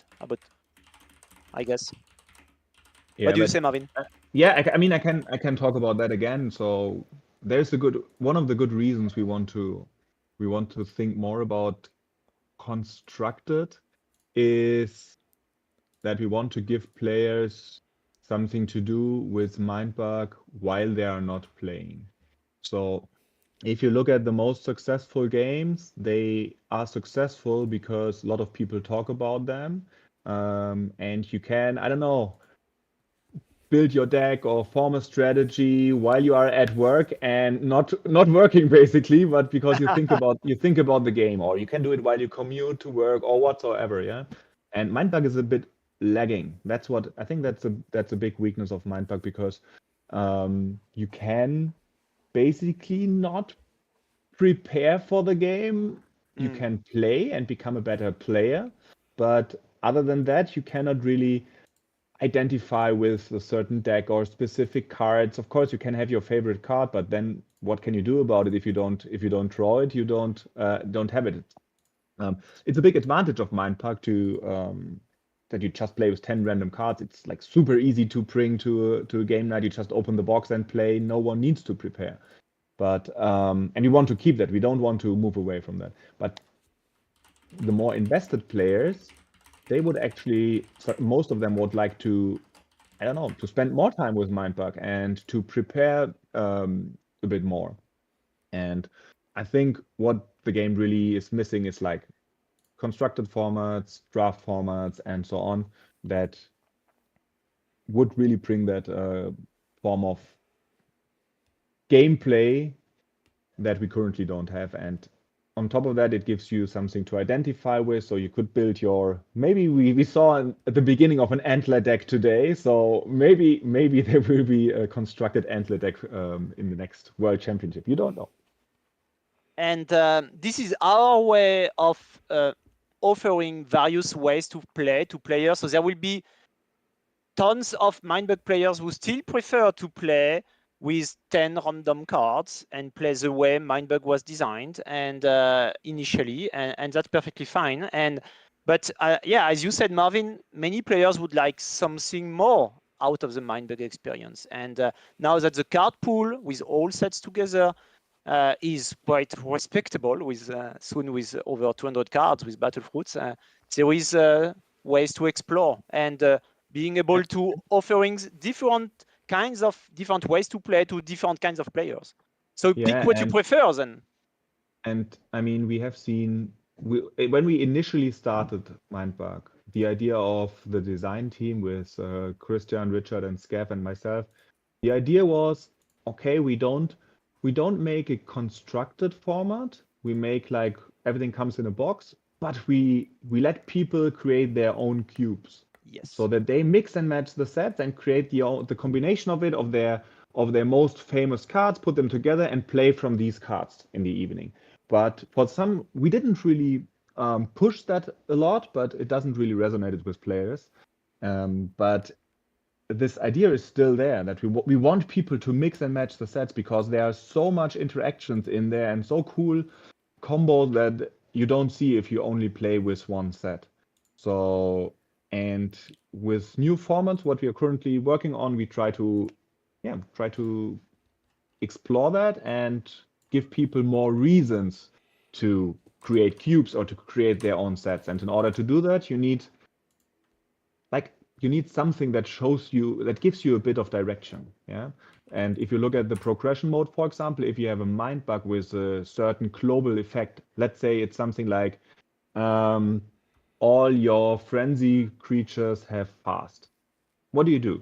You go through all the different sets of Mindbug and look what kind of frenzy creatures are there, and you combine them. And this is something we want to give to players because it's exciting and and it makes a lot of fun to build the stacks and to play with these stacks.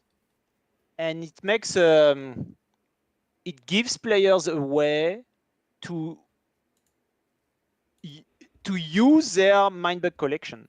Yes. You are at home, you have a collection of, let's say, 5 sets, with the new Battlefruit sets, and you want to do something about it. Sure, you're playing the new set, maybe you're playing Battlefruit Galaxy right now, or 6 months from now, or 4 months from now, but at the same time, there are a lot of cards from Beyond Evolution that you love, and so, yeah, we want to give players and some options that make it possible so that your collection has more value to yourself, because there are ways to use your entire collection or take parts of it and combine them in new ways. And so that's the idea.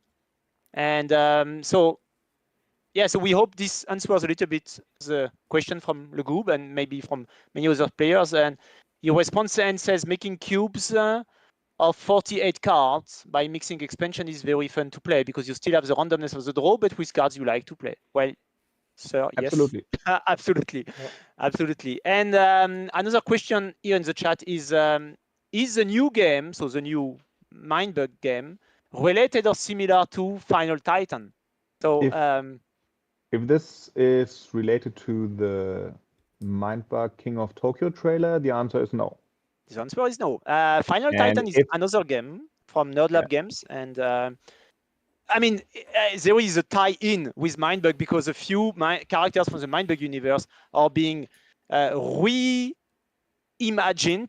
for Final Titan, which is a different kind of game. It's not a 2-player card game. It's a multiplayer game with dice, and you can check out the Game Fund campaign, the preview page on Game Fund. Just search Final Titan on Google, and so that's another game from the same team, designed by Richard Garfield and Christian Kudal.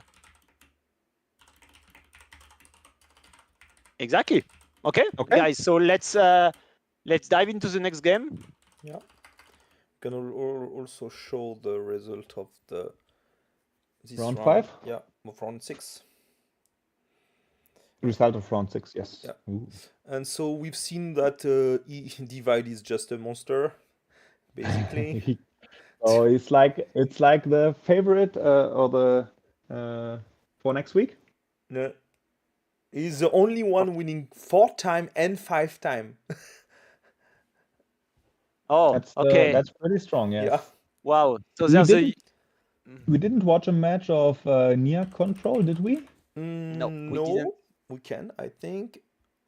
So also, I mean, we could watch a game from EG, aka Divide, just to see if he can really go undefeated. I mean, of course, we will feature him next week. Yeah, that's sure now. Yeah, But who knows? It's a top 16 playoff. He might lose the first game, and then we completely miss his epic performance, which is today.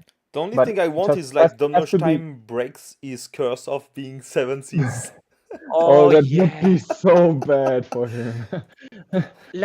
That happened last year, right? Yeah. Yes, that happened And last one year. round before he's already 7 seeds. Oh, that would be so bad. We have also Fymit, who climbed up the ladder. He made it to the top 16 in one round before the end. We have Chrissy very close, as well as Domnostein. So I would like to see a game of Chrissy, to be honest, of the next round, to see if he can win and make it to the top 16. Fymit would be interesting to watch, to see if he can stay in the top 16 or not. Yeah. Yes. And Domnostein, of course, also would be interesting. But all these, Mika would also be interesting, because he was like had like a lot of wins in the beginning, and now he has like 2 losses. So it's also getting very close for him. And there are a lot of interesting matches here. We have not featured Fymit yet.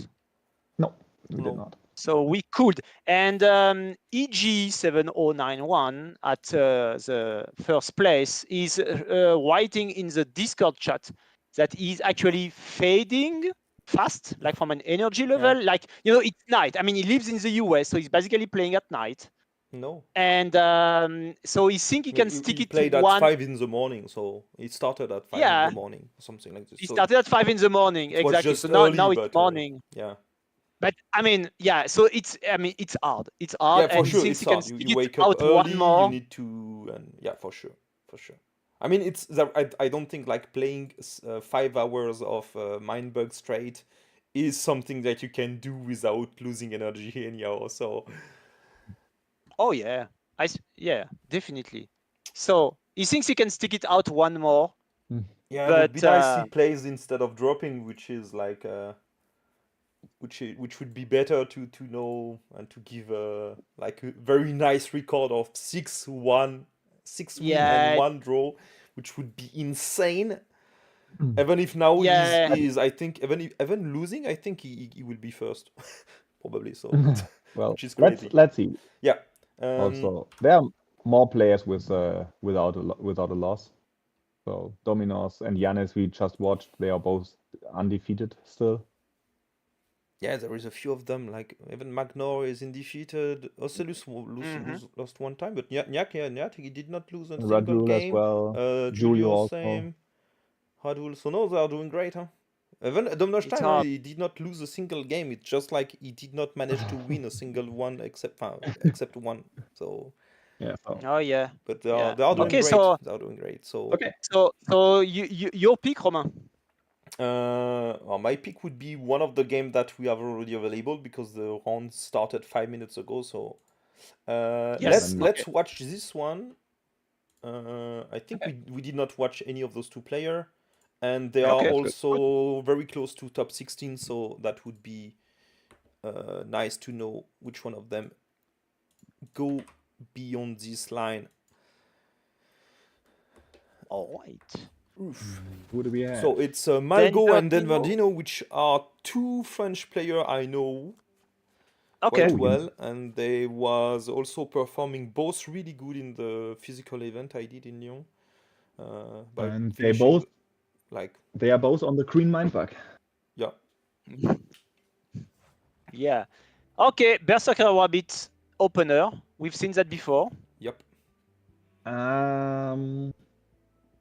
Well, are you taking it here? That's quite the gambit. He has not super strong answers in his hand. Yeah, that's why it's a Mindbug. Yeah. Yeah, and it's a bit sad when you have to Mindbug turn 1, but you have a Catalyst in hand, Yes, this is a very strong answer. And Malgoh. Oh, it's good, but if you discard or defeat anything in the discard pile, it's fine. You get below it, so. Yeah. It could be a play that you just accept to defeat 1 card, then you boost it later to put back the rabbit at 10 when the Spirit Mech is defeated. I mean, this Berserker Rabbit but it- into Spirit Maki opener reminds me in First Contact when you go with Rhino Turtle, you Mindbug it, yeah, Brain Fly. You know, Mm. that's Yeah. that's what you're looking for basically. You have this in your opening hand, you recognize this combo in a way, or this route, this line of play, and you go for it. Yeah, And it but gets here it's a bit more difficult to get. I mean, compared to the Brain Fly combo, it's of course you can at least do something about it. But here it's not that easy to get something into your discard pile for the Berserker Rapid to go down.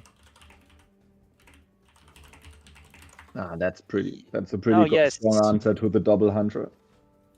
Oh, I see what you mean. Yeah, because if you block the rabbit with the Spirit Maki, it goes. Yeah, that was a very good play from Malgoh. He just sacrificed his 100 to protect the other one and get control of the Madame Mystique.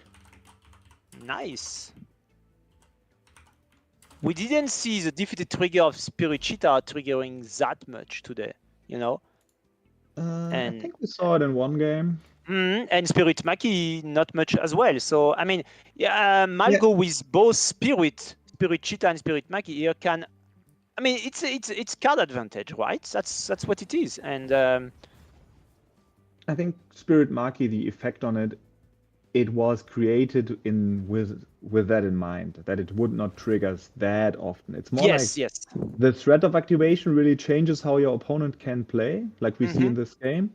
And I mean, it's a power 3 sneaky, which is like super fine on its own, right? So we want to attach effects on it that are not like over the top. Exactly.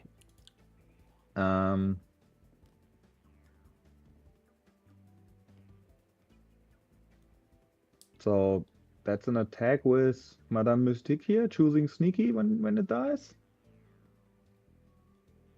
That would make sense. Yeah. He heard you. Yes. Maybe he's listening. No, it's not live. No, it's not live. Yeah. No ghosting here, guys. One live, and you can outrate now. So you see, that was exactly what he was waiting for. And I think that was probably a mistake to do this. Yeah. But I mean, you have to block. You have it's super bad. It's super bad. I think that would have been better to play something like anything that could have been Mindbug and really annoying, like this. No, this guy, it was 10 power. But I don't know. Maybe Tornado Dragon first. Because Tornado Dragon, you can even like defeat your own Maki, which is maybe not so good, but you have like a lot of cards. You can discard the Blessed Killer Bee, so I think why not? And then you take the Berserker Rabbit, and then you attack twice. That's a good play here. Because the Goat Dragon is pretty annoying with the Berserker Rabbit. Because you lose because it can activate it. You lose. If you boost the Berserker Rabbit, you lose. So it cannot boost, but he lose. Oh, it's a mistake. He does it. It's a mistake. I think it is like too tired to think well, but it was a mistake. Sad. Like now, how do you yeah. How do you beat the rabbit now? Yeah. Yeah, the rabbit kills you. Yeah. Okay. That's a blunder, guys. That happens. Yeah. Yep. Yeah, I think it was in a tough spot, but I think the attack with the Madame Mystique was wrong. It was hard to see that it was so bad. I probably would have attacked anyhow as well.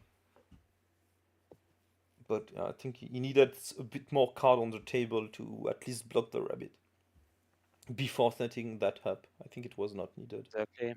Yeah, maybe the Tornado Dragon. I mean, he was not scared about so much stuff except the rabbit at that moment. But if the rabbit attack, you block with the sneaky, and if the sneaky attack, you block with your sneaky, it's even better. So you knew it was not so good for him attacking, and it was just better to make this. So so Denver won one game. I think that could make it past the top 16 to win one. But if he wins the whole match, I think he will get into the top 16 because I think he was 16. The game is not available yet, so let's watch another game from another couple of players. We said Fymit, right?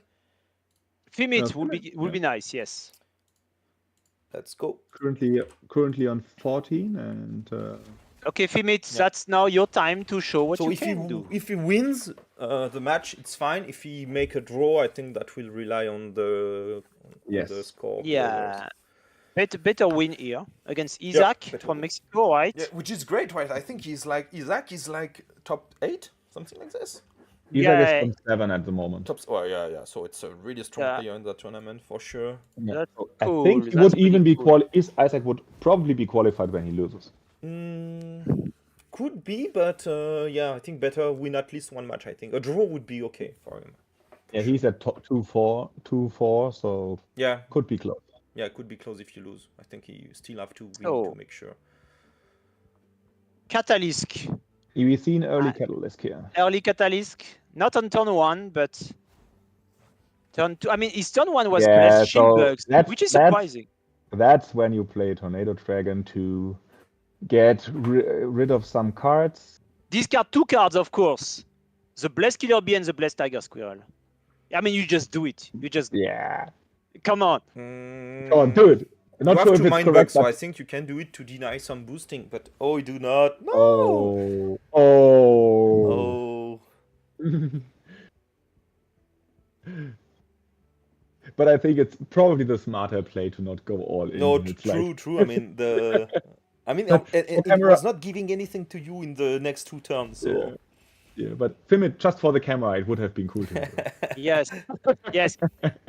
Romain, I have a question. We talked about Tornado Dragon defeating a tough creature and stuff like that. But what if I want to play Tornado Dragon and I want to discard the Blessed Killer Bee and the Blessed Tiger Squirrel, right? Yeah. But my opponent has only one creature.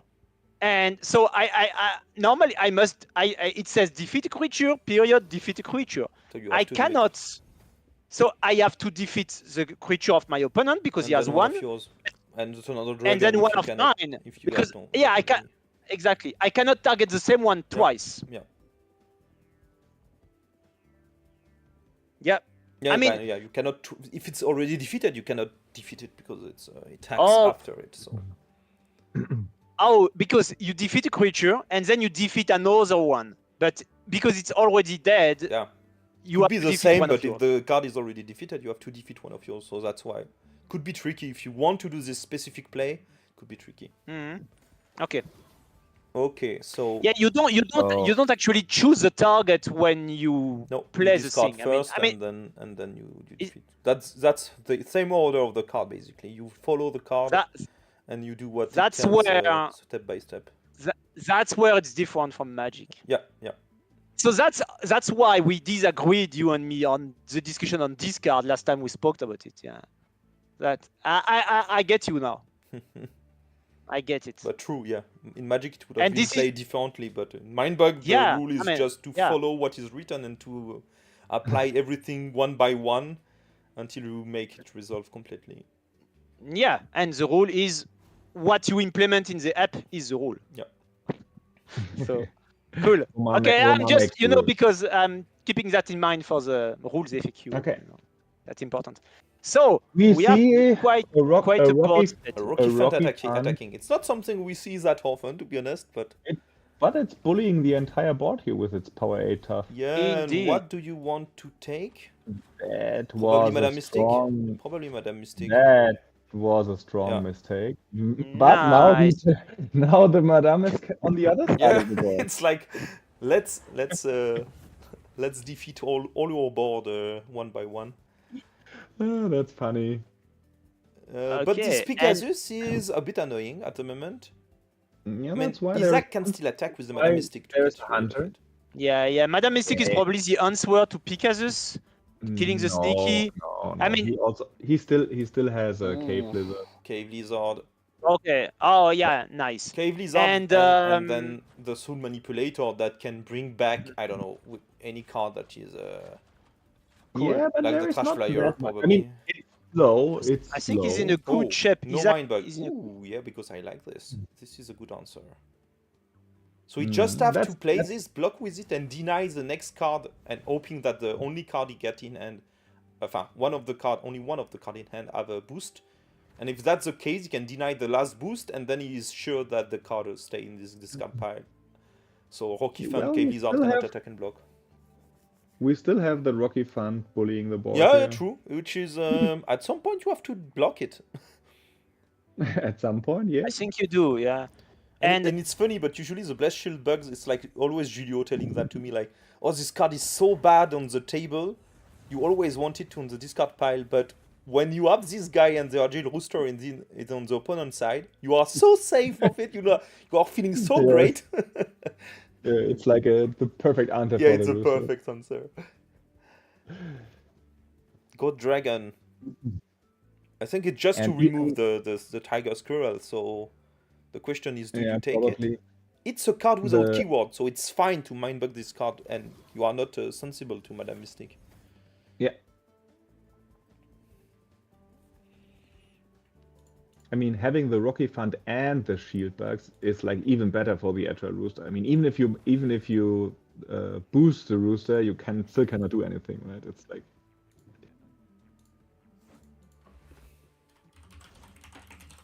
yeah. Now we see the Soul Manipulator, which is just a very, very powerful card.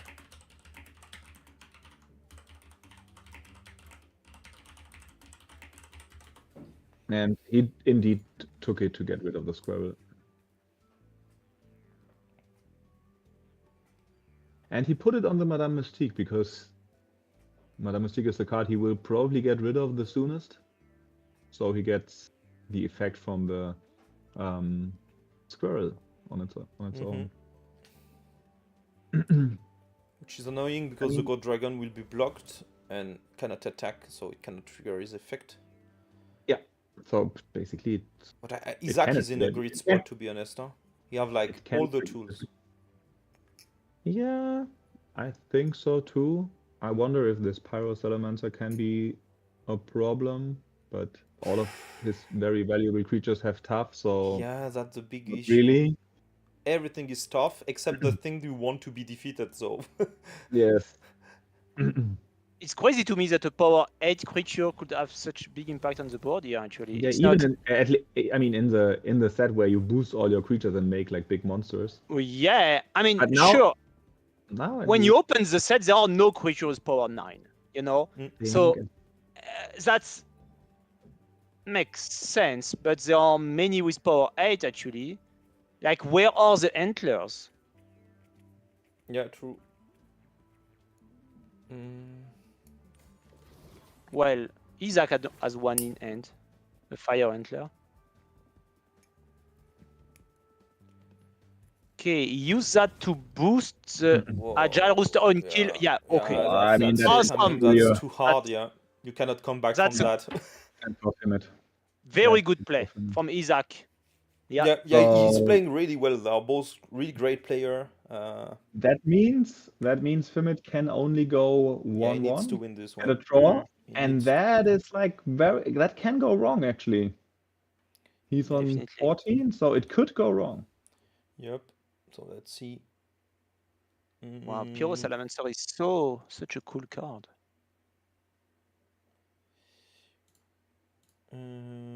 Fymit. They are still playing the second game, so we have time to spectate a third game. Which one was clutch? I mean, Domnostein is a very interesting one. He is on 17 currently. Could still break into the top 16. We have Let's watch. Chrissy. Let's watch That's also Domnostein. pretty close. Because that will decide if he win. He needs to win. He needs to at least do a draw, and draw is probably not enough. Maybe not enough. Yeah, Depends. and Okay.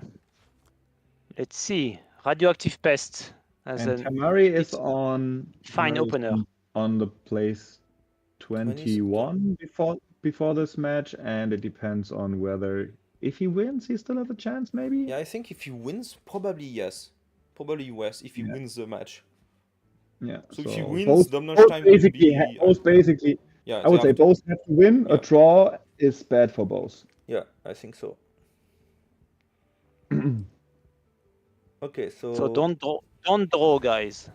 Yeah, I think here is fine to not block because you can play anything and get back the radioactive pest if you suicide it into it.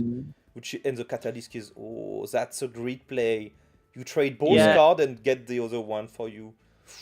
It's Domnostein. He cannot take it, right? It's like so painful. It's so bad, but See- if you do not take it, yeah, I think It's a 3-4. Then it's a 3-4-1. yeah, but you let the opponent with a hunter in addition to this catalyst. So I think it could have mindbugged just to at least get rid of the spirit cheetah.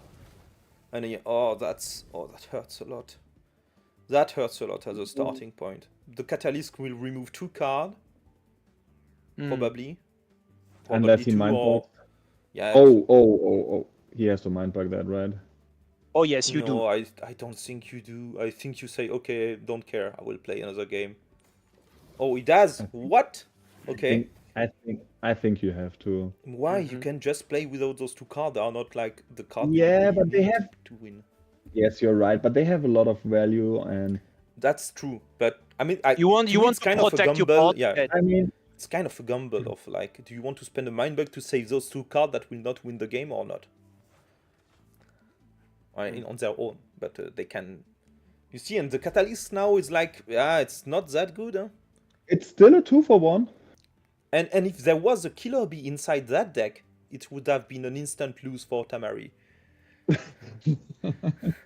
Good point. Yes, that would have been funny. That would have been super It funny. happened to me one time against Julio. He attacked me exactly this situation. There was a killer bee, and it's my last card in the deck. Only 1 card, the killer bee, and I won. It was like 2 turns after the start of the game. It was crazy. So, is he boosting? I don't think so. No. No, he's not. Boost is optional. And yeah, and what about this one? Is he boosting then? Yeah. Yeah, Itself. Yeah. This one is boosted. Power 9. Power 9. This one is boosted for sure. I mean, you cannot like, okay. If the opponent has Spirit Monkey, you prefer it to be power 8 rather than 9, but...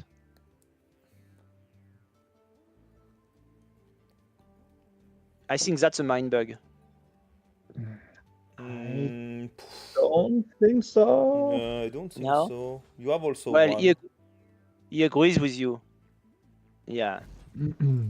Okay, but that one gets boosted first.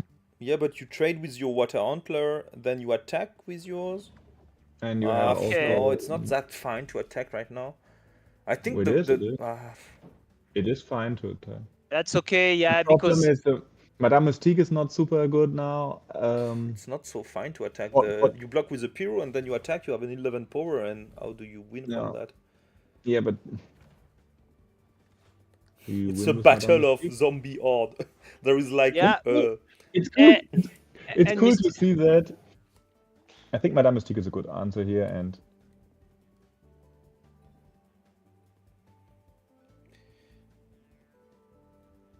Huh.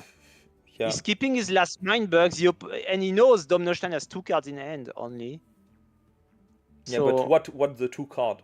You see, there is like 2 Mm. insane cards that can basically win the game on their own. So yes, and Tamary probably assumes so. well, the Sweater Scout is not that good if you don't have a board for it. I mean, in this case, Agreed. But You still here you have could, like, yes, Madame you could. Mystique plus the Scout. That's basically wins you the game, yeah? Okay. That was the first mind bug of Domnostein. Why did he mind bug here? To protect his Scout in the future, maybe? Yeah. Probably, yeah. So no fuel anymore. So discard piles are empty. Okay. This is something you might want to mind bug, actually. Don't you think? You mind bug the God Dragon defeating the Zombie Horde, the power 11? Yeah, it's tempting. It's It definitely is. tempting. Alright, doesn't do it. So that's the other Zombie Horde going away. Oh, this one still at the shield. Now they're both exhausted. I Okay. mean, maybe he also took the C-Rex to have a hunter himself to safely play the scout. If he takes it, he can still hunt it down. Yes. Yes, even though it takes, of course, 2 attacks, And, right? I mean, But then he probably Hmm. now. Well, what if he take? I think he takes the Tornado Dragon here. Yeah. Not think sure, so. and he discards a card because it's useless because the Tamary has still a Mindbug, though the card was basically free to discard. yes. And what And- do you defeat here? I think the on-zombie is Probably the fine, Goat but Dragon. the goat is annoying, yeah. The goat is super annoying here. So why did Tamary choose not to Mindbug the Dragon then? Because he knows that then no, he the won't... Tornado Dragon was from Tamary. Domnostein Mindbugged it. Ah, I'm sorry, I missed a beat here. Okay. Okay, well, that was a bad play from Tamary then. I'm sorry, but playing the Tornado Dragon allows your opponent to get rid of their hand so that you don't use your last Mindbug in a way. I mean, that was his answer to the Squirtle Scout. Otherwise, he would have lost the game. He has And no now, other and answer. now he did. Now his answer was basically boosting Madame with his holiness. No, you're right. No, you're right. Yeah. Okay, but And Squirtle now Scout, it's basically, the Scout it's Scout a is ant- not online. yeah. I mean, it's now the Ant Zombie Horde being the real issue here. No, what do you mean? I mean, But he's blocked by but, his yeah. holiness, so it's fine, right? Yeah, Yeah. poisonous creatures go a long way. you're Here, right, it lost its stuff. But I mean, I think it's looking bad for Domnostein because I cannot win anymore. I mean, it's looking bad, but looking at the hand of Tamary, you have the Agile Rooster that is the guy that will end the game. You have now 2 poison to block the 2 big guy, and then this guy to finish the game. Yeah, and that's it. I mean, it doesn't have to be a rooster. It can just be the Yeah, it tiger can be wasp. anything. Anything more than 2. Yeah, Yeah. okay. Yeah. And Domnostein recognizes it and scoops. Yeah. So congratulations to Tamary. Yeah, Tamary is Tamary quite a still strong needs to player, Well but played. yeah. well played. Yes. So that means Domnostein, I think you have to make the I think he's out. So let's. Unless all people in front of Probably him out, lose. Yeah, I mean, and yeah, that's the- still possible. Huh? To be honest, that's still possible. So let's see. I want to know if he will finish 17 or something that else or would better. be So I would be so sad. I would even prefer that he lose and go like 20, you know, Yes. but not 17. That would be, Yeah, no. much better. That would be heartbreaking. I mean, twice in a row. So Tamary bottom and Domnostein top this time. Okay, great usual counter to it. I don't really like doing that, to be honest. It's like, I mean, you lose 1 life and 1 card for 1 card, so you are still a bit behind. I mean, it's fine, but it's usually something I hate doing. Super early 2 life, it's like sometimes the opponent can just abuse of that to put all the fire antler and so on. So, but Domnostein sees that you have 1 in hand, so it may be okay. The other one may not be there. We did not see a single combo again. It's so funny. Like the full wombo combo, the one that you play, you discard, you defeat your own fire antler to discard the killer bee, and then you win. No, we didn't see that. But in It's all also the not- game I it's do not so- usually, it's it's like coming out quite often, I would say. I mean, Really? yeah, So easy to set up. way isn't more it? often than all the game I spectated today, and without a single one popping. That attack is huge. That attack is super huge from Tamary. You trade, you discard 1. Everything is super And- sad. So you see now it's 2 card, 4 card. So Domnostein just lost 2 card basically. So you have to play with 8 against 10. That's basically what happened. Yeah, that's rough. Yeah. That's usually a sign that something went wrong in the beginning of the game. And again, Looking- this guy. a mouse locking down a radioactive pest. Those as are always. These are those are the only smart 2 creatures of one the- power card yeah. in the set. Yeah, Yeah. yeah, the only 2. Yeah, and radioactive pest is a 2-off, so gets seen more often. But yeah, There is a cursed lion. and this is So we have the smallest creatures of the set and the biggest one.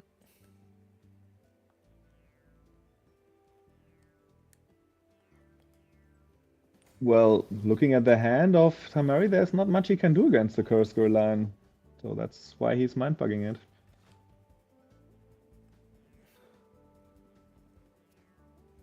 Oh, that's a super annoying card if you look at the discard pile from Tamary. You really don't want to give these two cards to Domnostein, which would basically make up for his card disadvantage he had. Yeah, exactly. Oh, Would be and exactly it takes. the two cards. Oh, that's cool. But then the catalyst goes down, so no power 2 attacking, and the Cursed Gorillion could be stronger. And we know that Domnostein have no card of power 10. I'm scared that Domnostein will just lose because of... No, he will mind-bug it and block the Gorillion with a catalyst and to reactivate his diver. Yeah, I think that's the only way, because else it's like too painful to just play your card and nothing happen. So you have to do it. Pegasus, is it fine?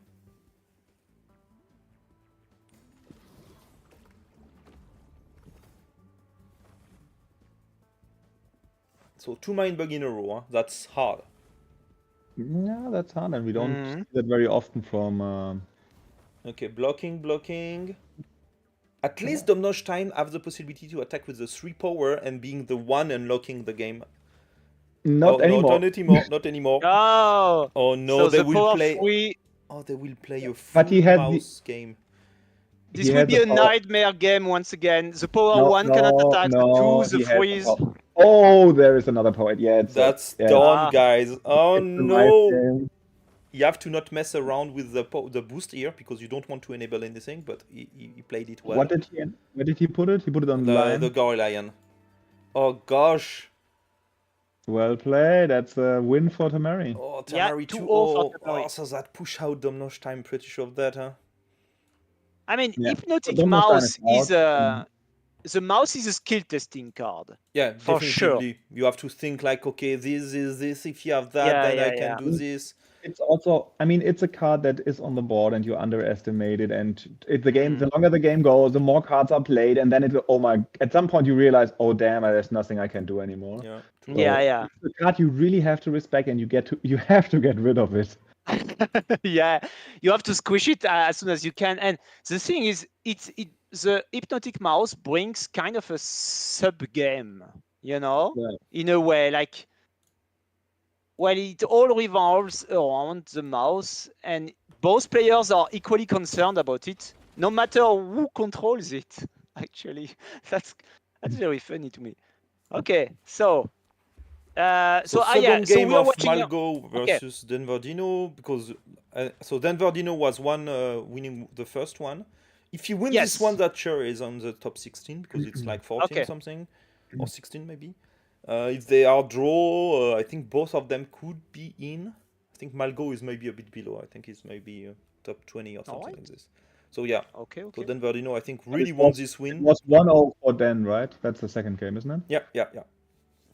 Mm-hmm. So... okay, he will discard something.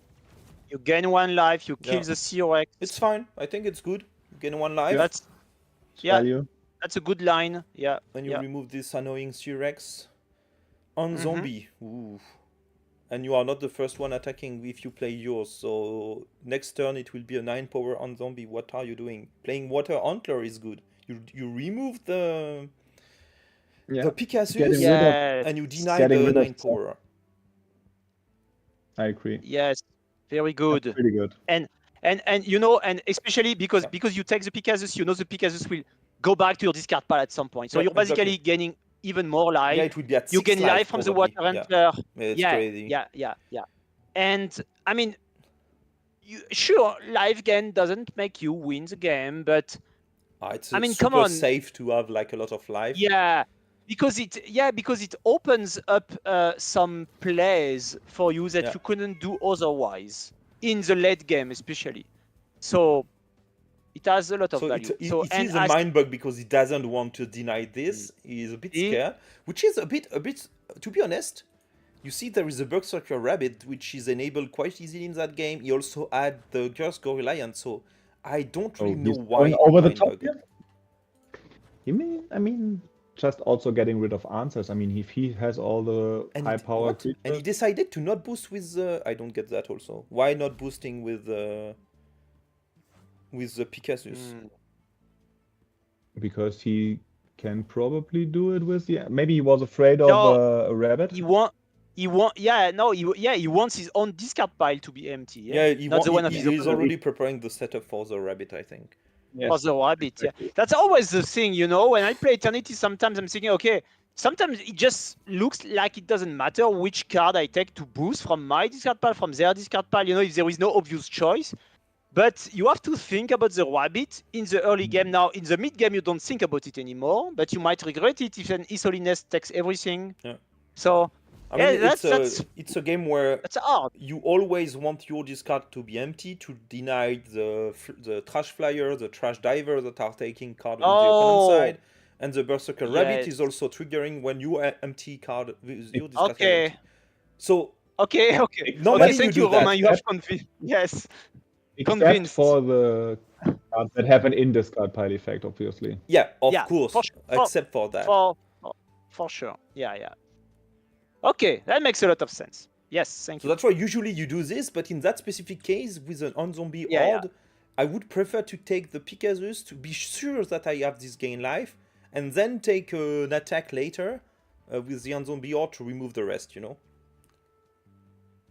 But, I mean, I think it's probably not that a big deal to do one or the other. And especially now that he was able to boost with the Pegasus, so he will do it.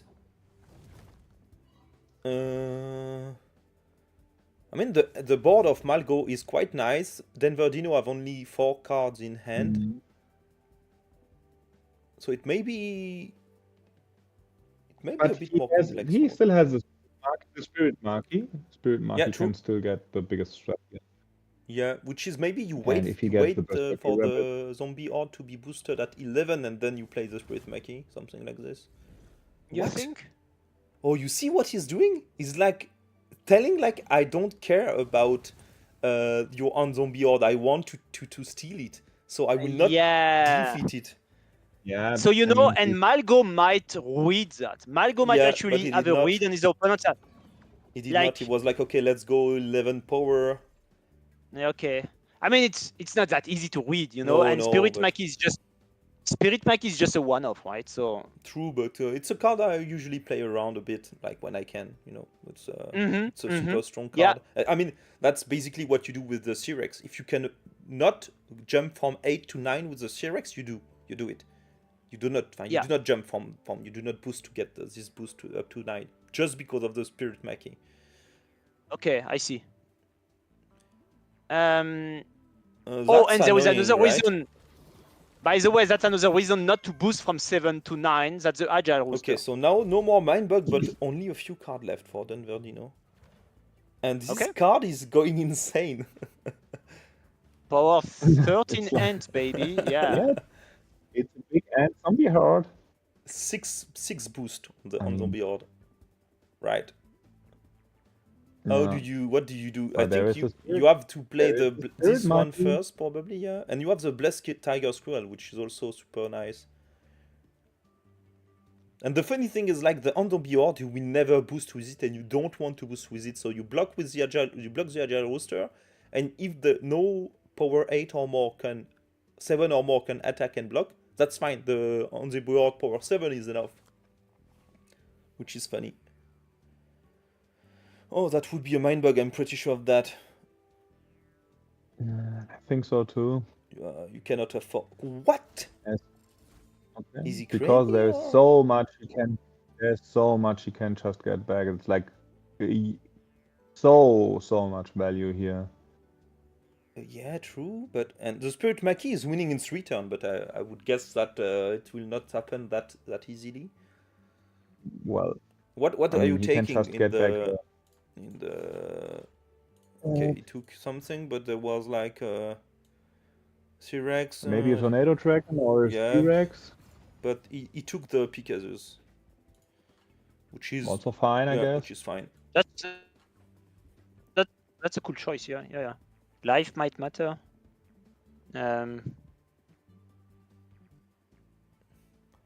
Yeah, Ocellus is saying Soul Manipulator with plenty of targets should be an easy Mindbug, but I guess he's going all in the too sneaky he has, See, which is true. like he could. Yeah. Okay, But- that's a big risk. He could discard a random Pegasus, Yeah. but he could discard the. Oh, yeah, he it happened. discarded But the there was a random Cursed Pegasus. Lion. Yeah, true. And the Cursed Lion would have been So really one bad, I life. think. Yeah. So that was quite a big risk. Like that's 20% chance of a blowout. Yeah. You know, I mean, with the that would Cursed have made Lion. the Agile Roaster up to, down to 4 power, but the Ghostly Underdog is there to Yeah, guard this. no, think that it would would that would actually have been a so fun bad story. To It's taking a lot of have, risk. I mean, Crazy to me. Okay. it would Dang, have so- brought down the end zombie horde to 10, Yeah. and then he would Yeah, just true, have to get true. rid of 2 more cards and get Right. it out of range of the. Yeah, Monkey, maybe. so- Yeah, maybe. Probably, yeah. Do you think that was a plan? Or like a plan No, B? I don't think so. Okay, so now Denverdino has So, 2 Tornado end zombie Dragon. hordes. Which is a good choice, I think, here. And, Yeah. and Yeah, it's I'm I mean, there is a play. You play this one, you discard the Cursed Lion, you defeat the Ghostly Underdog, and then now you have a 4-power Agile Rooster that is unstoppable. Yeah. That's a very good I play. think that's, I want to see that. that I could want be a to see winner, that. to be honest. He could now play it. I'm pretty sure Denverdino will not Mindbug the Tornado Dragon. Oh, but now you see, now the Tiger Squirrel could block power 4 rooster. Once. Only once. And then go to the discard pile and No, I mean no, maybe no, that's no. still a No, that's not enough. that's still a play. No, that's not enough. Yeah. Oh, that Pure Salamander is quite annoying here. But I would guess that you Mindbug it and you boost the Soul Manipulator and defeat both Agile Roaster and Soul Manipulator, which is helping you a lot winning this game. Yeah, you will do it. The manipulator had so much value already. Yeah, Could have even. but I got mean, he more could have value. attacked one more time just to get one more value, you know? Like maybe the T-Rex or anything that could be helpful. Because your opponent have 2 Mindbugs, so it's still not that easy. Okay. Yeah, so now it's looking bad for Malgoh actually.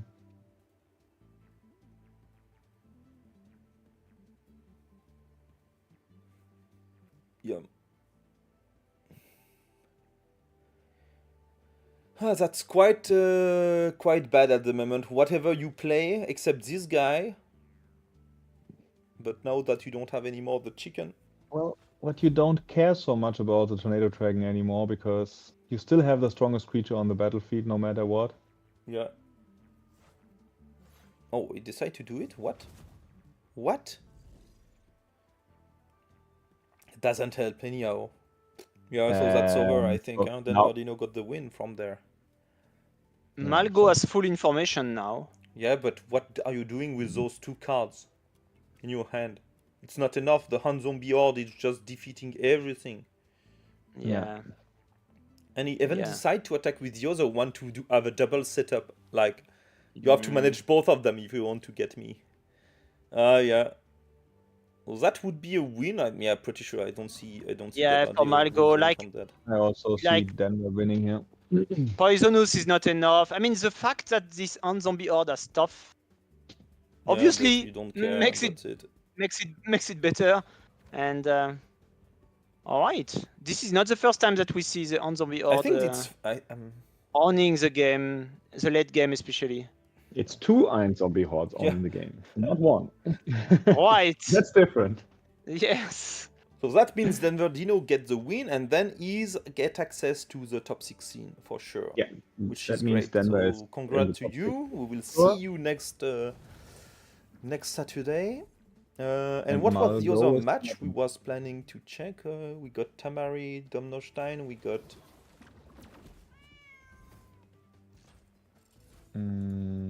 I think we watched the first one of Fymit, did we? I don't know. Yeah, we have to watch the second one. True.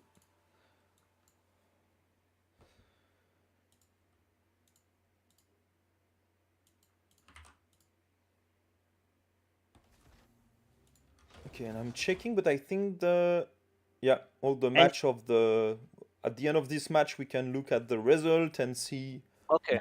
Who And are the Isaac- top 16? Isaac won game 1, right? Yes. So And this is So is it's the also- last chance Yeah, for Fymit. yeah, exactly. You have to win this one also. He has to win and hope for the best. Even if he wins that game, that might Yeah, I be think- not enough. yeah, I think he was at 15 or so before Okay. the round, and Okay, so let's with see. with a tie it could work, but C-Rex is a good opener, as we know. The opponent has Thunder the Dragon, a Duck Draw, yeah. Water so- Antler, Trash Flyer, His Holiness, and he plays the Duck Draw and draws Blessed Chillbugs. Okay, so that's the War of the Hunters. We've seen that before. Yeah, I mean, both want to have a hunter early in the game. And, Exactly. I mean, the duck draw is also not that bad to use a Mindbug here from Fymit, because it's a very good answer to the radioactive pest. It basically allows him to play the pest for free afterwards. Oh which no! would have been... Oh no! Oh, so unlucky! Oh, Oh no! that's really unlucky. Oh, that's so bad. Oh, that... Come I on. think He still get that- 2 life points removed from Isaac, but oh, that hurts How- a lot. Oh, that hurts a lot. that was So- Oh, So the wait a plan minute. was so perfect. Like, oh no, he gets so unlucky. Oh. The Curse Gorilla was not in his hand when he chose to play the Tiger Wasp, right? He it drew was, it. wasn't it? I think it was. No, No, I it- think he played the. No, it was. think he it did. was. think- It was. It What? was. It It was. was, It didn't okay. start it. It was the first card he drew. Yeah. So was- so he he knew. He knew. so he it took was, the he risk. could- yeah, he took the risk. he took the 20% risk, but it can happen the other way too. Like you could play the Tiger Wasp, seeing okay there is no risk, but Yeah, when you true. play the Tiger Wasp, you have to draw one card, and now you resolve the play trigger, and now, you know, Yeah, that true. true. never That happened could to me, happen. but That could happen. I never thought about that. Because But here, the that's- setup with that double hunter and duck draw is like, okay, hunt my sneaky, but I hunt you back with my boosted Yes. C-Rex, and it got completely destroyed by this play. I mean, the setting wasn't so bad for him, but it was completely devastating. And I mean, if this is like the game you have to win to Oh, go yeah. to top 16, it can also do something with you mentally, right? How do you recover Totally. from that True. super bad start? You know what I would Yeah, have done yeah. from if I was Fymit? I think I would have mindbugged this water antler and say, now I have to go all in. Like you have 1 life. I want to deny you from getting more life. I have the hypnotic mouse. I Sure. have the Pegasus, and Yeah. I want to try to get you down with this. You know. Yeah, You yeah, know yeah, what I yeah. would have done when I would have been Fymit? I would have flipped the table. Yeah. So much. That's bad. Hmm. Yeah, that cost a lot to you see Fymit has lost 3 cards. 3 cards from his deck are gone, and Isaac and they are both like both If he gets this, Mindbug. if he gets the underdog, it's pretty good for him looking at his hand. Yeah, like yeah, all it's of pretty good. the other I think. cards. It's pretty good. But now with this 2 life in Isaac, I think even that is not that easy to deal with the 2 remaining life point. I think that's fine. I think you can let it go. You don't really care about this one. But the scary part here is like Fymit have 4 cards in hand, and 2 of them are the one from Isaac, because there will be Mindbug. So in Yes. which order do you play those 4 cards? Considering that Cobra, if you place it, the opponent Mindbugs and remove another card. So that means basically Yeah. you are screwed. So it's only 3 cards that you Keep the can cards play. up. Yeah, you keep You the have to cards up find for the end. you have to find the correct sequence, and it's Yeah. not I that mean, the easy. sequence is quite good. He plays the mouse first, then he plays the Pegasus second as an answer. If he takes the Pegasus as well, he plays Madame Mystique as an answer for those 2. I think that the order is quite good. Okay. Yeah. Good. So the antlers are now unable to block. Yeah. Both water antlers. His Holiness could change that, of course. I think he will, but Yeah. Oh, what he's doing? he's trying. I Is think he boosting to avoid ghostly underdog attacking? He's doing that. No, I mean, I think he wanted the mouse was the problem because it's sneaky. He didn't want the mouse to attack. Yeah, true. Okay, Yeah, but I think both of them. I think it's fine. But it's. I like it. I really like it. It's like I like that. I like that. Yeah. Yeah, now Yeah, you follow, boosting now your you opponent's follow mouse up from with 1 to Pikachu, 4. and That's mm, great. if he doesn't have a power 3 in hand, he probably takes it, yes. Yeah. And now you play a Madame Mystique. And the underdog cannot attack. That you have never to, because happens if you because cannot play the yeah. Cobra. If you play the Cobra, you lose instantly. Yeah, but So you have to play Madame Mystique, forced played. and that's game. Ooh. Yeah. He has to Mindbug. It doesn't really matter. He has to Mindbug it, and now it's game. He can play. He doesn't have to play anything. He can just attack with No, if you have attack, he block with Hypnotic Mouse, and that's it. It unlocks the game. So no, he can attack with the Pegasus, for example. It had the Pegasus the Trash into Flyer. the No, the Trash Flyer can do nothing. Oh, you're right. Yeah, you're right. He was able to attack with the Pegasus, which is. Oh no, the Trash Flyer can block. You're right. He can. Yeah, he can block, but that's only once. Yeah, only one, and then he has to play a card. Yeah. Yeah, but then he can attack with Madame Mystique again, so he would have unable. Yeah, true. I didn't see that one. Yeah, so now he's like fully blocked and Mindbug, and that's it. Oh, sad. Defeated by your own Hypnotic Mouse. This is really bad when this happens. It's like your card, but the opponent is playing with you. Okay, yeah. I'm sad for Fymit here. Oh yeah, that hurts. He won't make it into the playoff, and I'm really not. surprised. I'm really surprised. Probably okay, not. Hypnotic Mouse is like the card of the day. Right. Like we've seen that card so many times. Yeah, and it made unique board state. It made as you said here, your own Hypnotic Mouse makes you lose. Like, it's not your opponent Mindbugs your card. Okay, we know that. No, you have it, but it's a symmetrical card, and yeah, it's a very complex design, and it's hard to navigate. Definitely those board state when mouse is involved. Yeah. Okay, so shall we look at the final results? So I just want to make sure that, I mean, all games are finished, right? Yeah. They've been finished for like 10 minutes already, I guess. And we see people in the Discord chat waiting for the official results.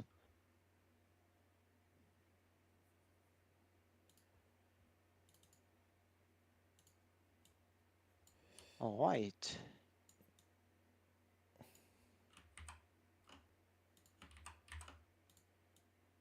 And so let's look at like this. How do we do it? I don't want to spoil anything. No, that's why. Yeah, so we see nothing, and I will reveal them one by one. Okay, let's do that. Okay. Okay, I think so So you start with rank first place, right? Yeah, first place is. Let me just. Yeah, disable that. So first place is Fymit. Yeah, not Fymit. Divide. No, Fymit. Yeah, Fymit was the name in my head just after this last game. Divide, aka EG7091 from USA. First place, 5 wins and 2 draws. Well, just something in 7 rounds. Yeah, 2 draws, but just to tell you something, and he did not play the last match. He gave the win to Dominos, but he won the first match. And then he said, okay, I'm too tired and I don't care. So he left the last match as a draw. But I would have been curious if he managed to get a 6 win and 1 draw. So just to say that I'm a bit disappointed by Divide right now. Okay, but he is But still, yeah. Still really good. So second next week. Second, we get Ocellus, which did really great, right? Congratulations, well played. 4-2 is a very, very good result. Yeah, it's really good. But I mean, he's a really good player. Recently, I've seen it in many online tournaments, and he was always doing great. Yes. So it's just like a good continuity of that. Definitely a very good and talented player. Top 3, Dominos.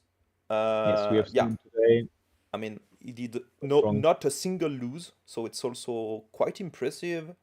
and three win, four draw. Obviously, really good record. Yeah. So that's 10 points, and the next player also has 10 points Yeah, with 4 wins, 2 draws, and 1 loss, but a lower tiebreaker. +4, it's Andrew Roy from USA. exactly. Two US players in the top 4. Yeah, Yes. there are, and Andrew. It was fun because he was qualified with the latest Colosseum, the Eternity Colosseum last week, and he was not able to qualify. He just went there, played a lot, managed to get like 16 or something like wins, and then asked me like, "Oh, was I qualified?" I said yes, and I know that he's quite good player, and he managed to do like top 4. So it's like really good, really good. Nice. All right. So at 5th place, we have Magnor from Germany. Yeah. And we didn't watch a match from Andrew today, so we will see him next week on the stream, I guess. Yeah, no Andrew, no Magnor. I think also Magnor, we did not see a single match, so... Oh, yeah, no. Yeah, they played too good for today's stream, so they were not at the edge of being out of top 16. Yeah, so... I mean, we will feature all those players next week. That's fine. Yes. Yanis is making... Yeah, I call out Yanis, who's making fun of us with our insane production value. You know, like your screen, Romain, here to... Yes, thank you. And he's waiting for the result as well. You're in, Yanis. You're in. Yeah, we do as we can. Sorry, guys. I wanted to do that, but did not set up anything for doing it. So Radule from Serbia. Yeah, exactly. And no, I get a less good tiebreak compared to Magnor and Andrew, because the three of them have the same amount of points. 3 wins, 4 draw is equivalent to 4 wins, 2 draw. So it's like really good record now. I mean, yes, because in both cases you get 10 points. One draw is 1 point, 1 win is 2 points, 1 loss is 0 point. Yeah. And so Radule and 7 is Felix. Same record again. Actually, yeah, he's actually placed 6 because he has the exact same tiebreaker. Yeah, it's same 6. Same tiebreaker. 6 also, but with like 1 more win and 1 more defeat. So from 1 loss. So. And same goes for Isaac from Mexico, tied for 6th place because he has also 10 points with 3 wins and 4 O's and the exact same tiebreaker, which is crazy to me. Yeah. So we have 3 players at 6th place, Radule, Felix, Isaac, and we go to place 9 with Denverdino from France, the first French player. We've seen it winning against Malgoh, so that made it to top 9, which is quite nice. It's a good seeding, I think. Yeah, that's 9 points. And the next one at 9 points too is Chrissy from Austria. Chrissy is there. So 4 win, 1 draw and 2 loss, which is... We have to say, I mean, he was not in top 16 before the last round. Yeah, I think so. I think he started with a loss, or maybe, I don't know, maybe even 2. He has 2 losses, so I think I think he's the only player in the top. He lost the first one against Andrew. I mean, he got match against someone that is obviously very strong because it finished like... So, congratulations, Chrissy. And he got only 1 draw. But he lost again Magnor and Andrew. So basically the top 4 and top 5 guys. That's his 2 loss. So well deserved. Yeah. 1 draw, only 1 draw is like very rare. Most players got like 2 or 3 draws. So yeah. So cool. GG. Tamary also managed with the 2 win against it was against Fymit, right? He was playing against Fymit, so because of winning that, he made the 3-3, so the 3 wins, 3 draws. That was a good record, and he managed to sneak into the top 11, which is also... Yep, with 9 points. Next one is Melchizedek from Canada. Oh, yeah, he's there. Oh, no loss also, huh? 2 wins, 5 draws. It's quite insane. Yeah. Wow. Yes. Every He's also point playing a lot of matters. tournaments, so we know him very well in Yeah. the competitive scene. Oh yeah, Melchizedek. Yeah, Not he's For a like long there time. from very long. He's like doing plenty of stuff in Canada. So Not surprised seeing him there. yeah. Well played. Yeah, I think he was. I don't know if he was the guy playing in the Canadian team, the Eternity set, probably. So the last 4 of the top 16, Nyak is okay. Nyak, okay, he managed to stick in the top 16, but he started really well. Got a few one loss and a few draw after that, but managed to stick into that. So that's cool. That's really cool. Someone that qualified the last weekend was not sure to play, and then managed to get that way. It's a good player. So Yanis, top 4 of last year, also managed to sneak into this top 16. So I will be glad to see him playing against the best of the best next Saturday. Will be great. Fabiano, so he was one of the undefeated guy at the very beginning, and obviously that paid off. Top 15. And the last one is Julio, that managed to get into the top 16, so the 16 and exactly 16, yeah. So Deadpool is 17, so he got the curse. He got the curse of Domnostein. Yeah. Yeah, we see Deadpool's not making it. Fymit, Stefan, yeah. So Mika, who was at the top of the ranking at the start. Domnostein at 22nd place. If you look at that's crazy to me. The 8 players who missed it by not much, place 17th to 23. They're all from Germany and France. That's crazy. This top 16 has already, 4 French players and 4 German players in the top 16 for next week.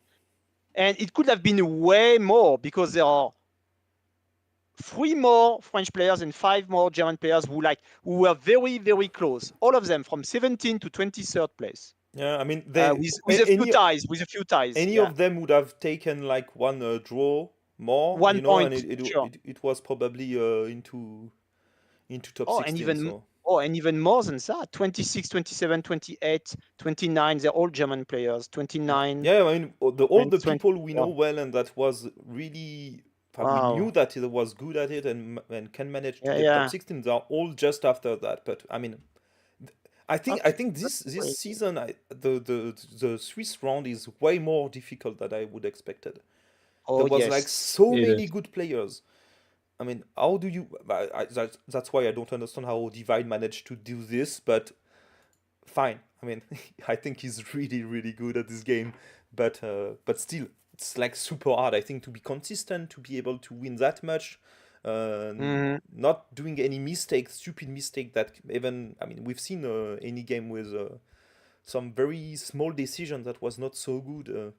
And you need to, I mean, that's what will happen in the top 16, I think. If you want to get champion in that set, I'm pretty sure that you have to play perfectly, not doing a single mistake for the whole run. So it's a very difficult set to play. And so we feel for the players who missed the top 16. We feel for Nemoaaa, who is a big help. Did great, for only 1 loss, so it's also quite good. Huh? It's not enough, only 1 loss, but 5 draws. We feel for Arne. Yeah, and Arne his also son. was almost there. Huh? Yeah. Same thing for Marlon, his son. We feel for Yoshka. We know Yoshka. Yoshka was top 8 last year. He was defeated by Julio in top 16. Exactly. So surprised to see Fymit out of the top 16. Deadpool. Yeah. So there's so many great players. Domnostein, of course. So many great players who could not make it into the top 16. So the competition is really fierce, And I think in the last round, I think there was like Fymit losing 2-0. Well, Nyak was also already nicely positioned in the ranking, so he lost 2-0, but not a big deal. Yanis losing 2-0, Julio losing 2-0. Even Empire losing 2 against Chrissy, Domnostein losing 2. It was, I think they was all super tired, and I don't know what happened, but Fymit, it's crazy. It's most of them are 2-0. and they needed to at least get a draw. So yeah, I mean, really nice tournament. All the game was really cool. I expect to be even more intense next week, next Saturday. Yeah, looking forward to it, guys. Oh yeah. Good luck to everyone qualified, and well, thanks for watching today. It was a pleasure to host this together with you, Alex and Romain. Thank you to Romain for all the organization of the tournament, also preparing it and managing all the players and the tournament system and so on. So without you, this would not have been possible, obviously. Romain, congratulations. Big shout out here. And I see in the Discord chat that many players here have been writing for the past 20 minutes saying that the organization was smooth, which is great. And so that's for you, Romain.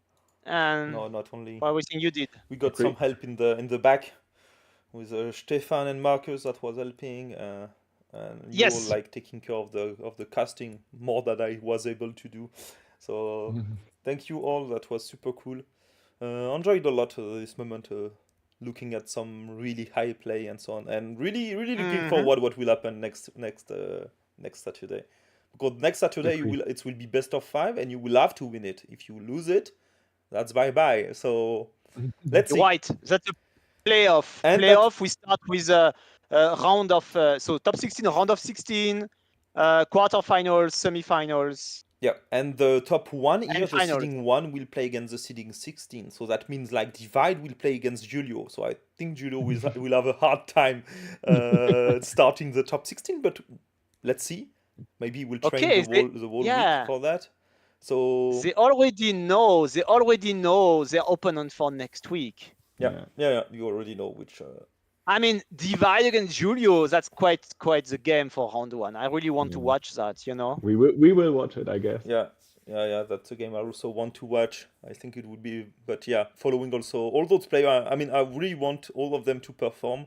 It's so cool to see. There is quite a lot of country. One guy from Austria, one guy from Mexico. Yes. One guy from Serbia, one guy from Canada. Okay, hold up. Canada, and one from Switzerland, Poland. Switzerland, yeah, and then 2 American guys. And 2 American. And 4 French, 4 German. 4 German, 4 French, which is it's quite nice. It's quite nice. I like it. Yeah. Cool. We will see Yanis against Dominos. That's quite a high level match. I mean, every match will be high level, but you know, all of them they was like doing so great. Of course. I don't think there will be you know, disappointment. Dominos was in the final of the Cup of Nations. Yanis was in the top 4 of the World Championship last time. So there are a few matches here who are very with players with big background, with credentials here. So, but every match will be exciting. Okay, I'm looking forward to next Saturday, guys. Yeah. So it was a pleasure. Thank you to all for watching, and see you. What will be the price? We will announce that. Did not discuss so much that, but we will start the next stream announcing the price. Oh yeah. Yeah, that would be good. Yeah. So see you. It's the same time and next Saturday. So just be there. Should be, I think, the same length. There will be less round but more matches. So I think that will be probably around 5 to 6 hours probably. And I think I expect a great final. So yeah. Looking forward to it. Yeah. Thank you all again, and see you next Saturday. See Bye-bye, you. guys. Bye. Bye-bye.